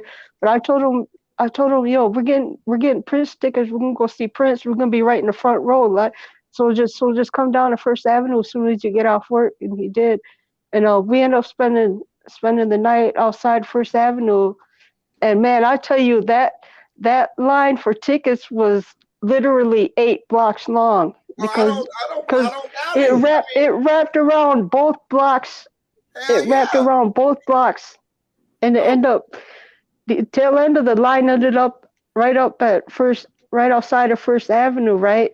Because the block we was on, that was the 4 sides of the blocks was all the line, and the next block, just north of us, all four sides of that block was a line too. And I think they opened the doors to buy tickets that Saturday morning, and the couple that was right behind us, they were gracious enough to hold our place in line because after we got the tickets, and we went home, got something to eat, and got dressed because we wanted to wear something really nice. And then we came back, and they still held our spot while we went. Okay, we was in line that sometime that Friday evening. The CEO for the perfume company that had partnered with Prince to sponsor that show, the Target Center show, he came up to us and we was chopping it up for a while. And they told me, hey, you know what? I got 4 tickets to the Target Center show. You guys want the 10 row or the row 10 tickets or the row 13 tickets? We say we'll take the row 10 tickets, and he sold 2 tickets to us at face value, which was like 120 each. Oh wow! I paid 300. Yeah, I was like, wow. 300 a piece for my tickets on that last one. Let's see, my sister, she was lucky to go see the Purple Rain tour down in Houston. We just happened to be down in Houston visiting family, and the neighbors had an extra ticket, so she got to see Purple Rain. And then I saw the it was the Sign of the Times tour. It was, I know that hit and run, man. I was mad at Prince. I was mad at the motherfucker because I'm like, what? Motherfucker, I paid $300 a piece to see you, and you only did 1 cent. Oh man, I was mad at him. And then the Mythology tour, I was like, okay, you made up for that because at least he came out and did 3 extra sets. And he gave everybody the free album. He gave them the album right out. I was like, damn, I ain't never seen an artist actually give out their album like that to everybody that was able to see it. And then I actually bought a 4th one, and I broke up with my date, but I let her keep the ticket. So she went to go see the 4th time. And that was the last time that I had a chance to see him. You know, he died after that. Yeah. But I was like, you know, at least I got to see him with my own eyes 3 times. And I was just like, damn, I mean, you know, he could play all them instruments. I mean, he was damn good. And I saw the, you know, his iconic guitar. Hold up. Yeah, I was like, damn, this shit. I was crazy over, I wasn't crazy over Sheila E., but I was crazy over Cat. His dancer, that backup dancer that he had. It was also, I saw, what was his name? He was with the Time because he also was on tour with, he went on Morris tour. Day? No, not Morris Day. What's his name? That was with Morris Day, the valet. Oh, Jerome? Jerome. Yeah. I got to see Jerome with him. Okay. And I mean, Prince only did his song. So it's basically all of us singing all of his hits that night. Yeah, Prince, when he came to Dallas, did his set. It wasn't no after party. It was in and out because he had to either fly down to Houston or he's flying somewhere else for the next performance the next night. So it's like when you knew Prince was coming to town, boom, you stalked Ticketmaster's website to buy your tickets.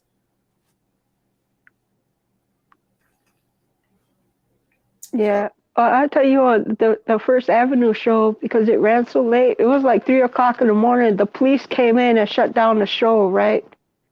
Because I guess the Target Center show ran late, and so of course the First Avenue show ran late, and he was gonna cut that show short, but the police came in and shut down the show. Everyone started filing out the building. I stopped. Oh, all right. I'm mad because I'm like, oh no, we're not going out like this. Prince is our hometown hero. He's gonna get this hometown love. I turn back around after I tell everyone, hey, you don't have to leave just because the cops show up and tell you gotta go. You don't have to leave. I turn around. I start waving my arm furiously. I'm yelling encore, encore, encore. Everyone else came back in, and they all joined in. The whole building is yelling encore, encore, encore. And then finally, Prince comes back out because they're like, oh, okay, these people aren't leaving. We need Prince to come back out and tell these people, it's time to go home. Prince came out, and he let us continue yelling encore for like a couple minutes because I wanted to make sure he got his hometown love. You could tell he was actually moved by the way he was speaking. He was like, he had promised he was going to come back and do another show.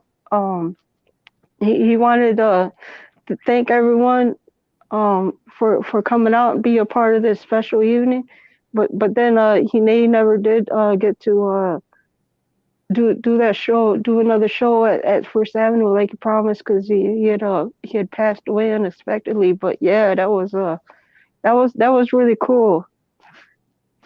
Yeah.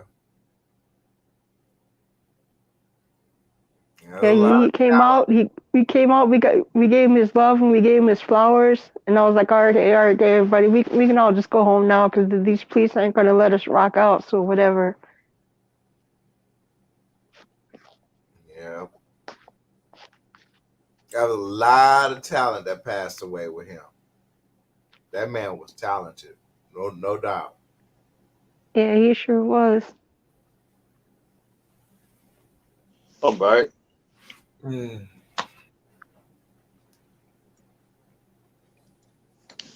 Remember, And he was funny during his concert. You remember how he did Kim Kardashian? He did a white girl like that down here in Dallas. Yeah. I laughed so hard because he was just like, okay, dance, shake. Right. Yeah, Kim Kardashian just standing there looking goofy. She's like, man, get your off stage. He kicked her off the stage, man. I loved it. Now, you see, he did that to the Target Center show. He brought people up on stage to dance with them, and they actually danced because we know what time it is, right? Even if you can't dance, just move your body. You know what I'm saying? You're gonna stand there and look stupid. Prince is gonna kick you off stage. She goes there get to smiling. Like the smiling killer.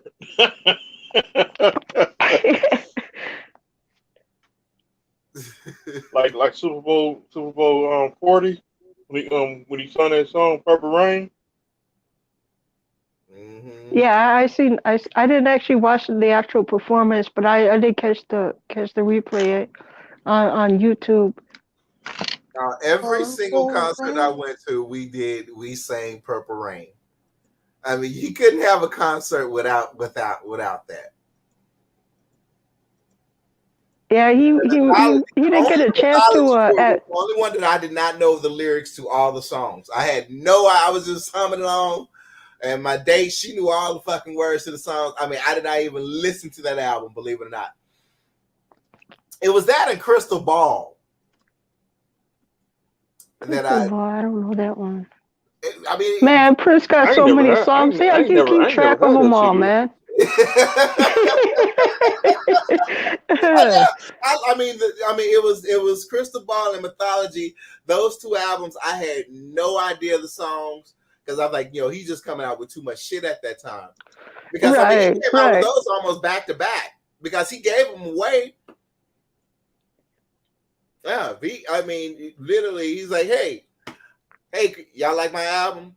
Everybody like, yeah, okay, here, everybody in this arena got a free copy right now. Well, people went nuts.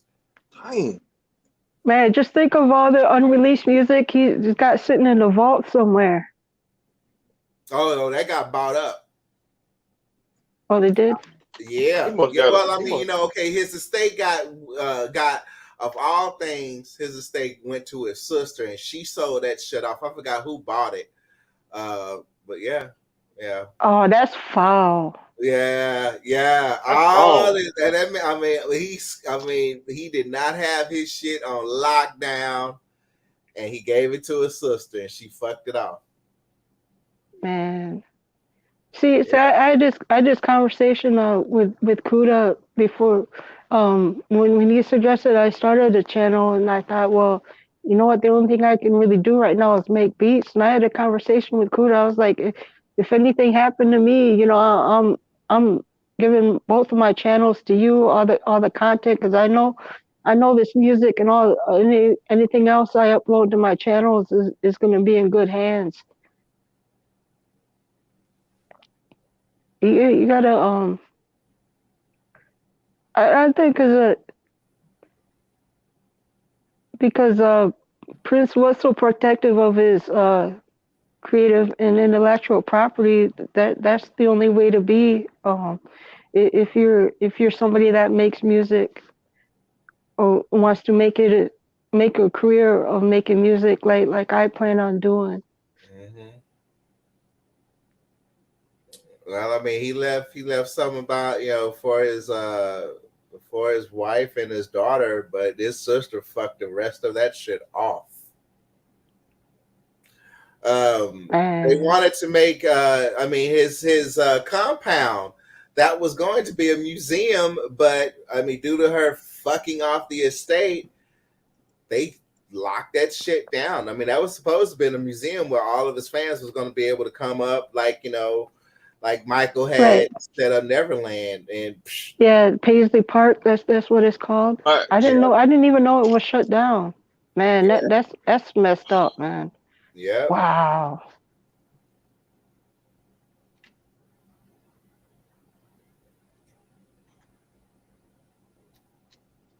I mean, I wanted to go to Minnesota just from the simple fact of, you know, I was like, dang, so they all started up. I had no idea they all started in Minneapolis. So I was like, damn, okay. I can only imagine what the clubs are like up there. Shit, they had live bands going on like that. I'm like, damn. Oh yeah, the art music scene is popping, man. I was like, I had no idea y'all had a music scene like that. Oh yeah, we got a pretty decent hip hop scene too. See, I like Minnesota, but see, when I went up there, I would up there with two All right, hold on, guys. I'll be back in a little bit. All right. So when I went up there with two people. They we gonna go to the club. We ain't go nowhere. That shit pissed me off that night. We ain't go nowhere. I want to go see I want to go see like mansions. I want to get out the house. Shit, we gonna get out and go somewhere. I brought a soup. I brought a soup with me. We went to one club up there. I said, boy, I never travel with these fools again. Ever.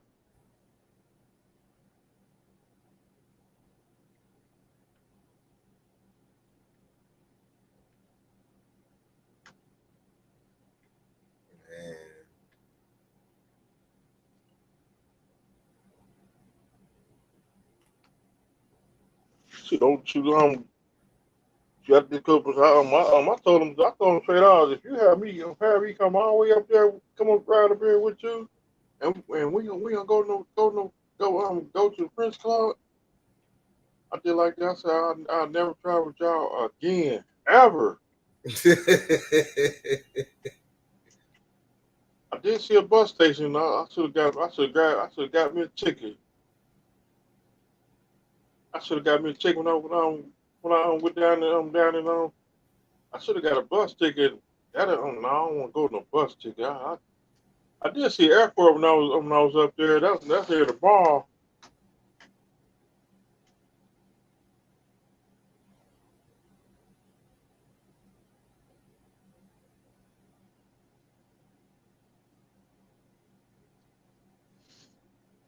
That was the worst mistake. Mr. Dolphin game. I did watch the Dolphin game. I was up there.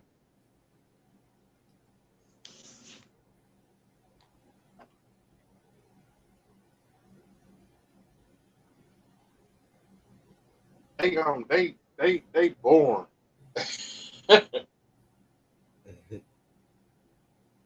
The borns them too born.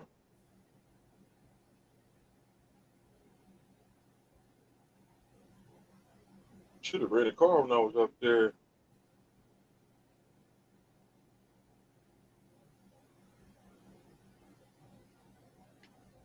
I never do this shit again.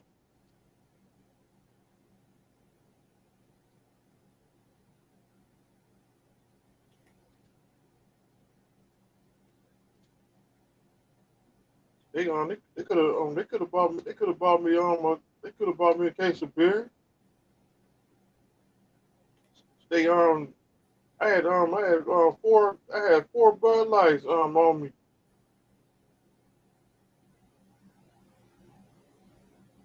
Dang boy, I said I'll never again travel with them again.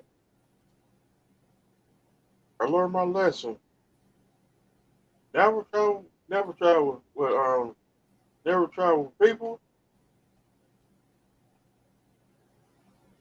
I said I'll never do this shit again. I said if you, that's including going to see relatives. They want to sit and watch the morning show. Oh, hell no.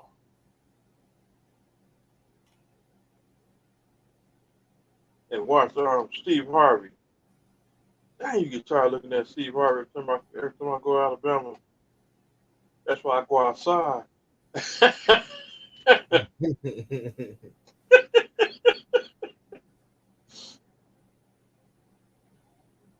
Get out the house.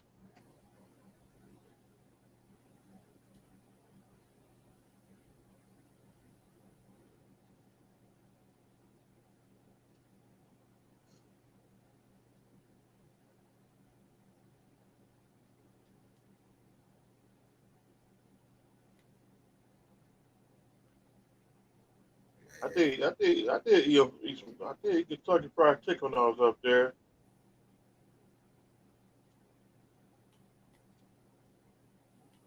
Kentucky Fried Chicken. They had a pizza place up there. I didn't like that pizza. I think that pizza some pizza they had up there. I didn't like it because it ain't like Pizza Hut and ain't like Pizza Hut.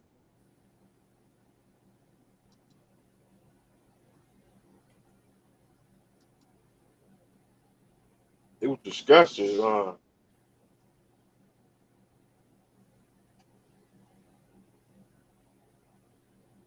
We see I didn't get I didn't do no beer run.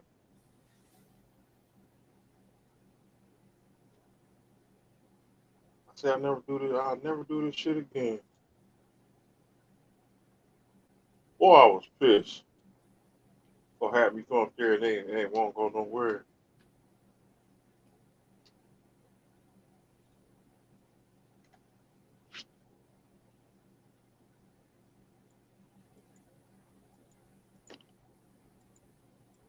I said next time I travel, I'm traveling by myself.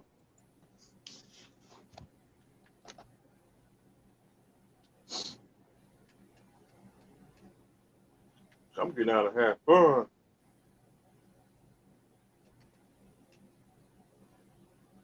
You with me? We ain't watching no morning show, no Steve Harvey. No.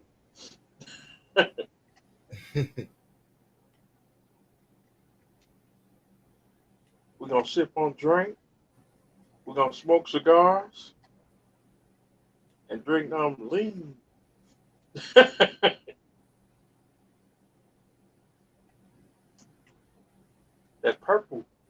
lean or codeine or something like that.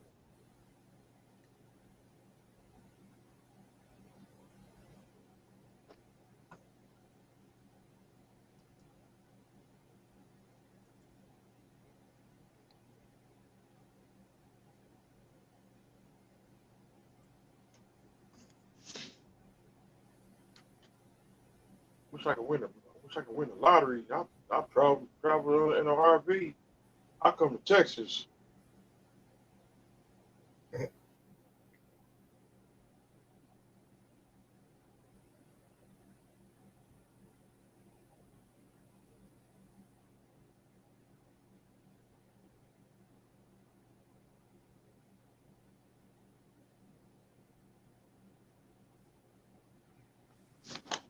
Oh man. Shoot, like Mace knocked out. Yep, we gotta get a win Sunday. Yeah, we need to. Buffalo number one. They in first place. Yeah, we definitely hopefully we'll get us one too. We gotta get that number one. We gotta get that first place back.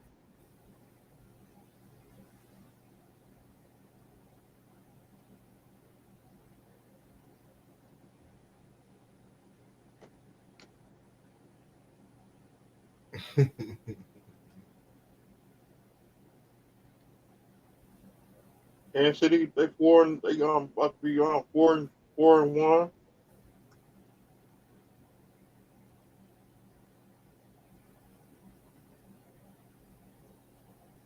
Buffalo 4-2. Trying to get our spot back. Mm.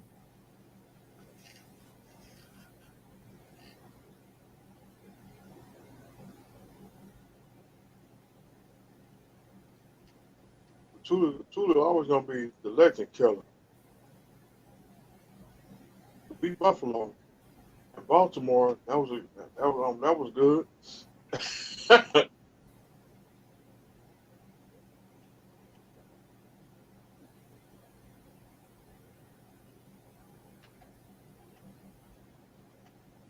I think Baltimore they might lose Sunday to the Giants.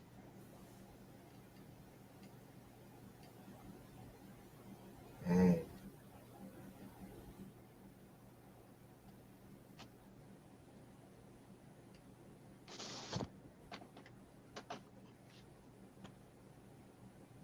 Well, we will see. Lamar Jackson versus the Giants.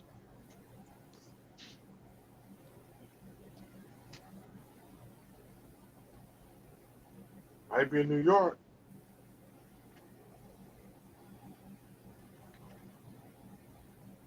Might as well go and stick a fork in Denver because they done.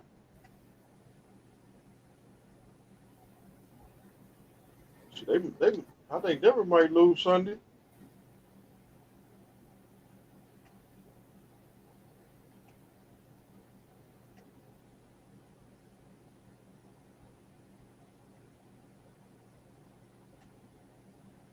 Possibility.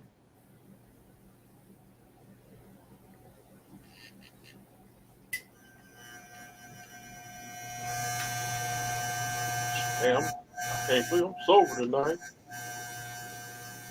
You sober tonight? Yeah.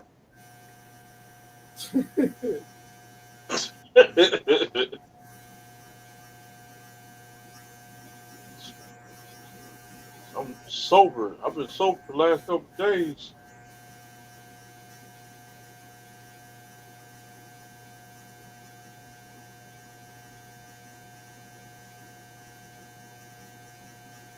So I gotta get this paper so I can go ahead and go and get this. I need to get my roof fixed.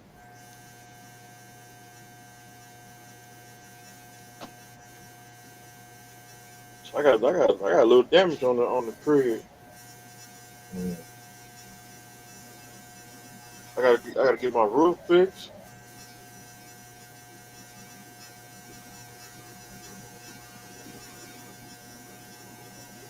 hurricane did some damage.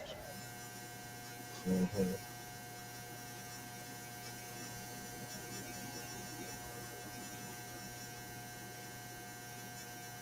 The hurricane took all my shingles on the house, on the roof.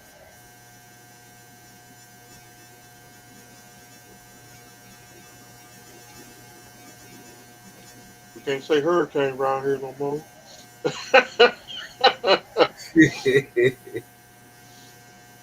and what's that movie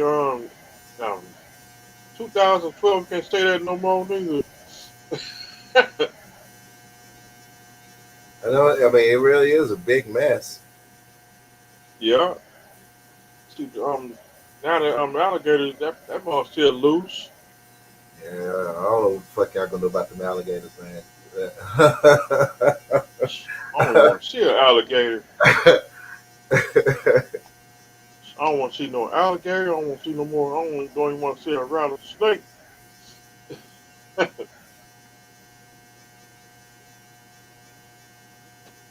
already seen a rattlesnake. Was it it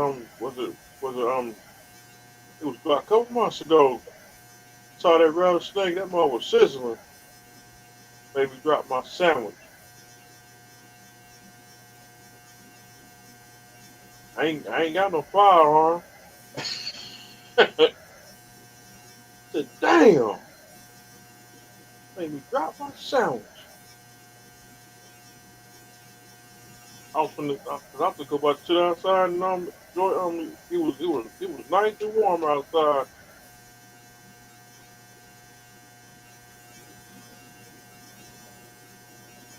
That snake was he was like the edge of the steps. I said, whoa.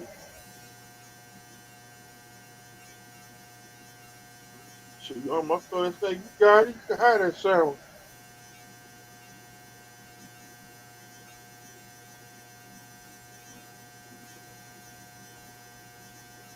The rattlesnake got that one strike done.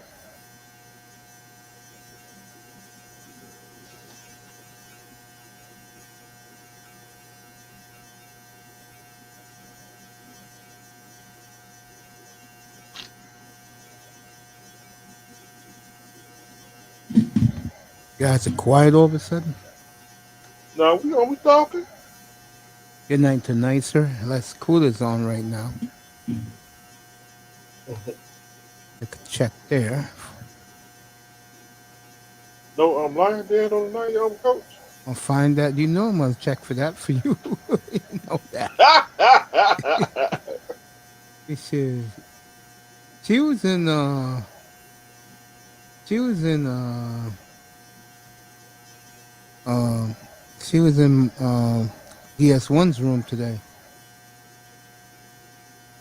I don't know him. ES1 Ross, he's very good. He's in the afternoon. So that Damn, one. Platinum got a full panel. Talking about thick women overseas. We talk about them heavy dudes. Oh, and you should see the thumbnail. You know what I'm talking about with Platinum That's his tonight. thing. He got that fetish for them thick bitches. Oh, he likes the fat women. Yeah, he liked them. He liked them heavy dudes. No.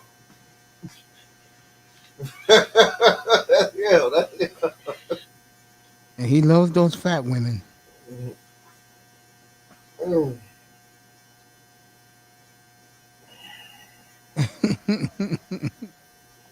He crazy about them. Hey. Or something like that. There you go. China's not on. I don't know if she's on yet. I'll find out. Dang, she been on the week.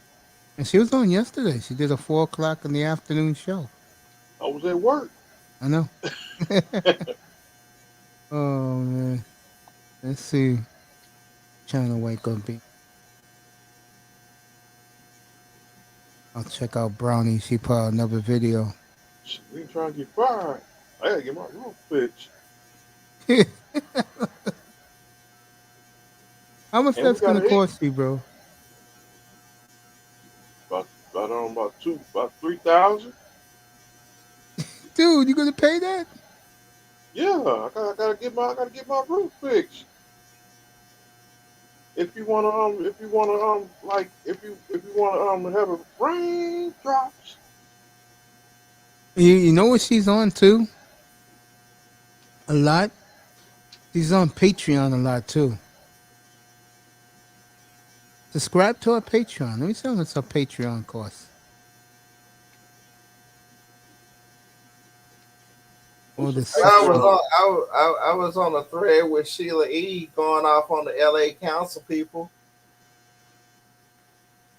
Well, you talk Oh, about a person that's changed. What's a Patreon? Patreon is like it's like your own personal channel, and Uh huh. people have to pay to see what you put on it. yeah. Put on Like DVD. when I no, it's just like YouTube, but you have to go into Patreon. It's called Patreon. All you do what I'm doing and what um uh old pal what's my man's name? Ramil and Thai City did. They built their own website so they can curse out, you know, do all that crazy shit. That was one of the things I still plan on doing.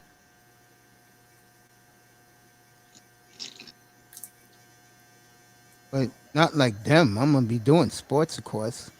But you can get away with showing real games on your shit though. Mm. And do whatever the hell you want on your own website. Put on DVD. After the show. DVD, you crazy.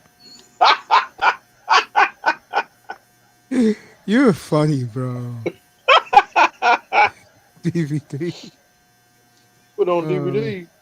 If we yeah, can't, if we I think you're gonna find your love on Patreon. That's my sister. I'm gonna leave that alone. You ain't give me sub like O.J. Simpson. Bet your bunny had one. I bet your bunny had one. Shit, and her doing what she does, always on the warpath. Shit, you be over top you, On bro. DVD. That is one again. I love her and all. Shout out to Bayou Bunny. That's the Shout out woman to I Body do. Bunny. That's one woman. Remember Starsky and Hutch with Chief? Yeah. He used to yell and Cap, scream at Starsky. Captain Doby. There you go. That's what she is, bro. I just thought, yo, I swear to God, she did a video at 3 o'clock in the morning, killing the brothers. Damn. She put a fucking a squirrel in the middle of the road. I was dancing squirrel. I Damn. fucking fell on the floor, bro. I said, girl, I wrote to her. I said, girl, you crazy. I Mm. said, you fucking crazy. She started laughing back. She started laughing. She said, Mace. She started shaking. God damn. There's some women, bro. And unfortunately, I don't know about Raven. Me, I've come across them a lot, man. Especially in my We, younger years, bro. nah, we're That, gonna leave that alone. that they just fucking just shoot off like a rocket, bro. We're gonna leave that Remember that alone. video I showed you with the blue hair? Remember her? Yeah. Oh my Yeah. God. And I asked you, I said, Miami, a black woman really like this now, bro? Yeah. Oh my God. And then you wonder why the men are running away in droves. Black men are running away in droves. Beirut. Beirut. That's, bro. Sponsored by going to Beirut, Not me, Lebanon, bro. That's the last place I'm going. and Jordan. I'm not going to Beirut, Lebanon, bro. And Jordan. Shit. Fuck Don't go no. swimming in Jordan. They said in Jordan they got a river. You step in that river, you through Dylan. Done. It is true, though. A lot of brothers do. A lot of black people do scam too much.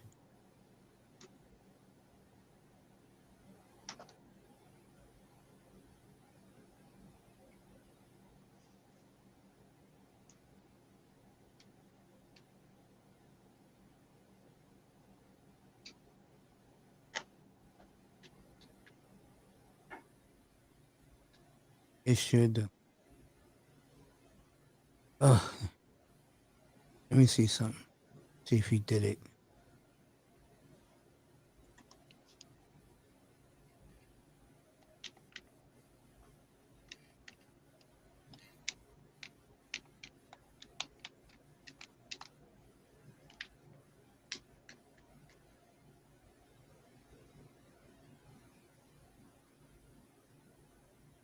What the hell happened to Gmail?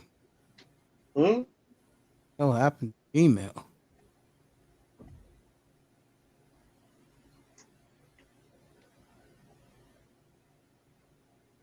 Well, Gmail went new. Did you know about that, Raven? Huh? The new Gmail? What about it? Well, they done upgraded it. Yeah, man. It's hard to get into your own mailbox. See what this coming up here. Oh, Nice is back.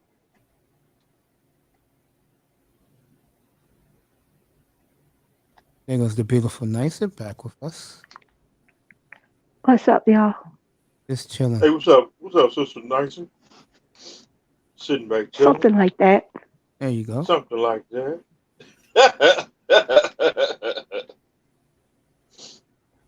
Shout out to China White, by the way. Shout out to my sister.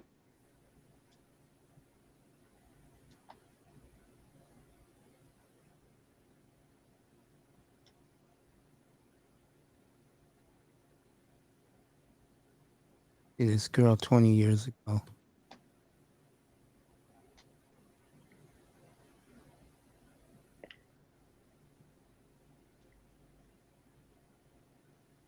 Yesterday, I was listening Oh, to this is so cute.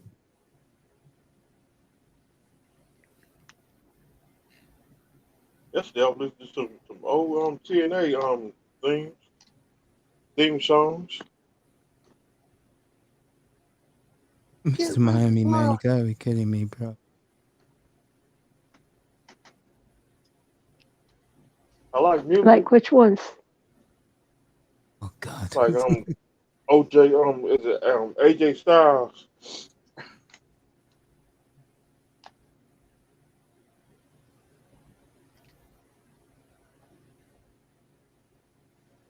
And KC the Sunshine Band.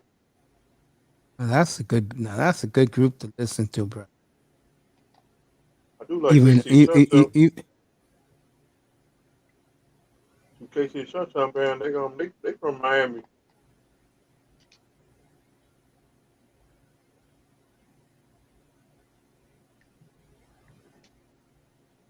Oh wow, I didn't know that. They do have that one song that I like, but I can't remember the name of it or how it goes. But it was a big hit of theirs. That's the way I like it. I like it. That's the way. No, that's not the one. Wait, like shake, shake, shake, shake, shake, shake, shake your I'm beauty. your boogie man. No, I didn't know that was their song, but yeah, I like that song too. Which one? Boogeyman, shake, shake, shake. Shake, shake, shake. Yes.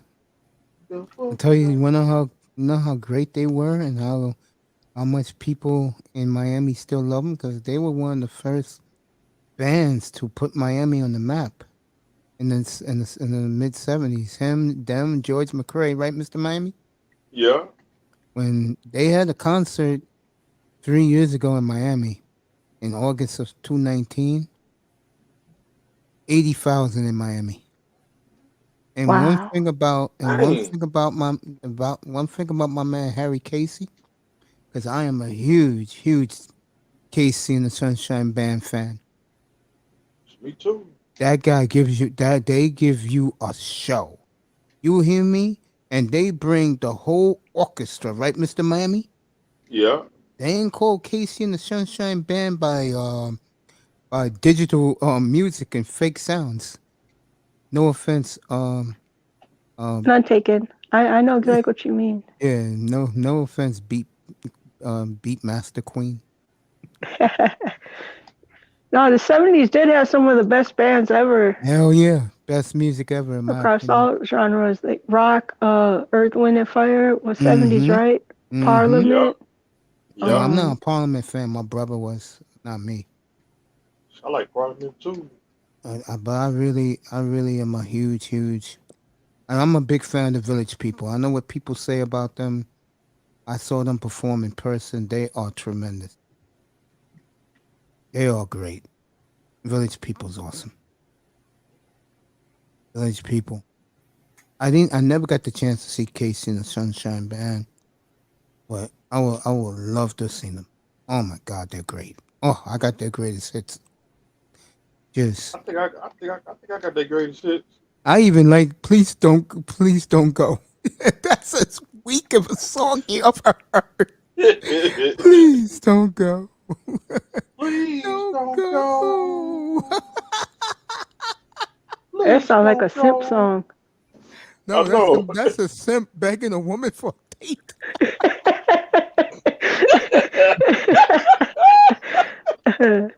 Oh my God. Excuse me. I even like that one. That's as a simpest excuse me. Of a song you ever hear. Please don't go. Don't go. I'm like, bro, what happened, bro? Something happened on the road? What the hell?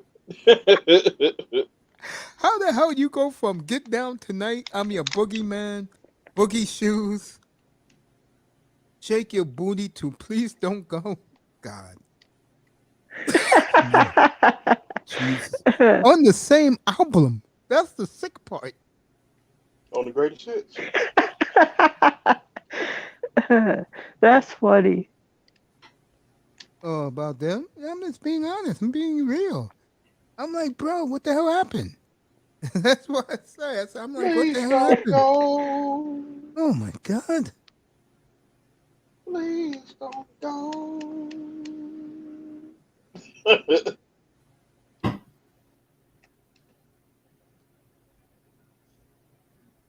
Oh man. Let's see who criticized me now. There we go. Here we go. The divesting group. Remember, there was white OF model who killed a black guy that she was dating. So keep that same energy to that situation as well. Okay, Shayna Bailey, I will come back to you tomorrow morning, and trust me, sweetie, you're gonna hear it from me. Okay. Who's this? Oh, some chick, bro. I'll show it to you. Think I'm lying. Here you go. Yeah, these divesting women, they can't stand me because I tell them the truth. How much they worship white men. They cannot stand that. I can see him in the chat. I'm reading my mail, brother. What Oh, the hell? man. Yeah, that's what she says. So, okay, girl, do you want to come back at me? I'll get it tomorrow morning. Let me blow this up so everybody can see. Mm-hmm. This Hold is up. how they are. They get all sensitive because they always think black men don't have a brain. There you go. You see that right there? Everybody see that? Can you blow up a little bit? Okay, no No, problem. I got it. no, we Don't ain't worry. got good eyes no more. You see it now, bro? I see it. That's on the comments. Yeah, there it is. Yeah, I gotta put it one down so you can see what she said. I'm gonna put it one lower. Shit all blow up. Yeah. Dang. You think I kid around when I tell you guys these women write me like they do? They come at me hard, bro. See You our got little to flip? stop bashing women, Mace. You got to stop bashing women. Oh man, okay, Shayna. I'll get you tomorrow morning, honey. Trust me. You'll get nice and early in the morning after I take my walk. As soon as I get out of the shower, I'm hitting you right back up. See our little flip? Oh, you can't make this stuff up. Oh man. You guys think I be joking about it. I don't know. I get a lot of this shit. I just laugh. You know, I'm like, really? Like the Miz. There you go. Hey, Mace. Really? Hey, I support you, man. You keep speaking your mind, man, because you're just telling it like it is. And they get all sensitive because they expect, you know what they expect? They expect black men, like those stupid ADOS dudes. They expect black men to go, okay, Tanisha, you go get ran through by Billy Bob and Brian and Kyle. It's okay. I'll watch. I'll still take your kids in with you. Weaklings, bro. No, I'm gonna find that song. I hope I don't get a strike. Let me try and find that No, song. we don't want you to get straight. I got banned from a few countries the other day. What? Uh-oh. Huh? Yeah, they banned my video in a few countries. Malika Andrews. Wow. Gabriel? You got that out with Facebook? Damn, I forgot where I was getting ready to go. Oh, okay. I know where I'm going. Here we go. I know where I'm going. Ah, man. This is for every simp in America, baby. We're gonna leave that alone. Leave that alone. There we go. Oh, it's right here too. Look at that. I didn't even have to look for it. It's right here. Casey and the Sunshine Band, please don't go. I'm not sure I want to hear this one, man. Go ahead and play it, man. So we can all get a kick out of it, man. Go ahead, run it. Hey, Coach, come in, nice to sing it, acapella. You can sing it. I ain't never heard it before, so I don't know the words. Oh my God. Where are you? Me and nice. We have seen this mug acapella. Oh, we don't want you to come. We don't want you to get copyright. Cannot make this up. I haven't seen this. Know what song I was popping to today? What's that? Debbie Gibson, Out of the Blue.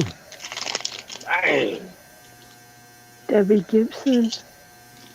Only in my dreams. Hmm? In my dreams. Oh, only in my dreams, as real as it may seem. That's her, that yeah, one? Long Island. Oh, yes, okay. Long Island. Oh, yeah, that old 80s jam. Okay. Yeah. That song came out like 85, 86? No, 87, 88. About 87, 88, one or two. Yeah. She came out the same year I'll Be Sure did. Night and day. Why you tired hearing that song every day? And of course, one of my favorite groups, The System. Oh, yeah. Like System. Yeah. Don't disturb this groove. Mm-hmm. Don't disturb this. Ooh. I like Promises.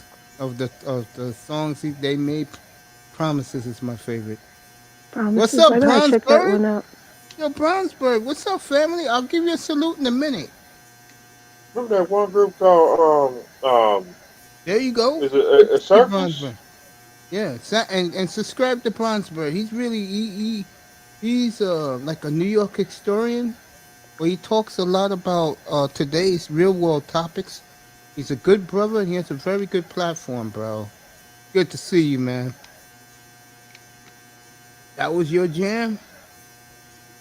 Don't disturb this groove, or yeah. Okay, I love that song too. I hear it almost. I used to hear it almost every day. I have it in my greatest hits selection. All right, everybody, get ready. This is KC and the Sunshine Band. Don't disturb the groove, the system. That song got me all in your feels. Yeah, it was pretty cool, man. I feel you. Yo, Bronze, you want to come up? I'll let you up in a minute. I'm going to play this KC and the Sunshine Band jam, and then I'm going to let you come up. Stick around, bro. Come up and join us, bro. Just stay right there. We're going to sing an acapella. Here you go. All right, I'm going to butcher this. All right. This is for all the simps in America.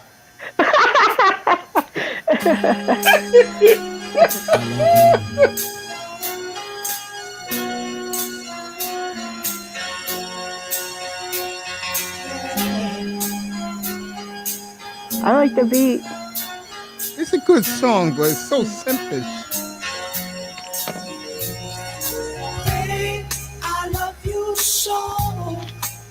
That is so. I want you to know.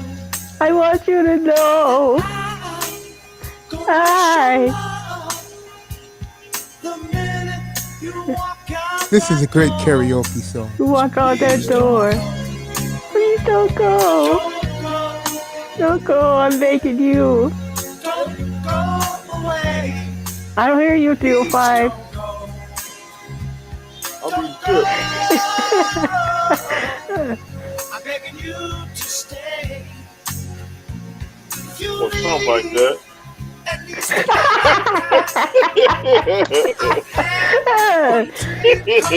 Hey, you crazy.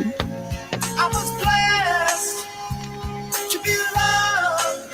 I was blessed Don't to be go. loved Someone as wonderful as you. by someone as wonderful as you. Don't go. Don't go. Don't go away. Don't go. Please don't go. Don't go.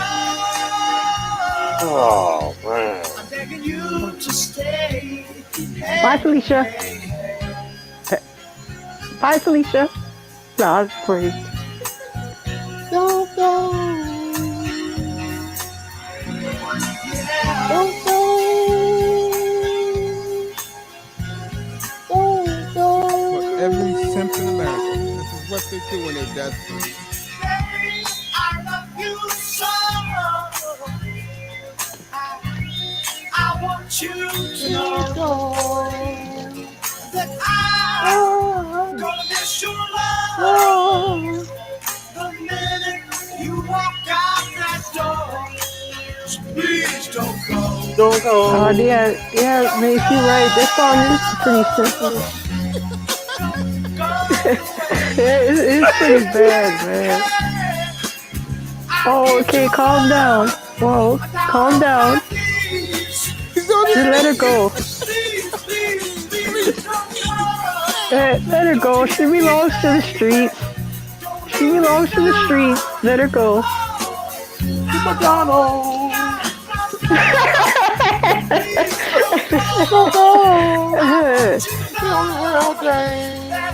All right, bro.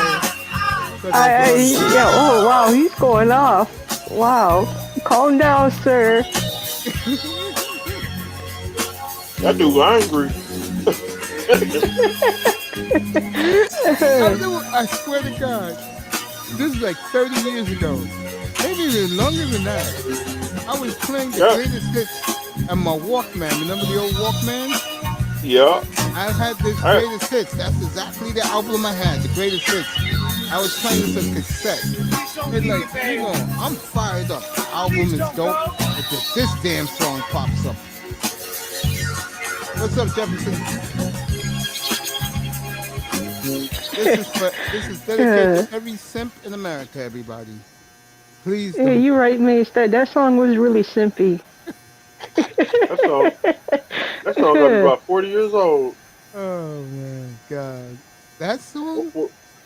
Yeah, it's about 45. No, man, yeah, 45. Yeah, maybe even 47. Because or 50. Yeah, because when they started in '75, I remember that. Because they was in the old Mike Douglas show. Remember that show?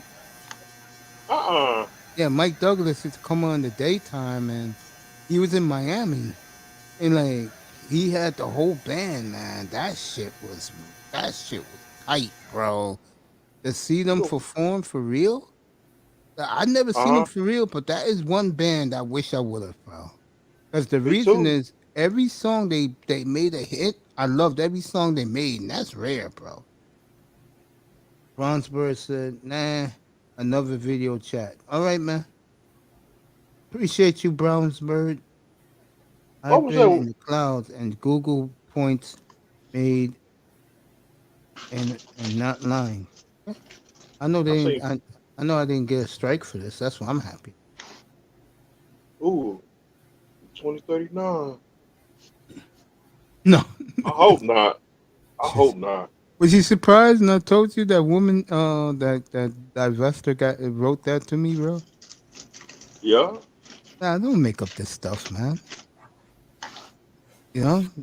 And then Nicer said, I keep bashing women all the time. I don't bash women though. You gotta stop bashing women. I hope you don't get no. If I hope you was a don't woman, get. if I was a basher of women, Nicer wouldn't be up here. Brownie Ellie wouldn't be up here, bro. Go, Kareem wouldn't be up here. go back to the side. Go back to the sideline. Sideline. I don't even want to be up here. I go back to the sideline. Oh man. Denver's rolling tonight. They're rolling the Clippers tonight in the first half. I know Sean must be happy. Hate one. Yeah, I saw some of that. Yeah, that's the beauty of having the NBA. Once my nephew said it'll take about a couple of months to build it, but he says I can get it done. Once I do that, I've never Miss Miami. What did I say? What did I tell you guys? Once the website comes, what happens, Mr. Miami? All your videos going to the website. That's right. I'll be doing the shows from there. I'll be on YouTube, but I'll hit you guys up with the link. It'll be similar to this. The only difference is I could play any music I want. I could really do something nice to put Nicer's beats on, so that'll be my intro every night. There you go. I like I real talk. I like Nicer's beats a lot, and I'm glad that I made a deal with her first before anybody else starts jumping on the bandwagon. Yep. Because once Nicer gets some more word of mouth, she's gonna blow up, bro. Because she's gonna have dudes begging her to do a beat, begging. Like I said, Nicer, you tell them $250 a beat. Well, you know what? When it comes to selling beats, I'm dead set on working with other musicians only. And not Dusty. Cooler will give you the stamp of approval on that. Like he told you to do. Save some of the best stuff you like, pull it to the side, and sell that bad boy. Yep. Yeah, he did $250 tell me a pop. that. Shout out to Kuda. Kuda's a nice guy. I'm keeping it real. He's too good of a human being. Because what guy who go through the shit he goes through on these YouTube streets, getting dragged, getting dogged by his peers, aka enemy, and still wants to do beats and music like a mixtape, like Nicer said, for all these dumb niggas. That's crazy, bro. But yeah, he's good people, bro. Jefferson in the building. Yeah, he's good people. Yep. I agree. I agree wholeheartedly with that. I mean, I used to tell Marco Grande that. I said, yo, Marco, bro, dude, I got your back always, man. But you're going to find out what's going to happen, bro. And it happens to him, unfortunately. Because I know my own kind. That's how they are. Once they see someone who they don't like breaking through and coming up with shit, they go after them. That's what happened to Kuda.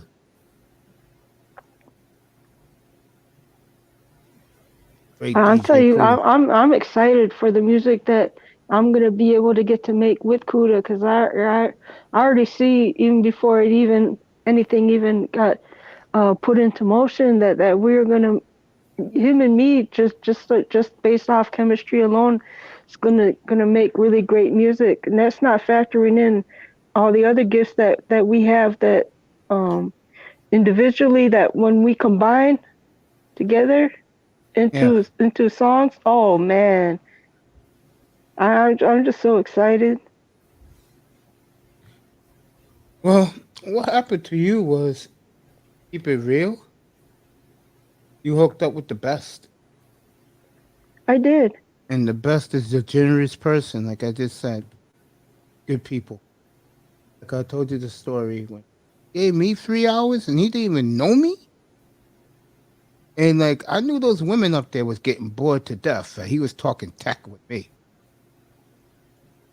know how many times I watched that video 2 years ago over and over again? What to buy, what to stay away from, Nicer?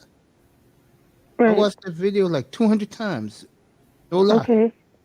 And you Just did listen it. That's for the most yourself. important part. You went, took his advice, and you did it. And you put your you put your channel together, and you're doing it right. Because you recognize the importance of sounding good to your audience, and giving your audience a great show. I appreciate that.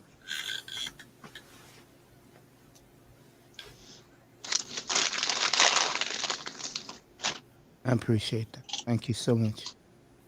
Oh, this is what I'm looking. Nice.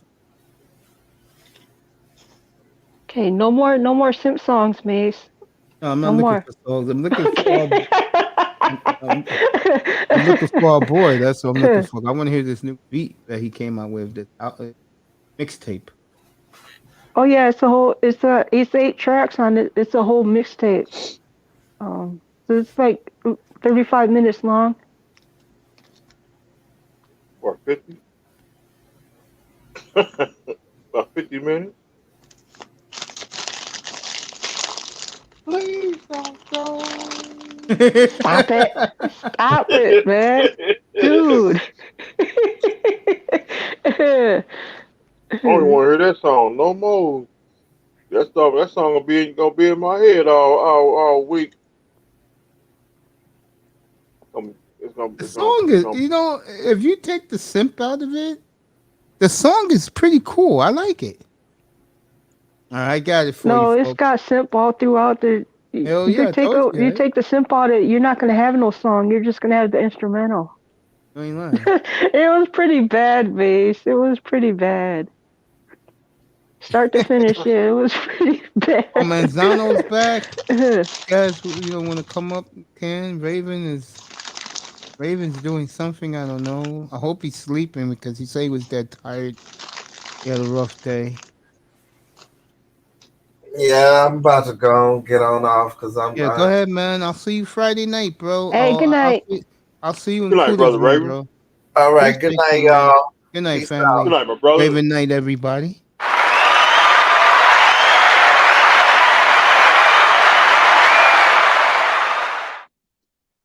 Here we go.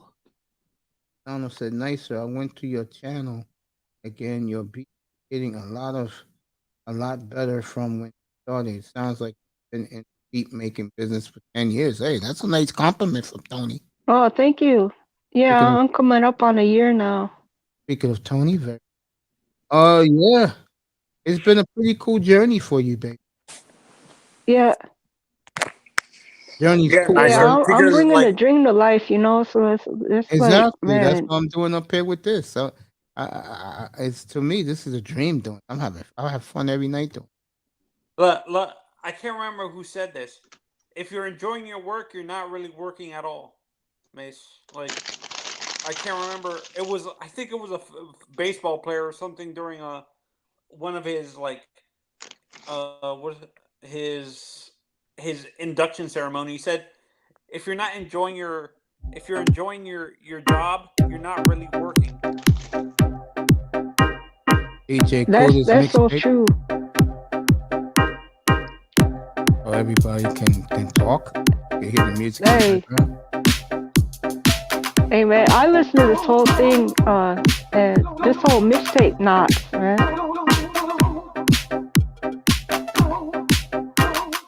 DJ's Cooter's mixtape. Is DJ Cooter does he work in the Tony, I'm gonna lower this so we can hear you. Go ahead, Tony. Is Cooter in the music business? Oh yeah, he's I checked out all his song calls. He's got songs back in 2015, 2016 that were bangers. No, the early days of Cooter back in 2020 used to be DJ jamming every night. And I think that's another reason why guys were jealous of him. I know what to do now. Well, I'll lower this thing. Whoa!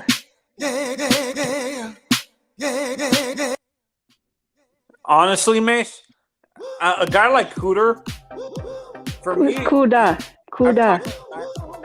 talked to Cooter. I think I was on the panel once and I was talking to Cooter. He's such a nice guy. I'm kind of surprised that people are attacking the guy. To be honest, like people are turning against Cooter and stuff like that. Well, it's like Mace said, a lot of it is jealousy based. Yes. But Mace, you see what Macy what you can hear what Kuda was doing with the samples here, how he's making them like echoey. Yeah. I gotta find out how he does that.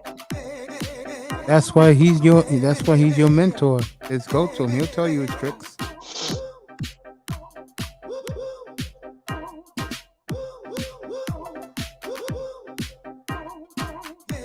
You're right about Jefferson. Jefferson's right on point with this.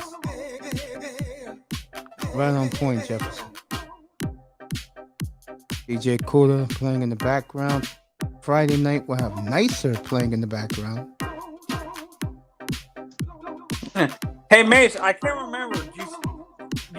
Your sports thing. Do you still have your beat, your Nicer beat when she did that one for when you first started doing your Dolphins panel? Do you still have? Yeah, that? I still got it. Yeah, I got all Nicer stuff. Yeah. Friday night we'll be hearing Nicer. Friday night, Saturday night, and Sunday morning. Hey, Nicer. The Shah said he can pop lock. Hey, Nicer. Yeah. When it comes to doing your beats and stuff, what genre have you noticed it's actually harder to do beats for? Like R&B or like hip hop and rap music and stuff like that. When you do your beats, which genre is hard for you to do a beat? That's a good question. Well, the easiest is the R&B because I like the mellow joints the best. But the the hip hop beats are fun to make because I try to make each beat sound different. And I want to go even further to say, well, the music that I create, I want it to be something you never heard before, but at the same time something very familiar, like you've heard many times, if that makes sense. Yeah, something new and something familiar at the same time. If I can figure out a way to pull that off, oh man, then I'll know I'm really good at making beats. Yeah, I have a friend who works in the music industry now. Nicer. He got his music engineering degree from the Cal Berkeley School and stuff like that, and he says, he was telling me that he was able, most the samples that he did in college got him a job at one of the big recording companies and stuff like that. Like, because the recording, I can't remember, RCA. He's working for RCA right now. Nicer. And he says if it wasn't for the samples he made in college, he wouldn't have gotten a job and stuff like that.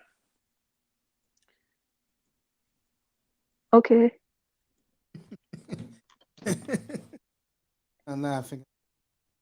Braves win tonight 3-0. That's 1-1. Denver is rolling the Clippers. Sean should be very, very happy. His Nuggets are looking. Is it already snowing in Minnesota where you guys are, Nicer? Is it what? Raining. Snowing. It was raining today. Yeah, we had a rainy day. Let's see. All right. The Padres got a 5-3 lead in the bottom of the 8th at Dodger Stadium. When Houston play tomorrow? Who? When Houston play again? Tomorrow? Tomorrow. That, to me, was as devastating of a loss I've ever seen for a team. What happened to the Mariners yesterday. And I was up here doing it. Kid was scared to pitch. Supposed to be their closer. He was scared to pitch. With some weakling. Edwin Rodriguez or whatever his name is. No, the other guy, the white guy. And he walked one of the weakest hitters in the lineup. And then the kid Diaz got the base hit up the middle. He struck out Altuve for 2 outs. He was 2 strikes. He was a strike away from winning game 1. And I told everybody, if Alvarez comes up, this game is over on 1 pitch. First pitch, he swung, foul. Next pitch, 483 feet. Game over. And Mace, honestly, as a baseball fan, this is why I kind of like the idea of a universal DH in baseball, because of the fact that you can have a deeper lineup instead of worrying about walking the pitcher and stuff like that. I'm going to tell you what Seattle lost that game. They had the bottom of the lineup, and they couldn't handle it. They blew it. They let the 9th hitter get on a walk. They struck out Altuve for 2 outs. Then that kid, shortstop, got a base hit on 2-strike count up the middle. And I said, Alvarez gonna hit this ball 500 feet close, 483, and he hit a moonshot. Alvarez is a good What's hitter. up, Lou? Unbelievable. What's up, brother Lou? What's up, Lou? Hey, well, Mace, thanks for having me up. It's always, Be looking cool for it kidding with you tomorrow, guys. okay? Say what? Be looking for that tomorrow. Okay, I will. All right. All right, baby. Good night, baby. I gotta. Good night, Yeah, Sister Nancy. it's been a long Love day. you. You guys have a good night. Love you You back. too, baby. Love you all. Thank you, baby. Yep. I'll see you. I'll see you guys around. Sleep well, baby. Lou in the All right. house. Yeah, you too. Good night, baby. The beautiful nights. Commandante Lou in the building. Good to see Lou. Did EM already come up? Did I miss? He didn't come up. He came up to tell us that he was coming. He never came back. Yeah, no, but Mace, back to what I was telling you. This is why I kind of like the idea of a universal DH, because now you can have a deeper a deeper lineup in both leagues, because worrying about the pitcher is probably the easiest spot in the lineup to strike Yeah, out. 7, 8, and 9. Yeah.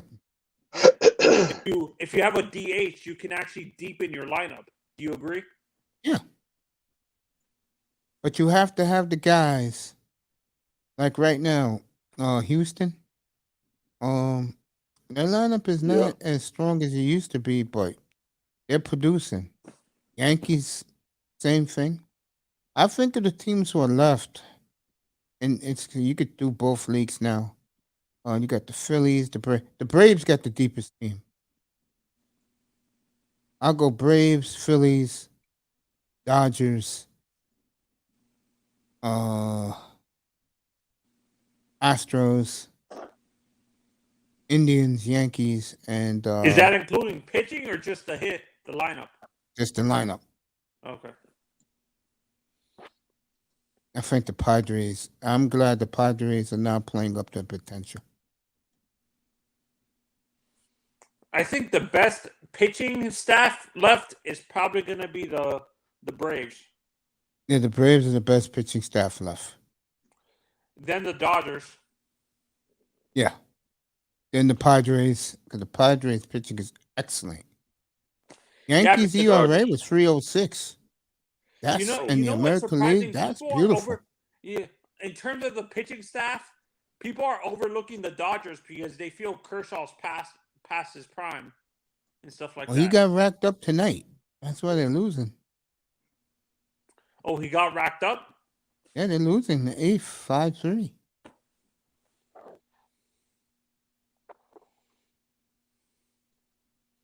Oh, the Dodgers get beat. A lot of people want an Astro-Dodger rematch. I want Yankees versus Dodgers. I want to I want the Astros and Dodgers rematch. Well, God willing, whatever you're gonna get, I get the chance to see it on like 5 years ago. I can't believe it's been 5 years where I had to miss that whole series.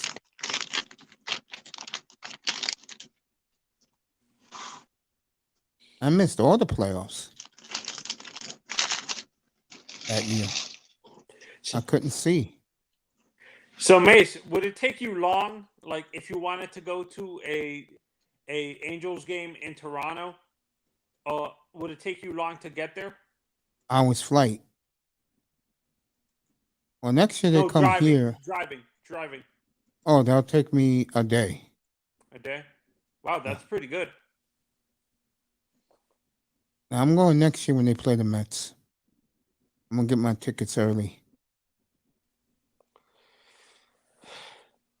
I'm gonna go when they play the Mets at Citi Field. So am I'll I? bring my GoPro for you guys. I hope I'm doing my math correct. Did interleague play start in 95, Mace? 97. 97? Okay. And back then it was division versus division. So it was the East versus the East, the West versus the West, and the Central versus the Central back then. In other words, the Midwest versus the Midwest. So was all the Midwest teams facing each other, all the Southern teams? Yeah, that was pretty cool.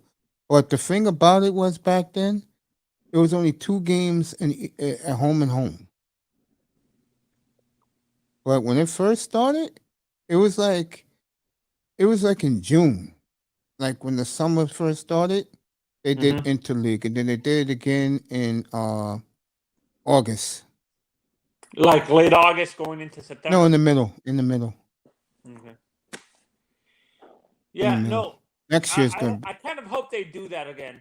In Manzano, they don't have to. Next year, everybody plays everybody. I think that's going to be awesome, bro. The Kansas City Royals? I do not want to hear these fans from other cities crying that they can't see the Yankees. Tough. Grow a pair. This shit should have happened years ago. I like that, bro. That you get to play everybody. Yeah, I can't remember the schedule for the Marlins, who they have for interleague this year. This year if it's ending, this year if it's ending, you played our division. You played the AL West this year. Because we played the Mets, we lost. We swept the Marlins in Anaheim, and I think they beat us in Miami. The Phillies interleague, yeah, we lost to Phillies, and we beat the Nationals. Did you beat the Braves? No. We beat the Dodgers one time. The Braves No, swept for us. next year. No, I'm talking about for they already Next year. You play everybody, so it's like you're playing everybody. So it depends on what team you want to see. Like me, I just want them to come to New York. Now that they're coming, I know they're going to Citi Field. They're not going to play at Yankee Stadium. Yankees play us in Anaheim, and we go to Citi Field. I'll pull it up for you. But yeah, it's the one I want to go to. Like if I have a chance to go, would be plenty of tickets available in that stadium, bro. Just pick a No, I'm game. talking about the Astros. I want to go to the Astros Marlins if we have the Astros this coming up here. Or Miami. If we go to Seattle, it would be kind of cool. They went to Seattle this year. I have a question. What is it like to experience a game at the Kingdome? Or I've never been to the Kingdome, but I've been to Safeco Field, and it's the best ballpark I've ever been to. That stadium still up? Safeco Field? Well, Kingdome. Nah, they've been blew that shit up. So but my memories of the Kingdome is basketball, not baseball. Oh man, I used to love when they played the first NBA Finals there, Washington and Seattle, 1978. It was so romantic. When they played at the Kingdom, everybody watched because it was a unique thing. You had 40,000 people at an NBA game. No, because I thought the Astros, the Mariners played at the Kingdom for a little bit. They did. Mm-hmm. Then they claim that Ken Griffey saved baseball in Seattle, Randy Johnson. So this is my question to them. All that Nintendo money, how come you couldn't keep those guys? I don't think Nintendo came in till later. No, Nintendo owned them back then. Why didn't they keep those players? But you paid Ichiro, right? You know what it Something is? I like think that. There you go, Mr. Miami. Something you know what like it is? that. I think because of the Asian community there, that's why. Oh, it's big. We call it Seattle, Little Tokyo. Yeah, A lot of Japanese up there. A lot. I'm kind of surprised Hideki never played in Seattle. Matsui? Yeah, Hideki. Him and Ichiro did not get along. What? Yeah, real talk. Yeah. They hated each other? Yeah, they did. Is it because because Hideki had to live under Ichiro's shadow, basically? I think Ichiro had to live under his shadow because he was playing in the biggest city in the world. And he won championships there. No, my mistake. No, I'm surprised Nomo didn't play in Seattle. I was surprised about too, but then again, he played in LA. Mm-hmm. Him and Piazza together. All right. In April, play the Twins at home. You open up with the Mets. 2 games with the Mets. Wow. Wow. You open up with the Mets, and you play the Twins.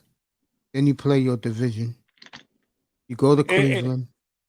By chance, is that Minnesota a 4-game series or a 3-game? 3 games, Monday, Tuesday, Wednesday. Okay. So you play Cleveland and Minnesota in April at home. Mm-hmm. You play a lot of National League games. We have more National League than American League? Yeah, you play a lot of division games. All right, the next team you play on the road, that's Interleague.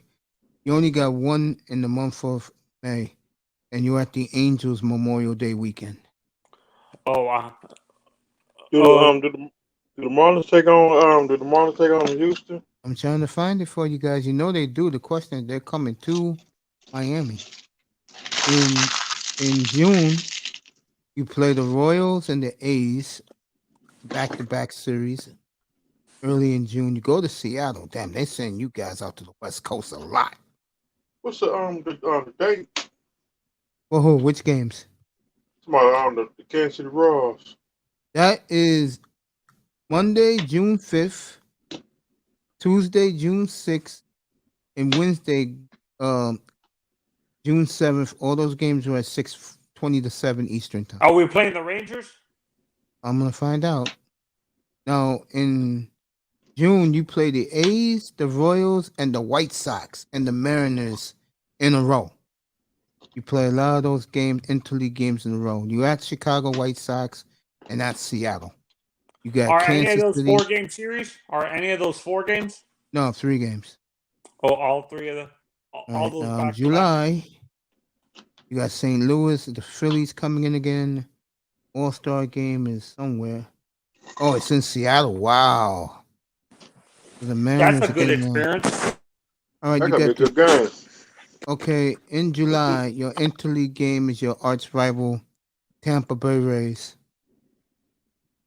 and the Detroit Tigers. Is that a 2-game or a 3-game series? 2 games. You play them Too bad 2 in Tampa and 2 in Miami. The first 2 are in Tampa. Too bad I'm gonna miss that game that day. All right, you got your wish, Mr. Miami. And Manzano, you got your wish too. You better get your tickets now. August 11th, 12th, and 13th, the Yankees come to town. And then right after that, this is for you, Mr. Miami. Right after that, August 14th, 15th, and 16th, the Astros come to town. How about the Rangers? Cool. So I don't. You go to Texas. Texas doesn't go to you. That's the first weekend in August. It seems like we have all the West Coast teams away. On the road, yeah. And you go to the Dodgers. You go to the Dodgers, and you go to right after you play the Astros. You go to LA for the weekend, 18th, 19th, and 20th of August, and then San Diego, 21st, 22nd, 23rd of August. So your August schedule, the second you play the Yankees, is murderous. I'm kind of surprised we don't have any 4-game series. It seems like we have a lot of 3 games. You got one back in April. I forgot who you play. You play a division. I think it's the Braves. You got a 4-game series. All right, the Dodgers come to you. That's pretty cool. So they make sure that you get a ticket. And damn, you don't play the Mets into fucking September. Do we have Boston? I think you play Boston. I think you play Boston early in the year, and I believe it's in Boston. Because Boston was in gray. You end the season in Pittsburgh, so. No, I kind of wish we ended the season in Toronto. That would be a cool series to end in Toronto. So you guys get your tickets, get your money ready. 11th, 12th, and 13th that weekend in August is the Yankees, and then right after that, the 14th, 15th, and 16th of August is the Astros. I can tell you right now, Mr. Miami, you can get great seats for the Astros, bro. You go early enough. Real talk, you go early enough, bro. Bring an autograph book or like buy a jersey, bro. Buy the orange jersey. Let them sign it. They'll do it. No, ball players are nicer than what you guys. For baseball players are, let's just say, the most conceited, like standoffish. Well, if you catch them like an hour and a half before the game, they're good, bro. Baseball players are real cool. No, it's weird. I think once, like, your generation of baseball players were more open to the fans than these baseball players, Mace. Generation Xers changed the whole thing.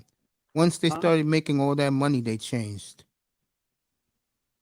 Yeah, because I was talking to a friend of mine's grandfather, and he said he would go maybe 30 minutes before the game started, and he was able to get signatures from both teams when he was younger. I know I was I used to go to my old sports bar, and I noticed that millennials was there, and they were Yankee fans, and I was telling them stories about going to Yankee Stadium when I was a kid, and always talking to the players. And I can tell you, the Yankees, even though I hated them, that group that won in the 70s, there were some great dudes, bro. Did you ever meet Thurman? He was an asshole, bro. Thurman was an a-hole? Yeah. He was so grumpy, bro. But you had to love him, bro. He, he was a tough dude. Great player, man. Did Yankees fans hate Reggie, Mace? Yes, a lot of them do. Yeah, a lot of them did. Racism. A lot of them did. They call those Yankees the ghetto Yankees. I can't remember who was on that team. I know Reggie was on that team. Oh, okay. I remember that team like the palm of my hand, bro. You had Chambliss, Willie Randolph, who I can't stand the way he treated me, bro. Bucky Dent.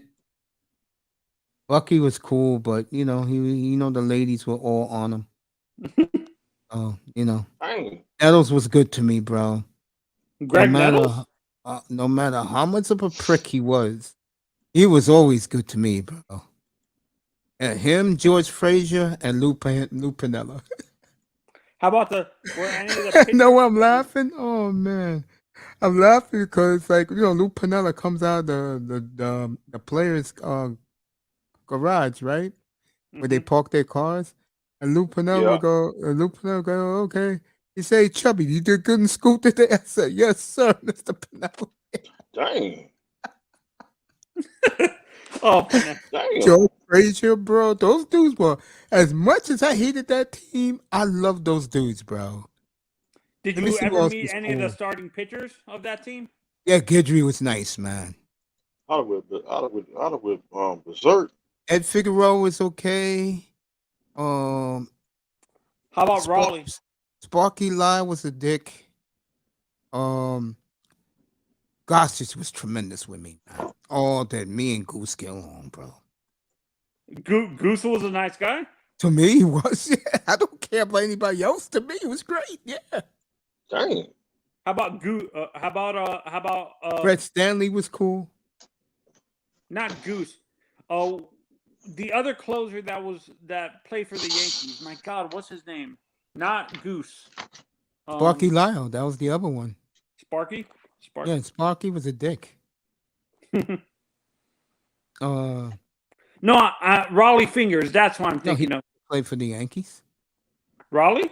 Yeah, he played for the A's and the Padres and the Brewers. Yeah. Mm-hmm. Yeah, I like Raleigh Fingers. Hell yeah, I met Raleigh when he was still with the A's. Who did you like better, Mace? Raleigh or Goose? As people or as a pitcher? As a pitcher. Oh, not even question Raleigh Fingers, bro. But as people, then as people. Goose, because I saw Goose every day. I used to go to like 50 Yankee games a year. I seen Goose every day. Yeah, no, and it's weird. People said back then those players were very conceited, like the Yankees. Well, you know who was Mr. Asshole. Come on. Besides Munson. Oh, Thurman Munson. You know damn well Reggie was an asshole. Hey, You gotta catch Reggie on a good. You know what Reggie was upset about? It would be real talk. Too many black kids will always want to see him, bro, and he didn't want them to see him. Dang. Was Reggie at the time? Was Reggie playing both? Was Reggie at the time playing both football and baseball at the same time? No, Reggie never did that. Reggie Jackson? You're thinking Bo Jackson. That was not Reggie Jackson. Bo Jackson and Deion Sanders. Yeah, that wasn't Reggie. Reggie was pure baseball, man. The last team Bo Jackson played with Chicago White Sox. Tell you, I love Reggie, bro. I loved him in California, and I loved him in Oakland. I loved him when he beat the Mets in '70. It's weird when I hear the Anaheim Angels. For me, they're going back to California, I think, if not next year, 2024. Yeah, no. For me, even I grew up with the Angels, the movie Angels in the Outfield. I call them the California Angels. I do too. Anaheim. Always the California Angels. All right, Freddie Freeman just missed a home run by an inch. So the Dodgers got the tying run coming up right now. Who the Marlins take on at the third week of June? I'm in June right now. They play the Red Sox in Boston the end of June. The third week in June, they're on the road. They play the White Sox, the Mariners, and the Washington Nationals. Do they play the Tigers or any of the? They do play the Tigers in April.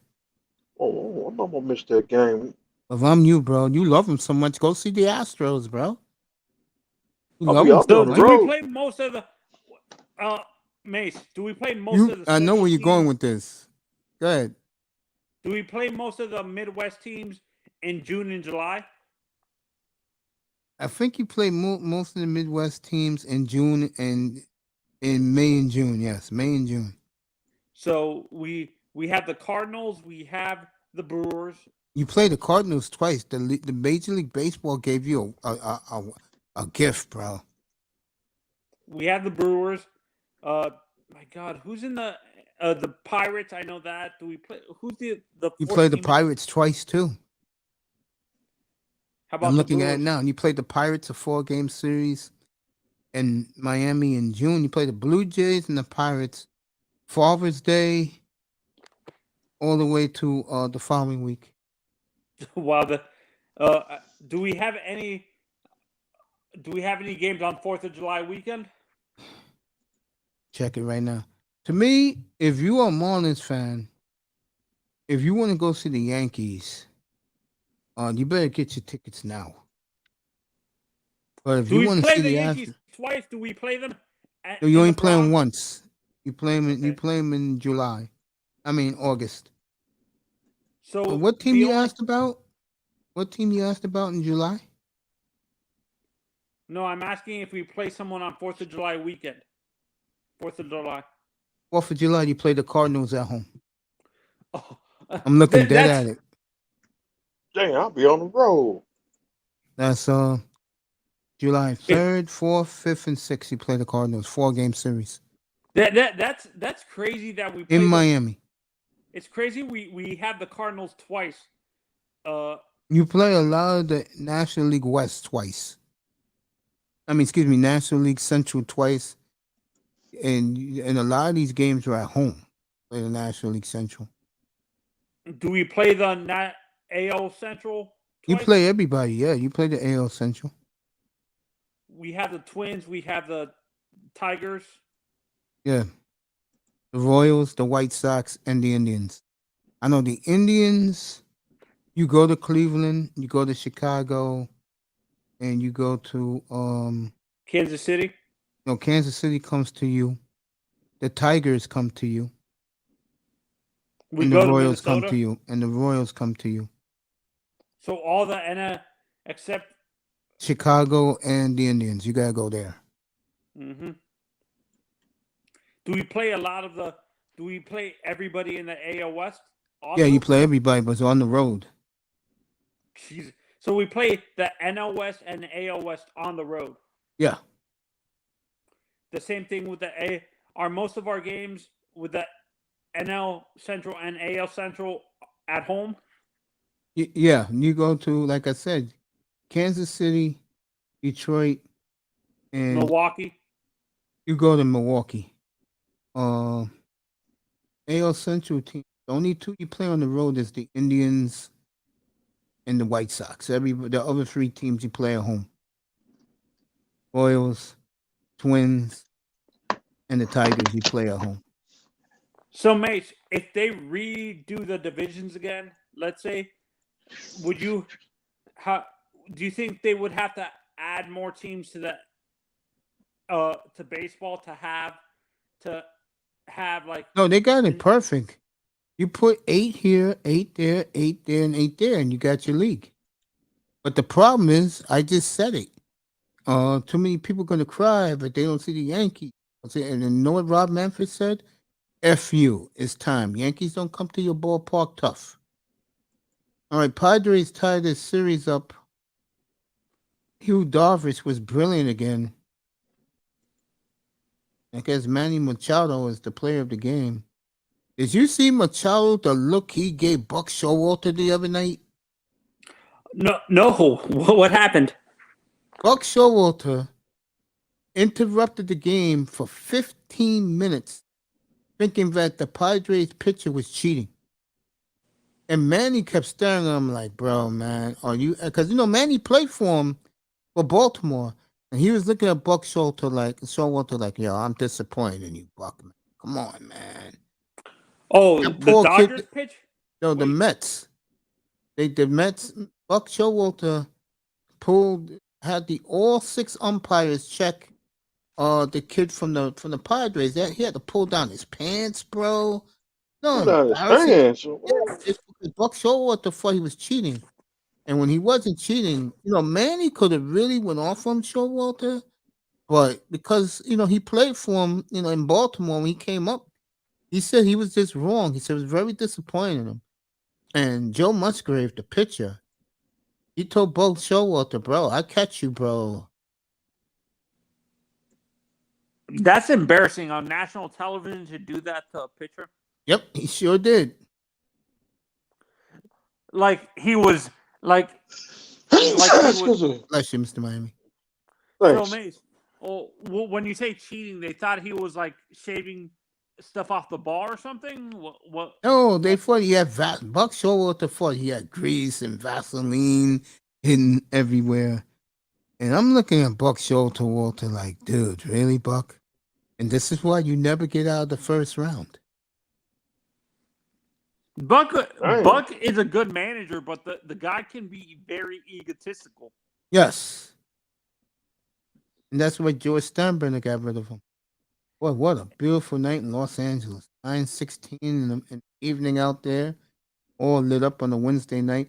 So the Padres tie up, the Braves tie up. The team I want to see tomorrow tie up is the Mariners. Do you think that was a the Yankees are going to sweep the Indians, Mace? No. No. Why?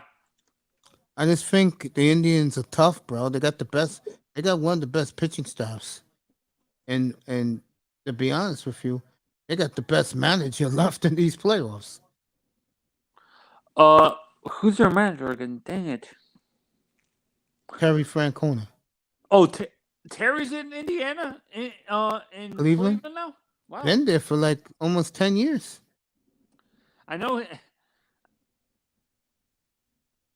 Who was the manager back in the 90s? My God. Mike Hargrove. He was a good manager too. He just couldn't go over the hump. Yeah, he just, he had it against the Marlins game 7, and you know what happened? Jose Mesa. That's right. Mr. Vizquel's going to kill you. I mean, damn, Omar, you put it in your damn book too. You want to kill him? Jesus. I like Omar, but that's a little bit too far. My nephew's heart was broken. He was 6 years old, and he went to bed, and he woke up the next morning, and he asked me, he had his little Indians cap on, asked me, did they win? I said, sorry. And cried in school. Oh, your nephew, the one that does all your things? Thumbnails, yeah, him. He liked the Indians. He liked the Bucks because of Ray Allen. Now he be rocking that Giannis jersey.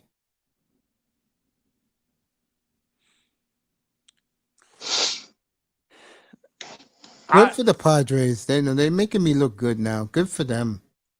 I mean, showing up in prime time. That team is loaded, bro. Imagine if they had Tatis Jr. Is he suspended for the whole season? 80 games. He'll be back the earliest he can come back is Mother's Day weekend. Oh, so he was suspended for the rest of this season and the playoffs and the beginning of next season. Yep, 80 games. Damn.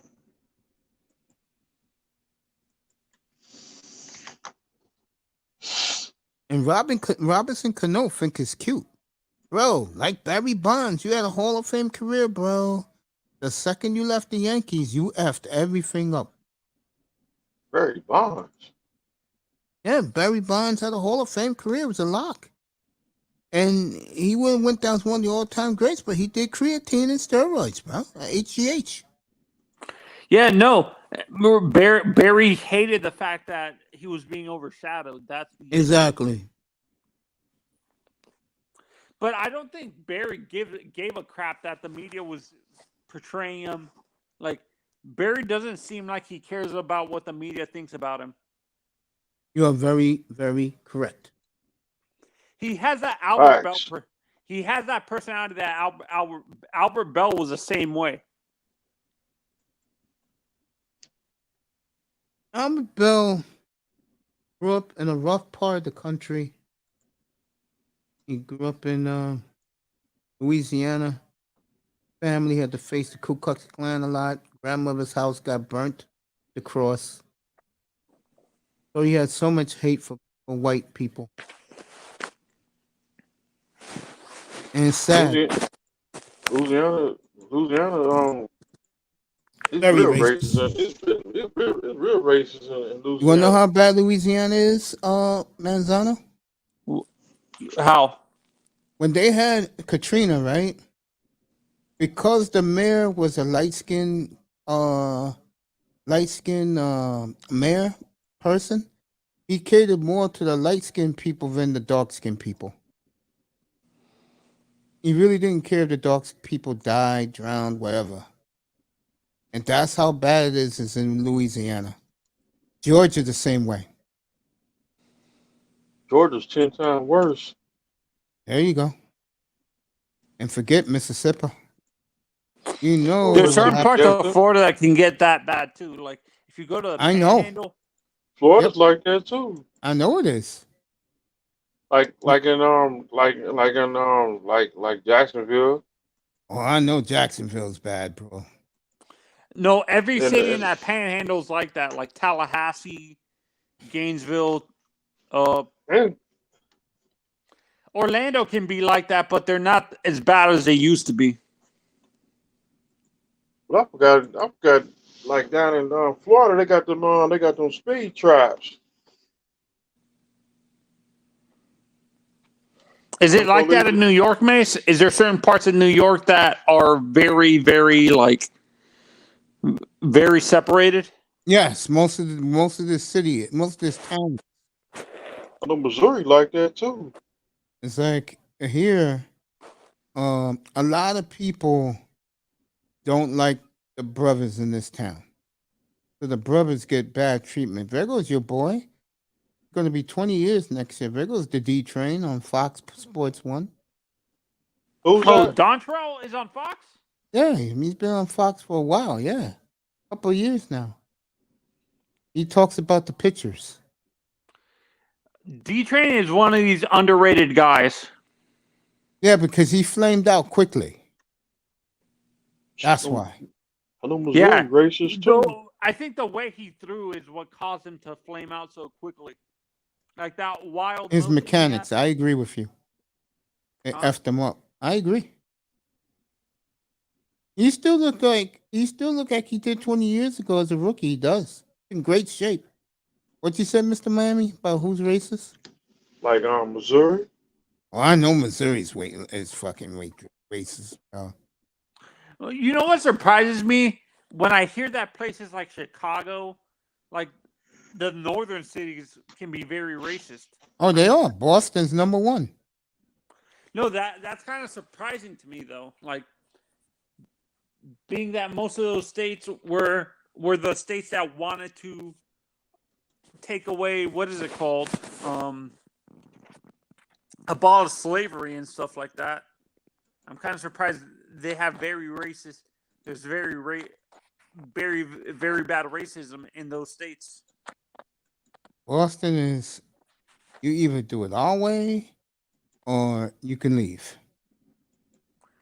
It seems like most of New England is like that too. It is. Once you get the Hartford, like I keep telling you guys, everything changes. And you could feel it. You could feel it when you walk around. Like in you know that docu, you know that on the 30 for 30 Miami Hurricanes. What Oh, yeah, The 30-30 document when they said at night Clark Gable was down in Miami. Clark Gable he was 10 was racist. Yeah, no. Michael Irvin said he couldn't he would get stopped by cops multiple times. Like he could pass a certain time. He said he wouldn't walk. He wouldn't walk around Coral Gables because he thought the cops were going to stop him. It's going to get worse. They will stop you in Clark Gables. It's something I told the brothers in the manosphere. They better start to watch out because that's the one thing this country's going to start doing is they're going to start trying to take out brothers. What they call it now, delete. They're going to try and delete us, bro. I mean, look what they did with the hip hop. That was, and his fat ass, Joey Cartagena, went along with that shit. Fat Joe. This is what happens with black men when you don't really care. You care about women too much, man. No one cares about women. I don't care about women. I care about achieving my goals on my purpose. You know what's crazy, actually, Mace? Yeah, go ahead. I can't. I watch boxing. There's two young boxers now that are half black and half like Hispanic. Yeah. It's weird. They don't even though they're dark skinned, they don't even acknowledge that they're black. They always say they're Hispanic. Yeah, of course. Which why do you think they're separating themselves from that? Well, let's see. First of all, if these guys are real good, you'd rather be with people who are going to support you, and Latinos will support them. You don't think even if he's successful, the black community wouldn't support him? Not really, no. They would be jealous, more jealous than supportive. No, they wouldn't care. Before the steroids, Mace, was the black community ever behind Barry Bonds? Not really. Was there a player in the late 90s, early 2000s that, like, a black player specifically, that the black community actually got behind? That's an easy answer, Ken Griffey Jr. That's not Ken Griffey. Was there another guy? Then Ken Griffey Jr.? Because I kept on hearing a lot of my black And Griffey friends. had a lot of Barry Bonds influence, and that's unfortunate. He'd been around Barry Bonds too much, and he changed. No, a lot of people said they got behind Kenny Lofton. Kenny? I don't think so, bro. I don't think so. A lot of brothers did not like the Indians. That reason was obvious. Jim Tomei? No. You had Manny Ramirez. You had Carlos Braga. You had Paul Sorrento. You getting the drift? Oh, Latinos. And the other team, the New York Yankees, started dominating. And who was the face of the team? Derek Jeter. Saw the documentary.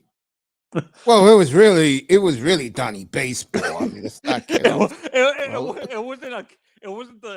That documentary was embarrassing. What was embarrassing? What about Donnie Baseball? That's what I'm saying. It was a documentary about Derek Jeter, but they were talking more about Donnie Baseball. What do you expect? All the women liked Donnie Baseball. No, that wasn't it. The reason why Yankee fan allowed them to make Don Manley the greatest Yankee ever is because he was there through the lean years. Do you understand what I mean? Let me put it to you in English. Yankee fans are spoiled and pampered. They wasn't used to losing, and then to stick it to them, Doc Gooden and Strawberry was winning 6 miles away in Flushing, Queens. Oh, yeah. Oh, okay. Oh, Jesus. Oh, they killed the Yankees fan base. They couldn't stand the game. They hate the Mets with a passion. Don't let them fool you, bro. I mean, Clemens and Piazza, that was classic. It's weird. It's odd. I've talked to a lot of Mets fans. It's weird. They don't hate the Yankees, but they hate the Red Sox a lot more. No, I think it's the other way around. It's like I always said, and I asked Red Sox fans too. They all say it. Yo, you give us the Mets a rematch, World Series, lock the steel cage, and let us go at it. And I'll tell you, that series in 2007, bro, when Big Papi hit that grand slam at Fenway and they swept the Mets, boy, they were fucking dancing in Boston. And in New York City, where you live, too. No, they hate the Red Sox here, bro. I thought most of those Dominicans are big fans of Manny and Big Papi. They are. That's what I'm saying. They were because of the fact it was. Yeah. I think I know where you're going with. Yeah, more Washington Heights was doing that merengue stuff for Manny and Big Papi. Oh, jeez. Orlando. I forgot my man's name. He used to play for El the Duque. he used to play for the Expos. He was the shortstop for the Red Sox. Orlando Cabrera. Yeah, I think that was his name. Yeah. One thing about Boston, they love their sports heroes up there. It's like Wally Joyner for you guys, Mace. Yep. Jim Edmonds. Fans are still pissed they traded, in their opinion, the best center fielder who ever walked the earth. Do you actually think there's a better center fielder than Jim, Mace? That I've ever seen? Mm-hmm. You could say Griffey. No, I thought there was a center fielder, good center fielder when you were younger, like in the 70s, a great center fielder back then. God. Yankees had Mickey Rivers. Well, if you Al like Kaline. Al Kaline. No, he was Al Kaline was the left fielder. Wait, was Kiner Rob Kiner first baseman? I've always assumed he was an outfielder. Wow. No.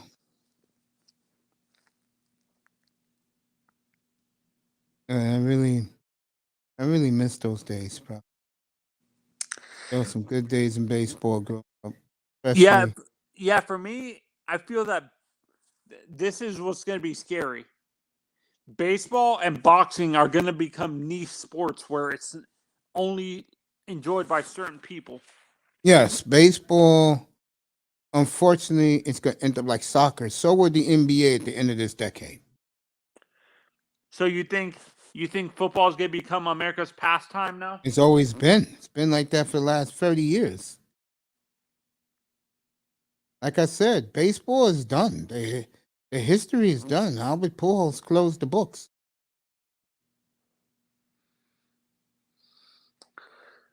How long do you think does how many wins does Clayton need to hit 300 wins, Mace? He ain't gonna get it. You don't think so? Nah. Sabathia is going to the Hall of Fame. Cause he got 3,000 strikeouts. And he won with the Yankees, their last championship team. Sabathia is gonna make the Hall of Fame. So you don't think Clayton makes the Hall of Fame? No, he's gonna make it. Yeah, he's making it. Well, I think the problem with Clayton Kershaw, he broke down too early in his career. He's a broken down pitcher now. Do you even with the World Series, do you think Dontrell makes the Hall of Fame, Ace? No. Or do you think his career ended too soon? Yes. Jason Verlander's gonna make it. I mean, Justin Verlander's gonna make it. How about Josh Beckett? No. It's the first time I heard Josh Beckett name in so long. Because remember, he won 2 World Series.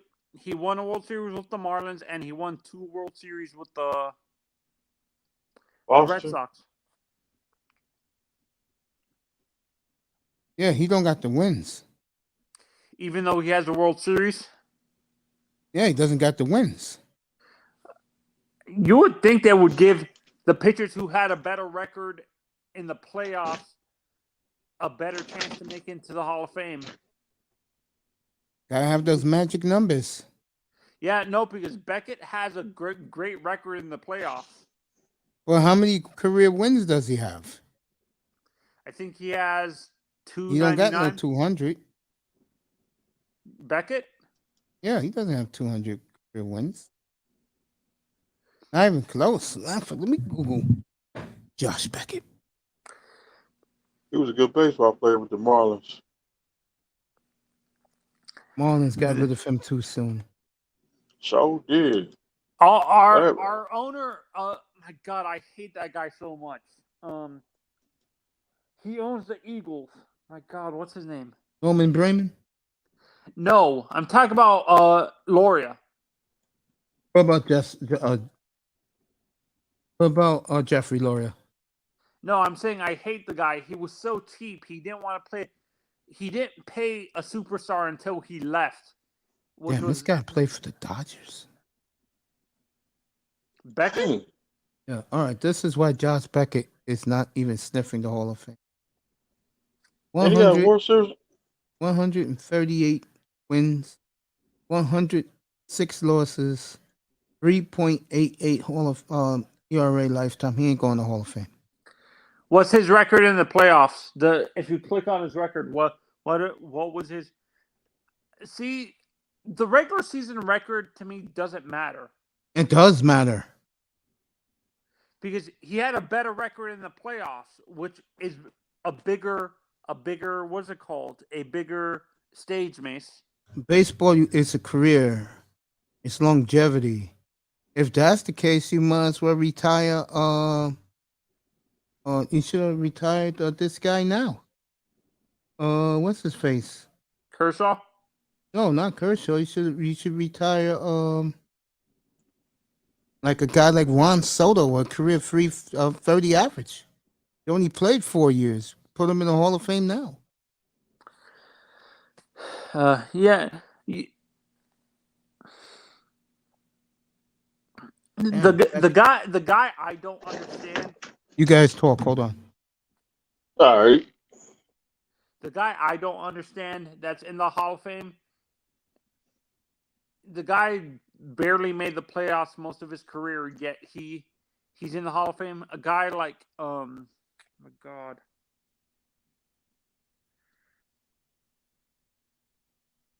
Mike Mussina. Mike Mussina.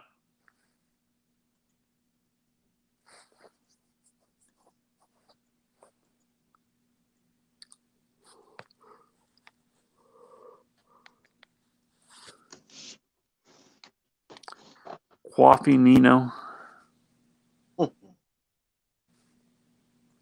Yo, Coffee, what up? What's up, brother Coffee? Who's here? Coffee's here. Oh, what's up, Coffee? How you doing, family? Go Braves. There you go. What's up, family? Good to see you, bro. Mace, what I was saying is the one guy I do not really understand. I understand his wins qualified him for the Hall of Fame, but the guy wasn't really a big playoff performer.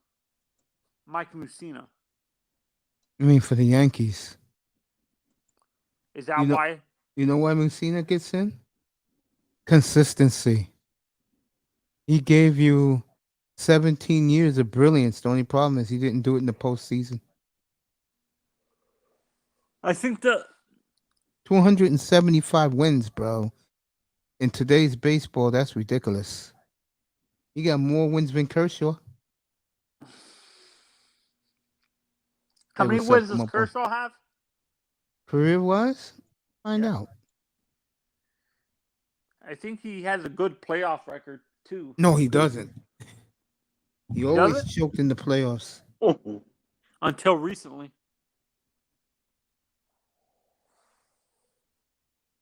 Here we go.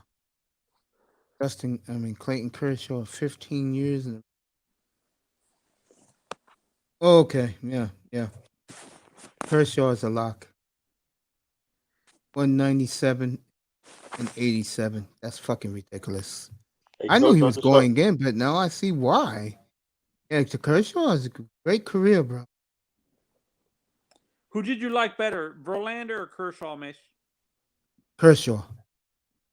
You're not a big Verlander fan? I like Verlander too. I like Justin Verlander. Hey, Cook, I just saw some. I just saw some on. For you, Coffee. Google.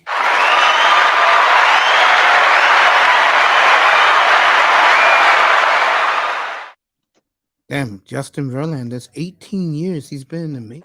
Damn, where did the time go? Yeah, I'm no, not- I'm- he became professional. He turned pro. I think he was 18 when he threw his first game. He'll be 40 years old in February. What? Wait, Dang. Justin Verlander, 244 wins, 133 losses, ERA of 3.24. What helps him is he's thrown 4 no-hitters. And he how many threw, complete games does he have? they don't tell you that. They don't tell you that. Does He's he a have lock any- for the Hall of Fame, though. Does he have any perfect? Does it say perfect game? He Because pitched I a think he has perfect two. game. I Huh? remember that. He pitched a perfect. I think he pitched 2 perfect games. Yeah, he pitched one with Houston, I think, and one with Detroit. No, both with Detroit. He pitched 1 no-hitter with Houston. Who has the record for the most perfect games? I don't know, but I tell you a guy who threw a couple of them. Mark Burley. The greatest for me, the greatest. All right, this is Verlander in his career in the playoffs. Okay.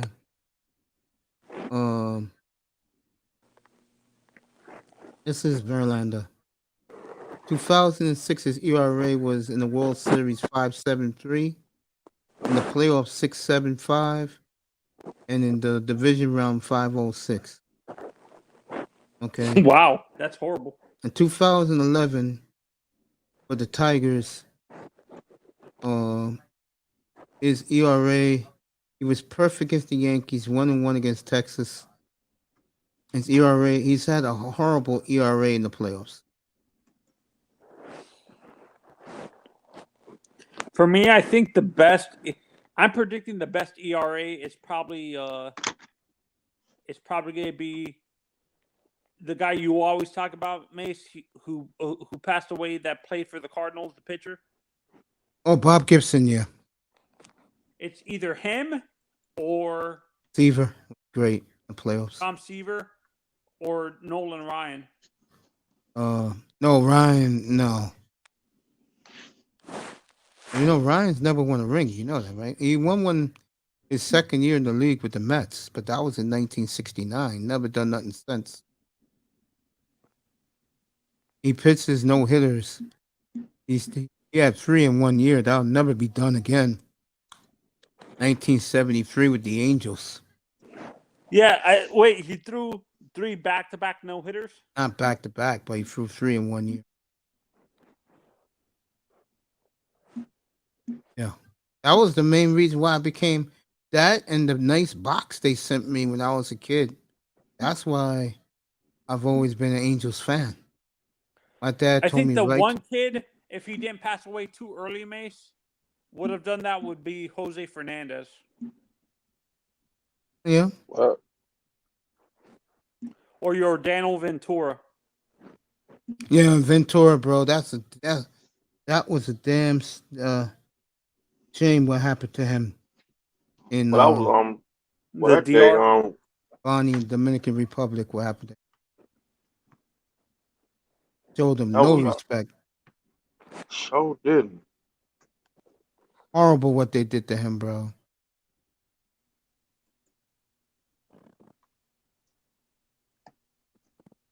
Oh, yeah, Mace. Mr. Miami did you see that Angel Lansbury died? Yeah. I never watched Murder, She Wrote. I grew up with her. I know her because of the animated. I grew up watching all the old Disney movies and stuff like that, and she was the voice of the teapot from Beauty and the Beast from when I was little. What was Jose's name again? Jose Fernandez. Fernandez. Mm-hmm. You know Fernandez. they don't got him in the baseball thing. Wow. What do you But mean, I like love- the baseball reference? Yeah, they don't have him. I got it right here. Wow, they're deleting him because of the drug accusations and stuff like that. Yeah, he's been deleted. I put Jose Fernandez. They bring up another Jose Fernandez. That was all on the news that day. Of course, the Yankee fans that's thought they were going to get him. Yankee fans thought they was going to get him. And we saw him because we saw him play that Saturday. For me, He when I died look as- at Jose, he reminded me a lot of Pedro Mace. Did you see a lot of Pedro in him? Yes. He Yeah, died the took him away. same day. That's some But fucking shit. it's weird. A No, lot he- of people, No. see, a lot of Dodgers fans actually said he was like Fernando Valenzuela. It's more like Pedro Martinez. No, he played that night. He died the next day. Okay, I got Jose Fernandez. I got it. It's hard finding this jersey song everywhere. You can get that shit made up at the baseball, what you call it, bro.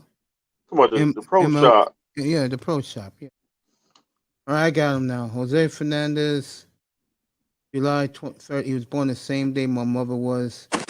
Santa Clara, Cuba. Died September 25th, 2016, at the age of 24 in Miami Beach, Florida. He was cremated by his family.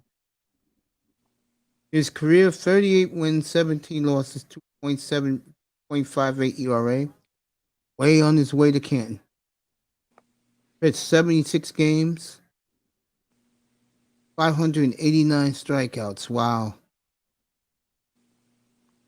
Yeah, because I think he had, like, early on in his career, like when he first came in the league, he was throwing multiple games of like 14, 15, like 10 plus strikeouts every game. Crazy. Cause we was about to go in the playoffs. We was in the playoffs that year. No, he wasn't. First time Come he on, made the playoffs. The first time he made the playoffs again was 2020. Come on, 2016. Look at this. This is his rookie year in the major leagues. Okay. This is Jose Fernandez. 12-6 for 2.19 ERA. 100 and what's the strikeouts at? This is when you know you're fucking dominant. 58 walks, 187 strikeouts. Wow. And I think he had a very like high K percentage too. I think it was like 95% or something like that. Yeah, and listen to this. The last year he pitched on Earth, and the season wasn't over yet when that boat unfortunately capsized. Okay. He was having a rough year for him.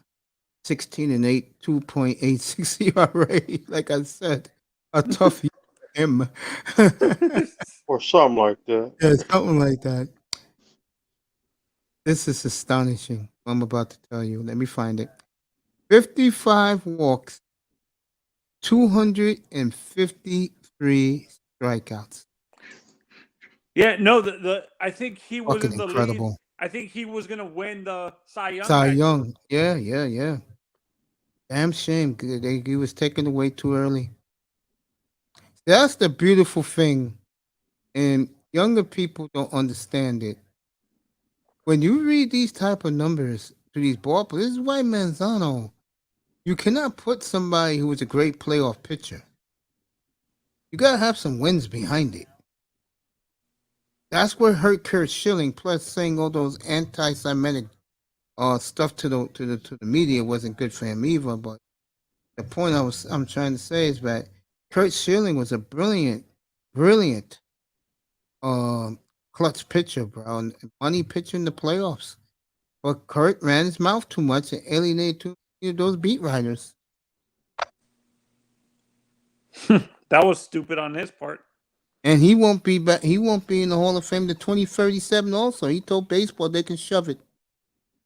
Damn. Until the Veterans Committee can vote him in. Yeah, 2037. Mm-hmm.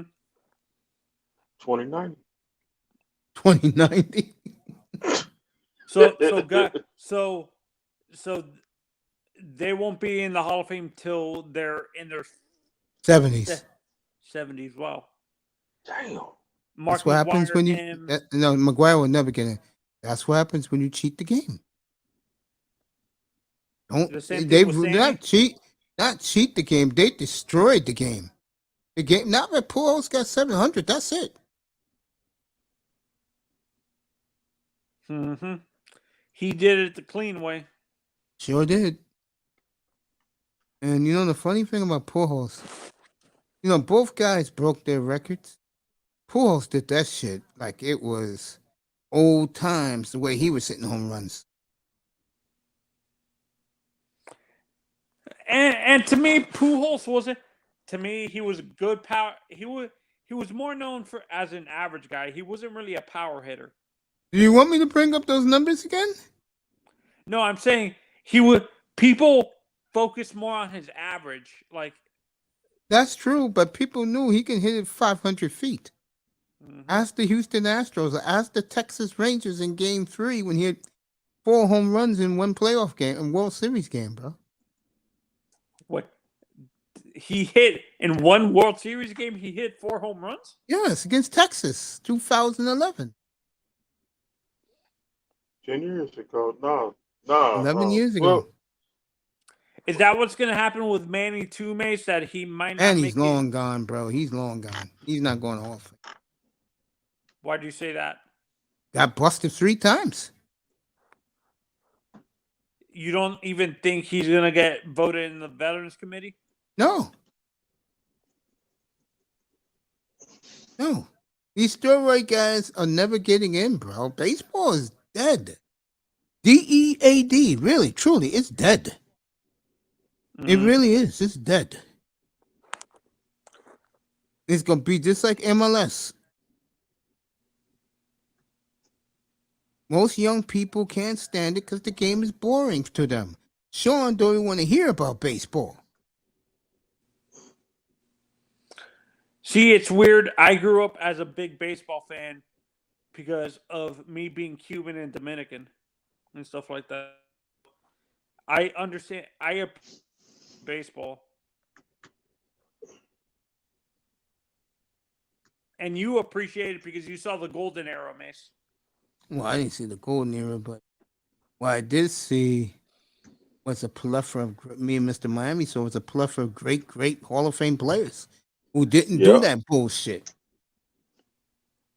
When did Hank hit his last home run? 1975. dang. I think I was 5 years old. Back And that in was 75. was that the home run that broke Babe Ruth's record? No, that was in 1974. He tied it opening day in Cincinnati on the first pitch. Mason picked me up and say look at Hank Aaron. Yeah, I was glad I just picked you up from preschool. Got you a couple of candy bars to stay quiet.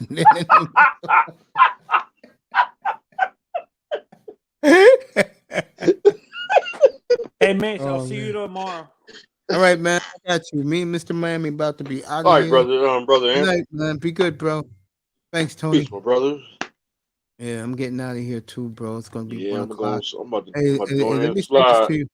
Let me say this before you go. I appreciate you, man.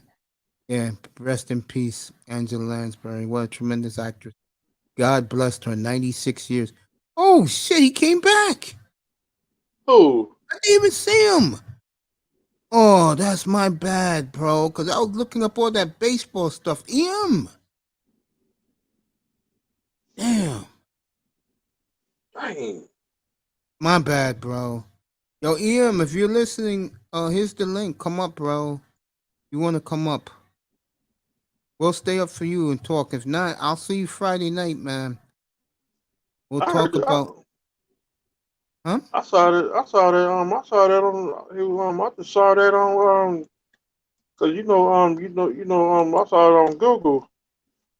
Which one? Some other lady from Murder, She Wrote?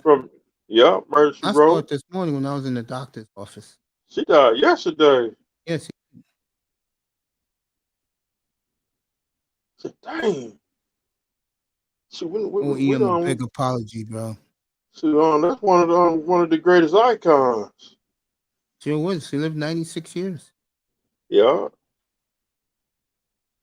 She was one of the greatest icons of all times.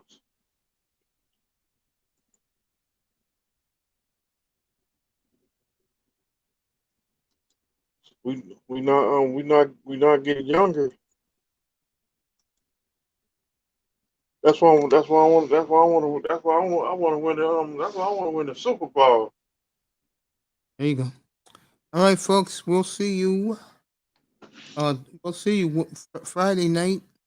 I'll be on a little later Friday night, 7:15 Eastern time. And the story, gonna see the thumbnail up tomorrow night for Friday night show. The arrival of one Skylar Thompson. And you noticed something about that yesterday in Miami? Today in Miami? What's that? Dolphins mentioned that shit quickly. You know what that means, right? That means, like I've been telling you guys, the coach drafted him. They like him. They saw what they saw in the preseason. Common sense would tell you that if he was doing that with guys who are now working for FedEx and UPS, what do you think he's going to do with all that arsenal he has in front? See, that's how I judge quarterbacks. If you could connect with great players around you, you're good. If you can't do it, you don't belong in the NFL. What you're going to see Sunday, and the Dolphins are keeping it quiet, they're gonna unleash Skylar Thompson on Sunday. They're gonna see Justin Jefferson on the other side, and they're gonna go, you know what? He's over there, right? We got two of our own. But Mike McDaniel's time. Mike McDaniel was pissed at them this week, according to Chris Perkins, that he let the team have it. That tells me that if I'm Tua Tagovailoa, who was throwing lightly today, but they say he's nowhere near playing, if I'm Tua Tagovailoa, I'm watching this game front row seat, bro. Because these may be your last days. Same for Teddy Bridgewater. They got Stinnett back.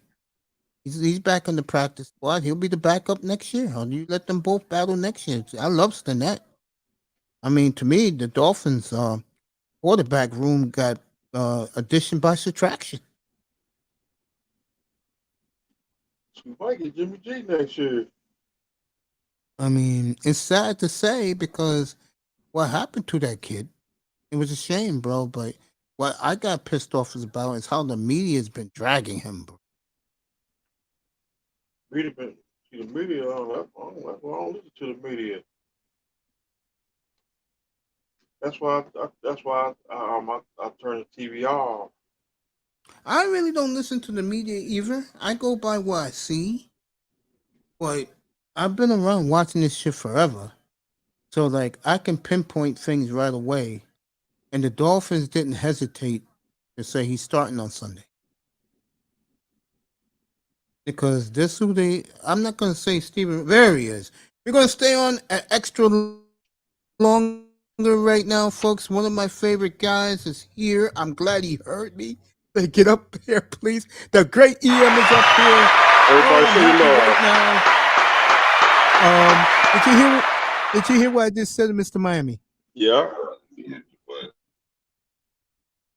Oh, he's fixing his mic. Oh man, it's good to have EM up here. I heard you, Coach. Yeah, he's fixing his mic. No, I wasn't talking. I was talking to EM. Yeah. I think this is critical game. Mace, what's good, bro? How you doing, family? It's What's good, up, brother? Man, Yeah. bro. Hey, Mr. Miami, salute to you, homie. Hey, I came up early. I was I was sitting backstage for like, bro, 15 minutes. I did not know. My apology, because you know what I was doing for Manzano and this mega star up here. They wanted to know when the Marlins were playing certain teams, and I was looking at the schedule. My apologies, because like unlike the guys you roll with me, I gotta give these people stats and updates and what's going on. I'm like a news reporter in here. I hear you. That's what's up. If you're in the chat room, I act like I'm ignoring you guys. I'm not, because one thing I do, I talk to my chat room all the time.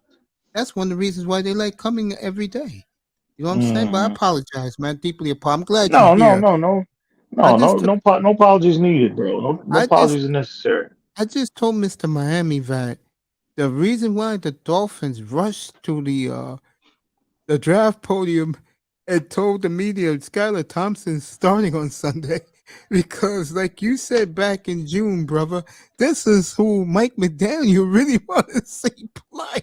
Yeah. Hey, man. That too. Hey, man. I think, but I think Mike McDaniel has a very favorable opinion of Skylar Thompson. And again, coaches, I know I'm not going to say that a lot of people feel like he's all in on Tua, and Tua is the apple of his eye.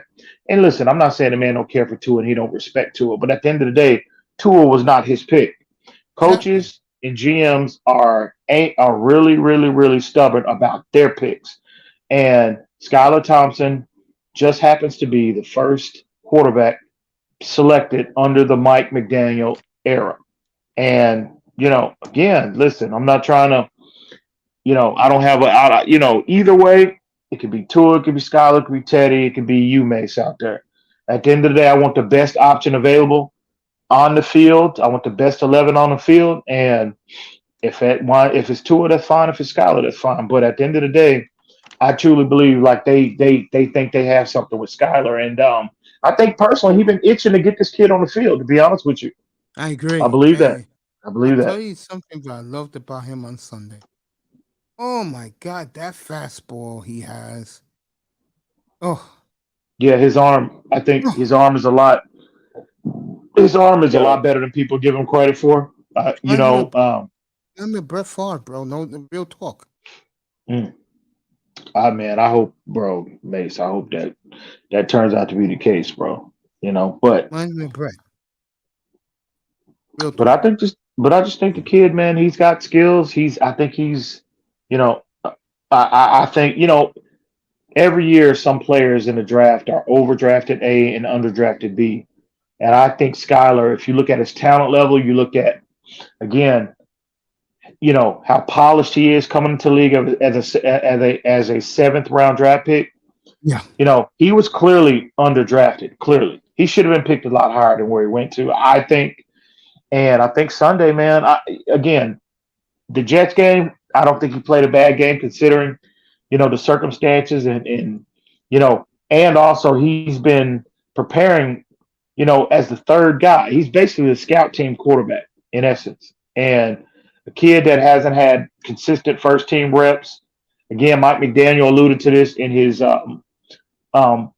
news conference the other day, I think on Monday, and he said it's his fault that he did not have this kid ready. So you heard him mention this today. If I couldn't get him ready, if the kid didn't have any reps with the first team and thrown into a situation where he was not expected to start on the road in a hostile environment, if that's the worst you're going to get, he said, well, we're in a good place then. We're in a good place. And another thing he said today was put a Kool-Aid smile on my face, real talk. He said the kid knows the entire play. He says it's not a problem. That is a tremendous, credit to Skylar, and that's a tremendous compliment from the coaching staff to say that. And I heard I saw where Josina Anderson, the ESPN reporter, she tweeted that out. It's just that she was told that they have a great appreciation of Sky. I think the quote was a great appreciation of his knowledge of the playbook. And again, playbook. He knows the playbook. That's unheard of from a rookie, no matter what round you're selected in. So, and I think the reason is he knows coach likes him, and that the players gonna have to get used to him You because you know what, like Mace? yeah, go ahead. I think the correct term is respect him. He knows the player. He knows the coach respects him. It's a difference between Exactly. liking Good way and of putting it. respect him. Yes, I think yes, it's a respect level there. yes. I agree. Yeah, yeah. And I saw this in Facts. exhibition. Me and Mr. Miami was up there the night they obliterated the Eagles, and all this Right. kid does is throws touchdowns, goes to the bench, puts his baseball cap on, and is watching on the Microsoft or whatever they call that thing, The watching where tablet. he made the tablet, look and see where he made mistakes and where he could do better. This kid never gets flustered, and I'm sorry for the for Tornon's leave because to me it's over for him. I'm gonna tell you You why think it's over. so? You think Yeah, so? and I'm gonna tell you why. Has nothing to do with his ability. What you found out about him, he's too small, and more importantly, he's now proven that if you hit him in the right spot, he's gonna have problems. His whole career, look at it. The hip in Alabama, he had a knee problem in Alabama, and now the concussion problems. And Mm. like I said about him, and I always said it. I never went back from it. I say he is a tremendous game manager because he does what you want him to do. He's accurate, pinpoint, can throw the ball, let's say a good 20, 25 yards on point. This kid who we're going to see Sunday can throw the ball. If the guys are used to him, Waddle and Tyreek will get their wish. They're going to go deep on Sunday a number of times. Hey, he was trying to go deep on Sunday. He was trying to go. The Jets just took that away from him. If you Yeah, go look at Yeah. if you look at I the saw it. film, You're right. Yeah, I they saw it. played 80% all too high. And they what they did was and again it was a lot how they played Tua last year. They played a lot of too high, sat on everything, took away the deep threat, and sat on everything underneath. And that's how they played Skyler. Very similar to what they did Tua last year. And we all know Tua had two of his worst games of the season last year against that very same Jets team. So, but again, Skyler, if you look at the play designs on film, they were dialing up a lot of plays you know to go deep, to push the ball down the field. They were clearly, there was a conscious effort to do that. But again, you can only do. I mean, if the defense takes it away, they take that away from you. So, but Skyler's issue, I think Sunday was, I think he was trying to be too Tyreek Hill dependent. I think, again, and it's just normal rookie stuff. I think his nerves was everywhere. He wasn't calm. I didn't see at any point during the game there was any. I didn't see him comfortable for any, for any stretches of the game. He just seemed either too rushed or too slow in terms of his reads. And again, that's normal rookie stuff. But again, with that being said, I don't credit him with that interception. Obviously, the pressure came. And again, Mace, the offensive line performance Sunday was the worst we've ever seen. Well, the last 3 years. Even as bad as the O line was last year, they did not play as bad as that O line played on Sunday. That kid got hit 16 times. 16 times, Mace. Yeah. And again, I don't credit him with that interception. His hand got hit, which changed the trajectory of the football. Sauce Gardner made a play on it. Kudos, credit to him. But the fumble, that was all on Skyler. If you want to critique him for that, yeah, that was all on him. He was holding on the ball too long. But he was trying to waiting and trying to let those routes, down the field Open up. develop. Yeah. But he's got to be more disciplined. You got to take what the defense gives him. You know what I mean? If the third level is not available, you need to quickly transition to 2 and 1. And I mean, 3 levels of the field. Obviously, the third level of the field is the deep levels. The second level, level 2 is the intermediate level, and the first level obviously is the short level of the field. So if he does that Sunday, if he's more consistent in his progression, Skyler should be fine. Skyler got enough talent. I truly believe he's got enough talent to be a quality NFL starter in this league. and we'll see. It's got to translate to the field, but ability is not an issue with this kid. It's not. It's just he needs reps. You know, and that's pretty much whether you pick number one overall or you pick or if you picked in the seventh round. That's not a Skylar Thompson issue. That's a rookie, player, rookie quarterback transition to the NFL issue. They just need repetition. They need time. So we'll see what he looks like on Sunday with a week of preparation, and hopefully he can get more accustomed to playing with the ones and get a better feel on the receivers that he'll be playing with on Sunday with a complete week of preparation. So hopefully that translates to more consistency from him, and hopefully it ultimately translates to a win on Sunday. Yeah, I mean, and like I said, and I don't mean to be funny. It's like God saying, Dolphins, look, I'm tired of your goddamn buffoonery. You went undefeated for a reason. They're bringing back the team, this great team I put on earth next weekend. Here's your damn quarterback. Play him. We got and next week we got to look at the old man from the Poltergeist. He's talking about Ross is coming back next week, unfortunately. Oh, that's right. He is, huh? I'm very pissed. You know me, I can't take him. I mean, damn. I can't take him neither. I mean, cost us a potential hell of a draft because he had to act stupid. And again, and I blasted Dolphin fans for this. They don't make their management accountable for anything. And I'm the type of person, I hold all my squads accountable. Mm-hmm. I don't make excuses for them. I mean, I got a Portland team, but if you've seen them the last couple of days, bro, they look like the worst team in basketball, man. They've been losing by 35 every night. Damn, really? Really? Yeah, bro. So, like, the media out there delusional, saying that they can be a 5th, 6-3. I called that dude out, and he hasn't hit me back yet, but I've been calling him out on his platforms. It's like I said, I don't sugarcoat things. Speaking of which, you go into these rooms. How the tune-ons doing these days?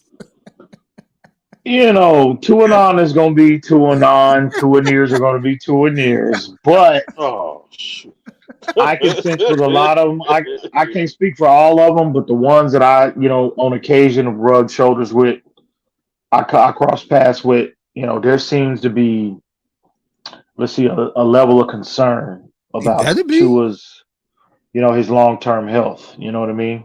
It better be. So, hey. So, but tune-ears are gonna be tune-ears, man. She already know that. No matter got what. It, family. So, thanks, Tack. Yeah. I think they're fools. Yes, Mr. Miami. You must well come on, join Miami. The Heat. Come on, join us. No, there'll be no heat for me. Anyway, getting back to it. Seriously, real talk, bro. Tune on to get they should have their bags packing now because I think this kid's gonna come through for us, bro. I do. I think we have to take a step back. I mean, I still feel. I wonder how you feel about this, Ian.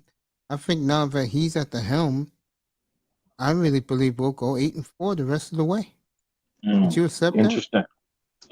Oh, absolutely. Defense has got to play better. Mm-hmm. And I'm hearing, quietly with Tua, this might be there's a quiet concern throughout the front office with Tua, again, his long-term health. And me personally, I think, and it's legitimate. The concern is legitimate.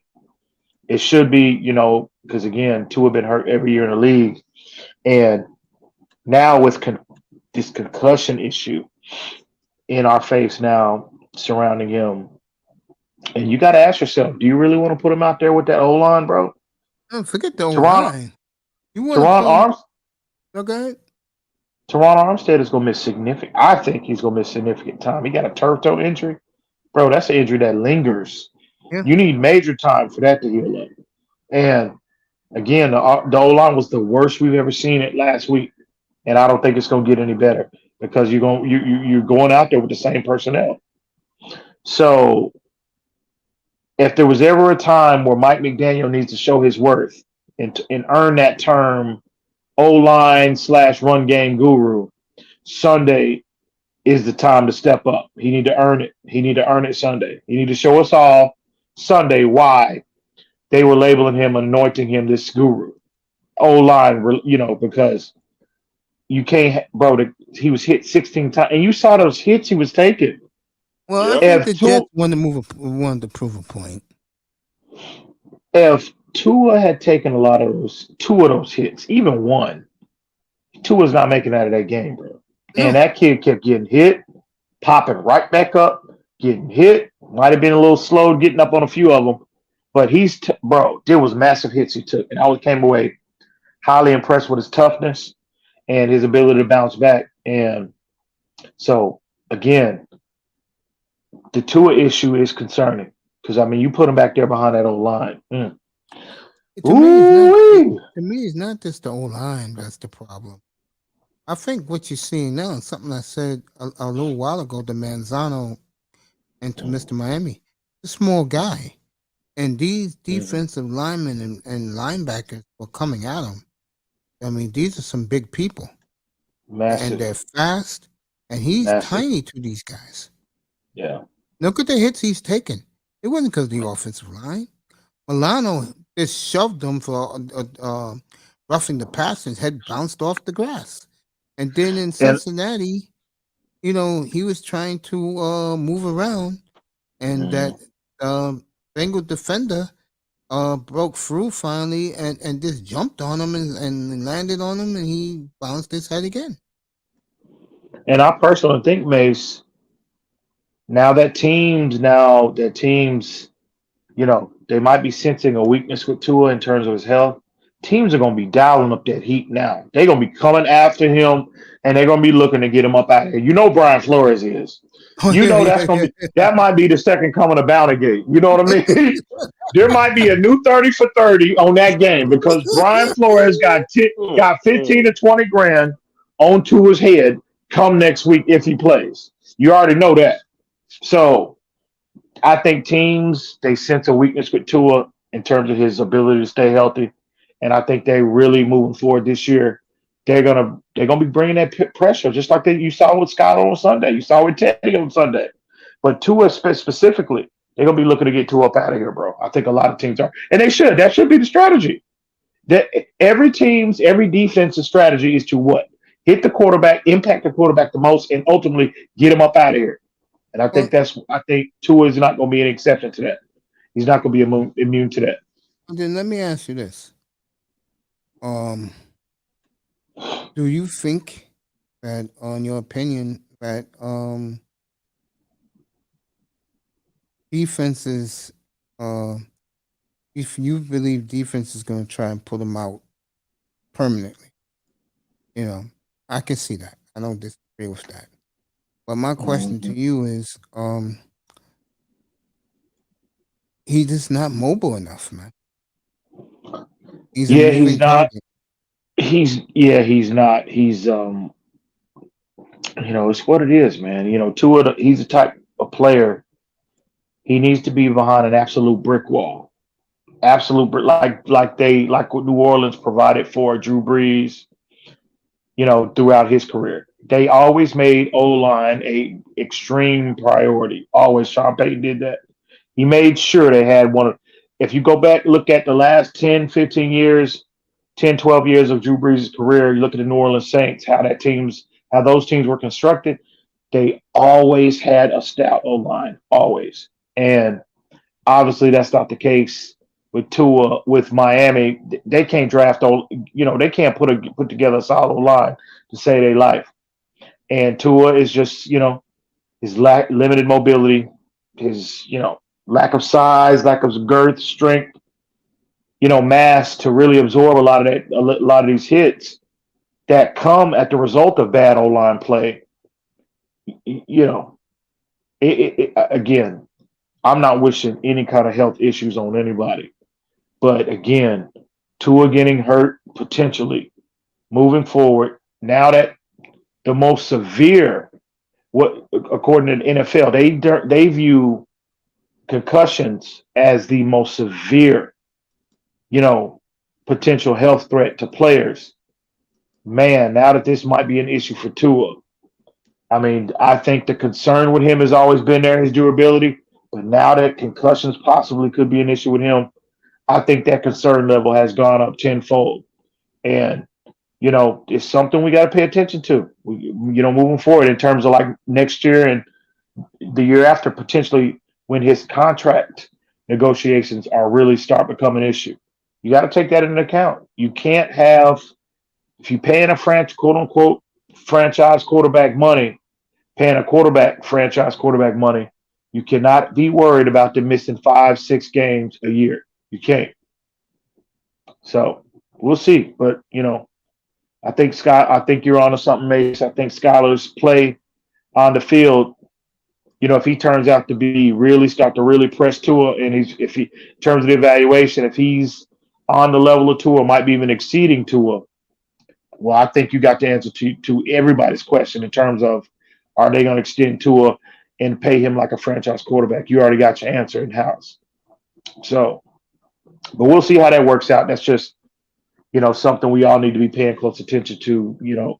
His contract is not going to be an issue until next year. So, but it's concerning, Mace.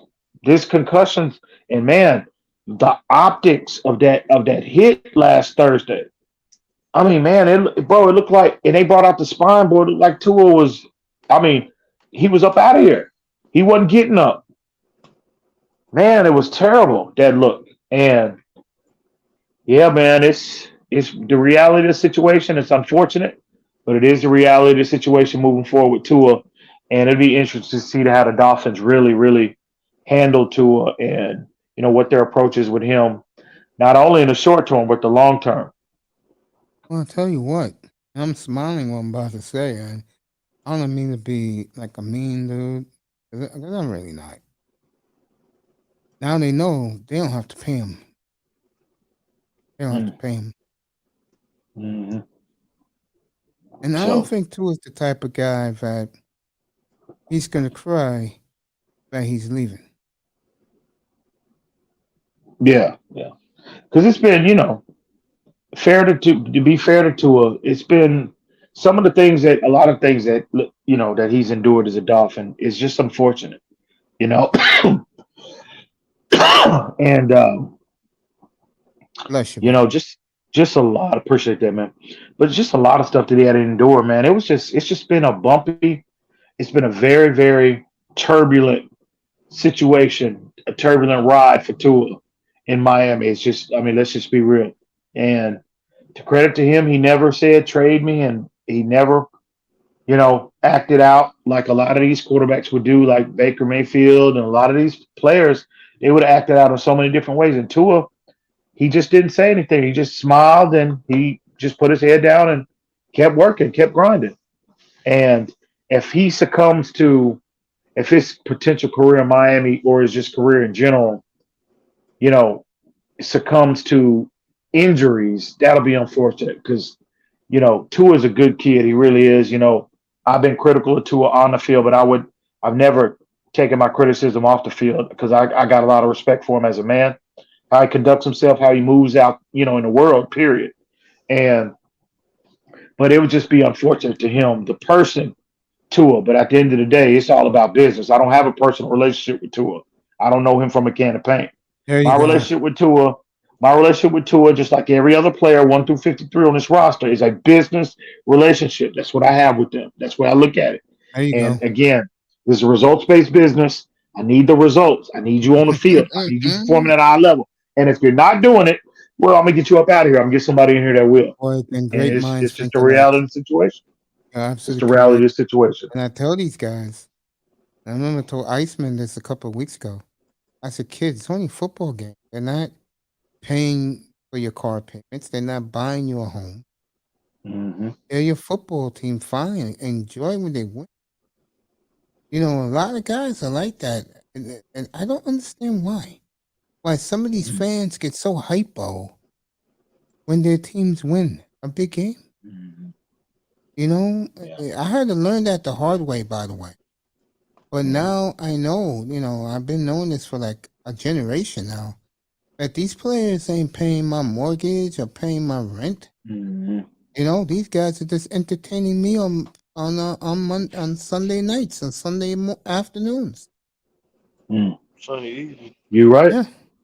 You right. And someone want to So ask you, because since I got you up here, you think if Pittsburgh loses this week, and I think they will lose to Tampa Bay this week, you think they'll show 1-5 Pittsburgh against Miami next Sunday night? You think they'll pull it? 1-6. man, I hope not.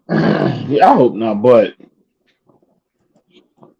I don't know. Miami still has if we're either 4-1 or even if we're 3-3, we still would be at 500.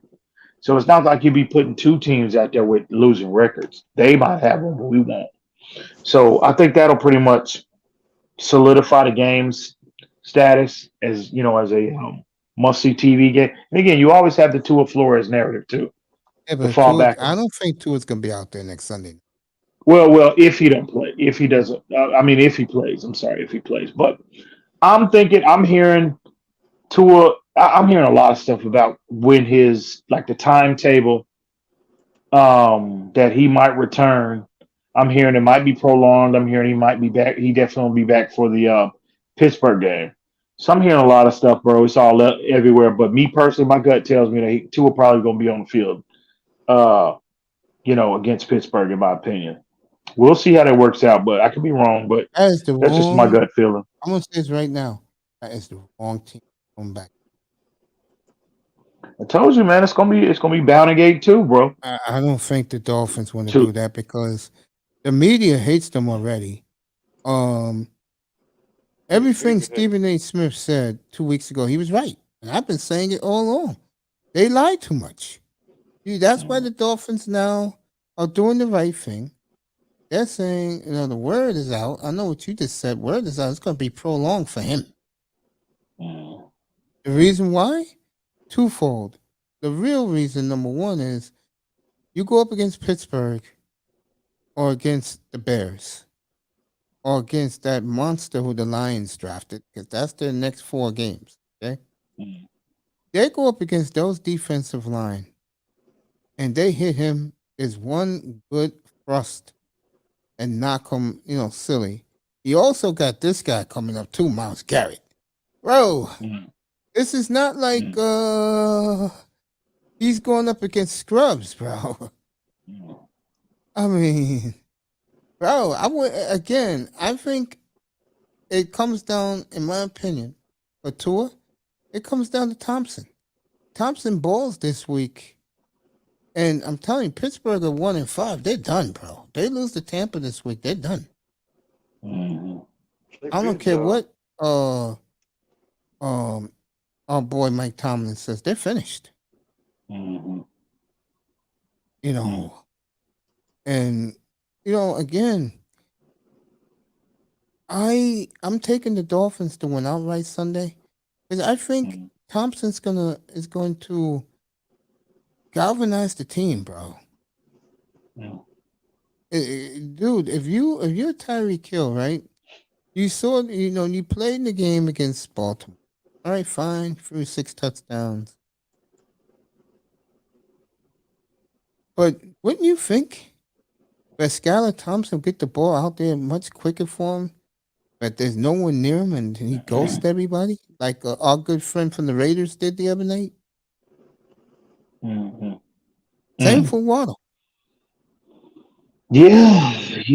I think the most part with Skyler, Tyreek and Waddle, because Waddle is nursing a groin injury apparently, and from what I heard, he shouldn't even be on the field. Man, everybody's so banged up, man. It's gonna be difficult for Skyler, man, to really, that's why I think me personally, that's why I keep focusing on this week. The running game. I agree. It's the run game, man. It's gonna be difficult for that kid. Yeah, it's gonna be difficult. Tyreek nursing injuries, Waddle's nursing injuries. We don't even want to get to the O-line. And man, it's just tough, bro. It's going to be a difficult task for any quarterback to really. Those are not ideal situations. That's not an ideal. Those aren't ideal conditions. You know what I mean for a quarterback. Period. Let alone rookie 7th round pick. So, but Skylar's a tough kid, and Mike McDaniels has, bro. He got the utmost of confidence in this kid for whatever reason. I don't know what he's shown him, but Well, again, you hear well, Mike McDaniels consistently talking about the level of confidence that not only him, but he always makes it a point to bring up the locker room having the utmost of confidence in Skyler. So we got to see it manifest itself on the field, and we got to see it translate. But this, he's got a lot of confidence. The organization has a lot of confidence, I should say, in this kid. the arm strength alone gets you tantalizing about him. Mm-hmm. I mean, when the balls was popping off these players' shoulder pads, you heard the pop. Yeah. Yep. And Phil Simms and Boomer Esiason halftime of that game, they said for a 7th-round pick, the one thing they was impressed with him is he looks very comfortable out there. He looked like he belonged. That's Mm-hmm. coming from those two. Mm-hmm. And again, he didn't play as we want. Obviously, you want more production from him. But if that's the worst he's going to play, especially considering the circumstances, Skylar has all the ability in the world, all the ability in the world to be whatever level of player that he wants to be. It's entirely up to him. And again, I just think he was way underdrafted, and he should have been. If you go by his college career, numbers, combine testing, and all of that, he should have been in between late second, third, definitely a 3rd-round pick, in my opinion. I think he's a talent-wise, I think he's a late 1st-round pick. Talent, just if you're going on pure talent, I think his arm strength, his mobility, and all that from a physical perspective should have warranted a late 1st-round pick, but he came from Kansas State.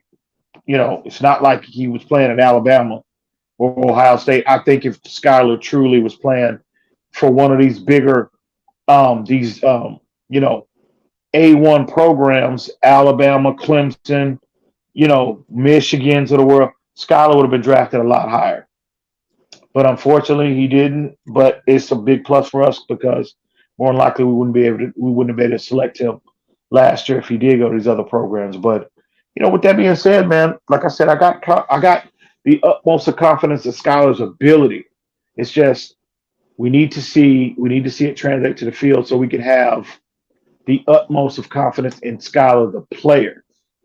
And we'll see, bro. We'll see. But I can't wait to see how he performs on Sunday. I just wish, we wasn't dealing with all these injuries, you know what I mean, to the O-line, to the skill position players. I just, but, we'll see how he responds on Sunday. Yeah, exactly. That's why I tell everybody I'm excited that we're going to see this kid play on Sunday, but I am tempering my expectations. Because if he flops, then you're going to have to go back to either Tua or Bridgewater next week. And that, that's not a bad thing. That's why I was moving. We had this conversation earlier about who would you start? Would you start Teddy? Would you start Skylar? Me personally, I would have prepared Scott. I think Mike McDaniels, the way he handled the situation, exactly what I would have done. Because if you prepare him all week as the guy with the starters, even if he gets to Sunday and he struggles, well, you always have the fallback plan in Teddy. Teddy is who he is. That's what Teddy has been. Teddy was brought here for the exact same situation, this exact same scenario. So Teddy's been there, done that. That's not an issue for Teddy. So put Skylar out there, the player that you clearly believe has higher upside than Teddy. I believe he's got higher upside than Teddy. Put him out there, see how he responds. If he does, it's a win. If he doesn't, if he starts to look more like a rookie, well, you always have a fallback plan in Teddy. And Skylar, sits down and continues to learn like he should. But just put him out there, see what we have, Skylar might catch fire and look more like the player we saw in the preseason. If he does, that is when the panic button will go off in terms of Tua's long-term status as a Miami Dolphin, in my opinion. I totally agree. Can't argue with that.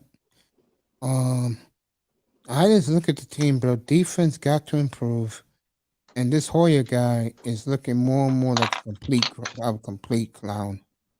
Josh, As boy, a he got to quarter. go. Mm. I mean, this defense is too good to be 30th. hmm But I think Mace, Josh Boyer. I'm gonna reserve. I know he's under extreme criticism right now, and I'm not saying it's not warranted. But me personally, if you look at the trajectory of the defense the last 2 years, now three, the first 5 games, the defense has struggled mightily. They struggled to a great degree in each of the last 2 seasons. So I went back and looked. I went back and remembered and looked up some information. Why? Why did the defense these last 3 years have gotten off the slow starts? Well, I think obviously there was a common thread between each one of those seasons. Guess what? Xavier Howard was hurt early in each of the last 3 seasons. He was hampered by knee or groin injuries, right? The last 3 years. Last year, Raekwon Davis and Byron Jones was hurt in addition to Xavier Howard. We were told last year that Byron or X shouldn't even been on the field. And if you look at them 3 players, that's the foundation of everything you want to do defensively, everything. And so now Boyer has to deal with no Byron Jones. Raekwon has been seriously underwhelming. I don't know what's going on with Raekwon. Maybe he's nursing something or what, but he's been a disappointment this year to this point. And obviously Xavier Howard has been hurt all year and he didn't play last week. So again, the foundation of what you want to do defensively is compromised. So now Boyer has to somewhat alter his philosophy, you know what I mean, to fit more of the talent that's available to him now. And again, he's got to overcompensate for the lack of ability that you got in the secondary, in particular at the cornerback position. You have to overcompensate for that because you can't just line up and have that same aggressive approach when you don't have players that can cover consistently like Byron Jones and Xavier Howard. You can't do that. So if you're in a situation like that, if you're Josh Boyer, of course the defense is going to suffer. That's just a fact. That's just how the structure has been in place the last 3 years. They struggled on the Brian floors in the first 5 games. But what happened? The second half of the season, they got better from a health standpoint. And then the last part of the season, midway through the second half of the season, the last part of the season, they took off and started performing at an elite level. So I think we're on that same trajectory right now. It's just we need to give it time, get players back healthy, and then if the defense is still not where it needs to be and it's still underwhelming, well, then you can critique Boyer all day, every day, all day long. But as of right now, for me, I'm not willing to go there yet with Boyer because I know the hand has been dealt to him from an injury standpoint. So we'll see. Hopefully, X is going to play Sunday. I don't know about Yeah. Jones. They said X is playing Sunday. So you definitely see Howard out there, folks. I yeah, know but you it. got Yeah, go ahead. you got to wonder though, Mace. I mean, what percentage is he going to be? He's going to be 50. He's going to be 60% of himself. I mean, he ain't going to be completely healthy. And then on top of that, you got that monster Justin Jefferson coming into town. Absolute monster, bro. So I'm glad to see Xavier Howard out there, but I think the expectation that he's, from a fan base perspective, is he going to be completely healthy? I don't think that's going to be the case. He's going to be compromised. He's going to give it, X is a baller. He's a dog, bro. He's going to be out. If he can be on the field, he's going to be on the field and he's going to give it his all. But again, it's just concerning that he won't be 100% of himself and he's potentially going up against that monster and Justin Jefferson. That makes me a little nervous this week, bro. Should be a good one Sunday. I just think that I I don't know. I just get a good feeling about Thompson. I get a good feeling about the team.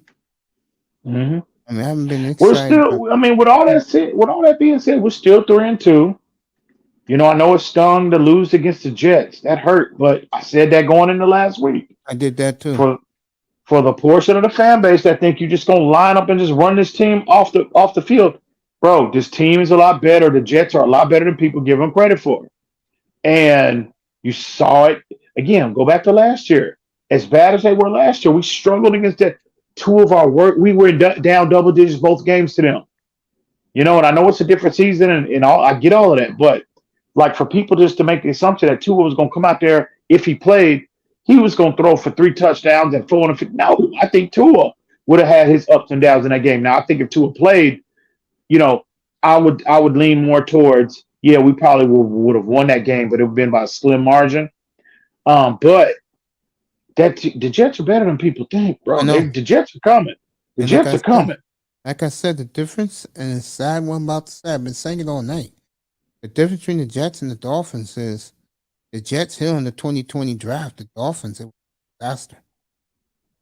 Mm. And now you got a quarterback that's brittle with head problems, with concussion problems, bro. Mm-hmm. I mean, damn, I'm my competitor to Troy Aikman. I didn't want to bring in the concussions. Mm-hmm. Yeah. Yeah, man. Tired, bro? We'll see, man. We'll see, Mace. It's gonna be interesting Sunday, though, bro. Get ready for San Antonio next Wednesday night, bro. We play on TV next Wednesday night? No, on TV. I get the NBA League Pass, so I'll see them in those brand new uniforms. Oh, yeah. That's right. Oh, those uniforms. Golden State, I saw Lonnie Walker. Man, it was killing me. I was watching Laker game tonight. Lonnie Walker on that team was killing tonight, bro. He gonna help the Lakers tremendously, Mace. Did the Lakers Tremendously. win tonight? I'm not sure if they won, but bro, he was giving Minnesota the business, bro. Yeah, LeBron was killing too. All three of them, him, AD, and LeBron. But see, Lonnie Walker provides that athleticism that they don't necessarily have. If Lonnie Walker can just make up in his mind that he's gonna play defense, he will be a tremendous asset for the Lakers, bro. For what he I brings said the in. Lakers will win 20 more games. I like the moves they made. I think though, come playoff time, Patrick Beverly is going to be their biggest distraction. Mm-hmm. That's all he is the distraction. Yeah. You know what I'm saying? I ain't the biggest Pat Bev fan, man. Yeah, man. But yeah, Mace, we'll do this again, man. I know it's late when I hop in. Friday and Saturday I'm on, bro. Just pop on up, bro. That's what's up. We'll do that, and You'll see the thumbnail. It's gonna be funny when you see the thumbnail for Skylar Thompson. That's Sunday morning. You said. I'm gonna do it Friday night and Saturday night, bro. Oh, okay, cool. Oh yeah, well, I'll definitely make it out. I'll come out on Saturday. You, man. Hey, get some sleep. I'm going to That's sleep. What's up. You do the same, man, and it's always a pleasure to you. And salute to both y'all gentlemen. Thank you, man. Have a good night. Till next time. Till next time. Definitely all till right. next time. Be good. Good night, brother. Ian.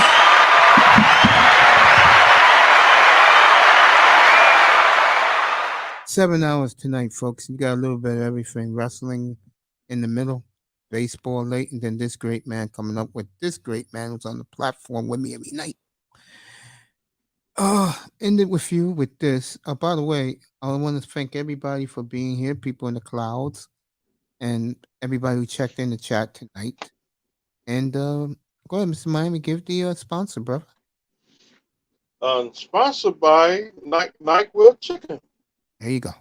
No sex, no drugs, no women. I will be back Friday night, 7:15 Eastern. We will break down the games of this week. There's 3 big games, in my opinion. Miami, with Skylar Thompson starting, they may have found their quarterback. We'll see. Against Kirk Cousins, Kansas City and Buffalo. We're going to see 2 teams go down this week. Denver Broncos, they're going to go down. Baltimore, they're going to go down. And we don't know about the team in Las Vegas. They might go down. And their season's over. And last but not least, the game everybody's waiting for, and I'll be up for it here Sunday night. Dallas at Philly. Big game. Dallas wins that game, folks. They control the AFC, NFC. Look at their schedule. After their bye next week, next 4 games against the NFC North. And then they play the Giants, and then 4 straight games against the AFC South. They're going to steamroll. And Buffalo, they might go down Sunday. I think Buffalo will lose Sunday too. I think Mahomes has got this shit on point. You know, we'll see. Yeah, the Chiefs. I like the Chiefs on Sunday. Chiefs are still pissed off when the Buffalo beat them bad. But they got them back in the playoffs last year, didn't they? Scored a field goal with 13 seconds left and went down the field to kick a field goal and then hit Kelsey at the end. You know? But Chiefs Buffalo blew Kansas City out. Yeah, that Sunday night game. Regular season. In Arrowhead too. But Buffalo, like I said, is a team on a mission, man. But they have to complete the mission. You know what I'm saying. Yeah, go ahead. I got Kansas City got beat Buffalo because I want my number 1 spot back. There you go. Again, Giants and Lamar here in New York. They want to put a pounding and send Lamar Jackson a loud message. You got the Dolphins and the Vikings. The debut of Skylar Thompson. I'm going to Miami that game. Buffalo and Kansas City. And then the night game, Dallas wins. They control the NFC. They should have home field, and then we'll take it from there. No sex, no drugs, no women. Good night from the Oasis. Everybody sleep well. There you go. Good night, everybody. Loves that song. I love it too. I was a little boy when that song was here. Good night, everybody. It's time for a new song. We want to. Oh, I got a new one for us. See you, everybody. I'll see you Friday night, 7:15 Eastern, 4:15 Pacific. Yeah, Coach, I'm gonna go and shut it down. There you go. I'm going to sleep. Good night, everybody. Yeah, man. So I'm gonna walk out the door.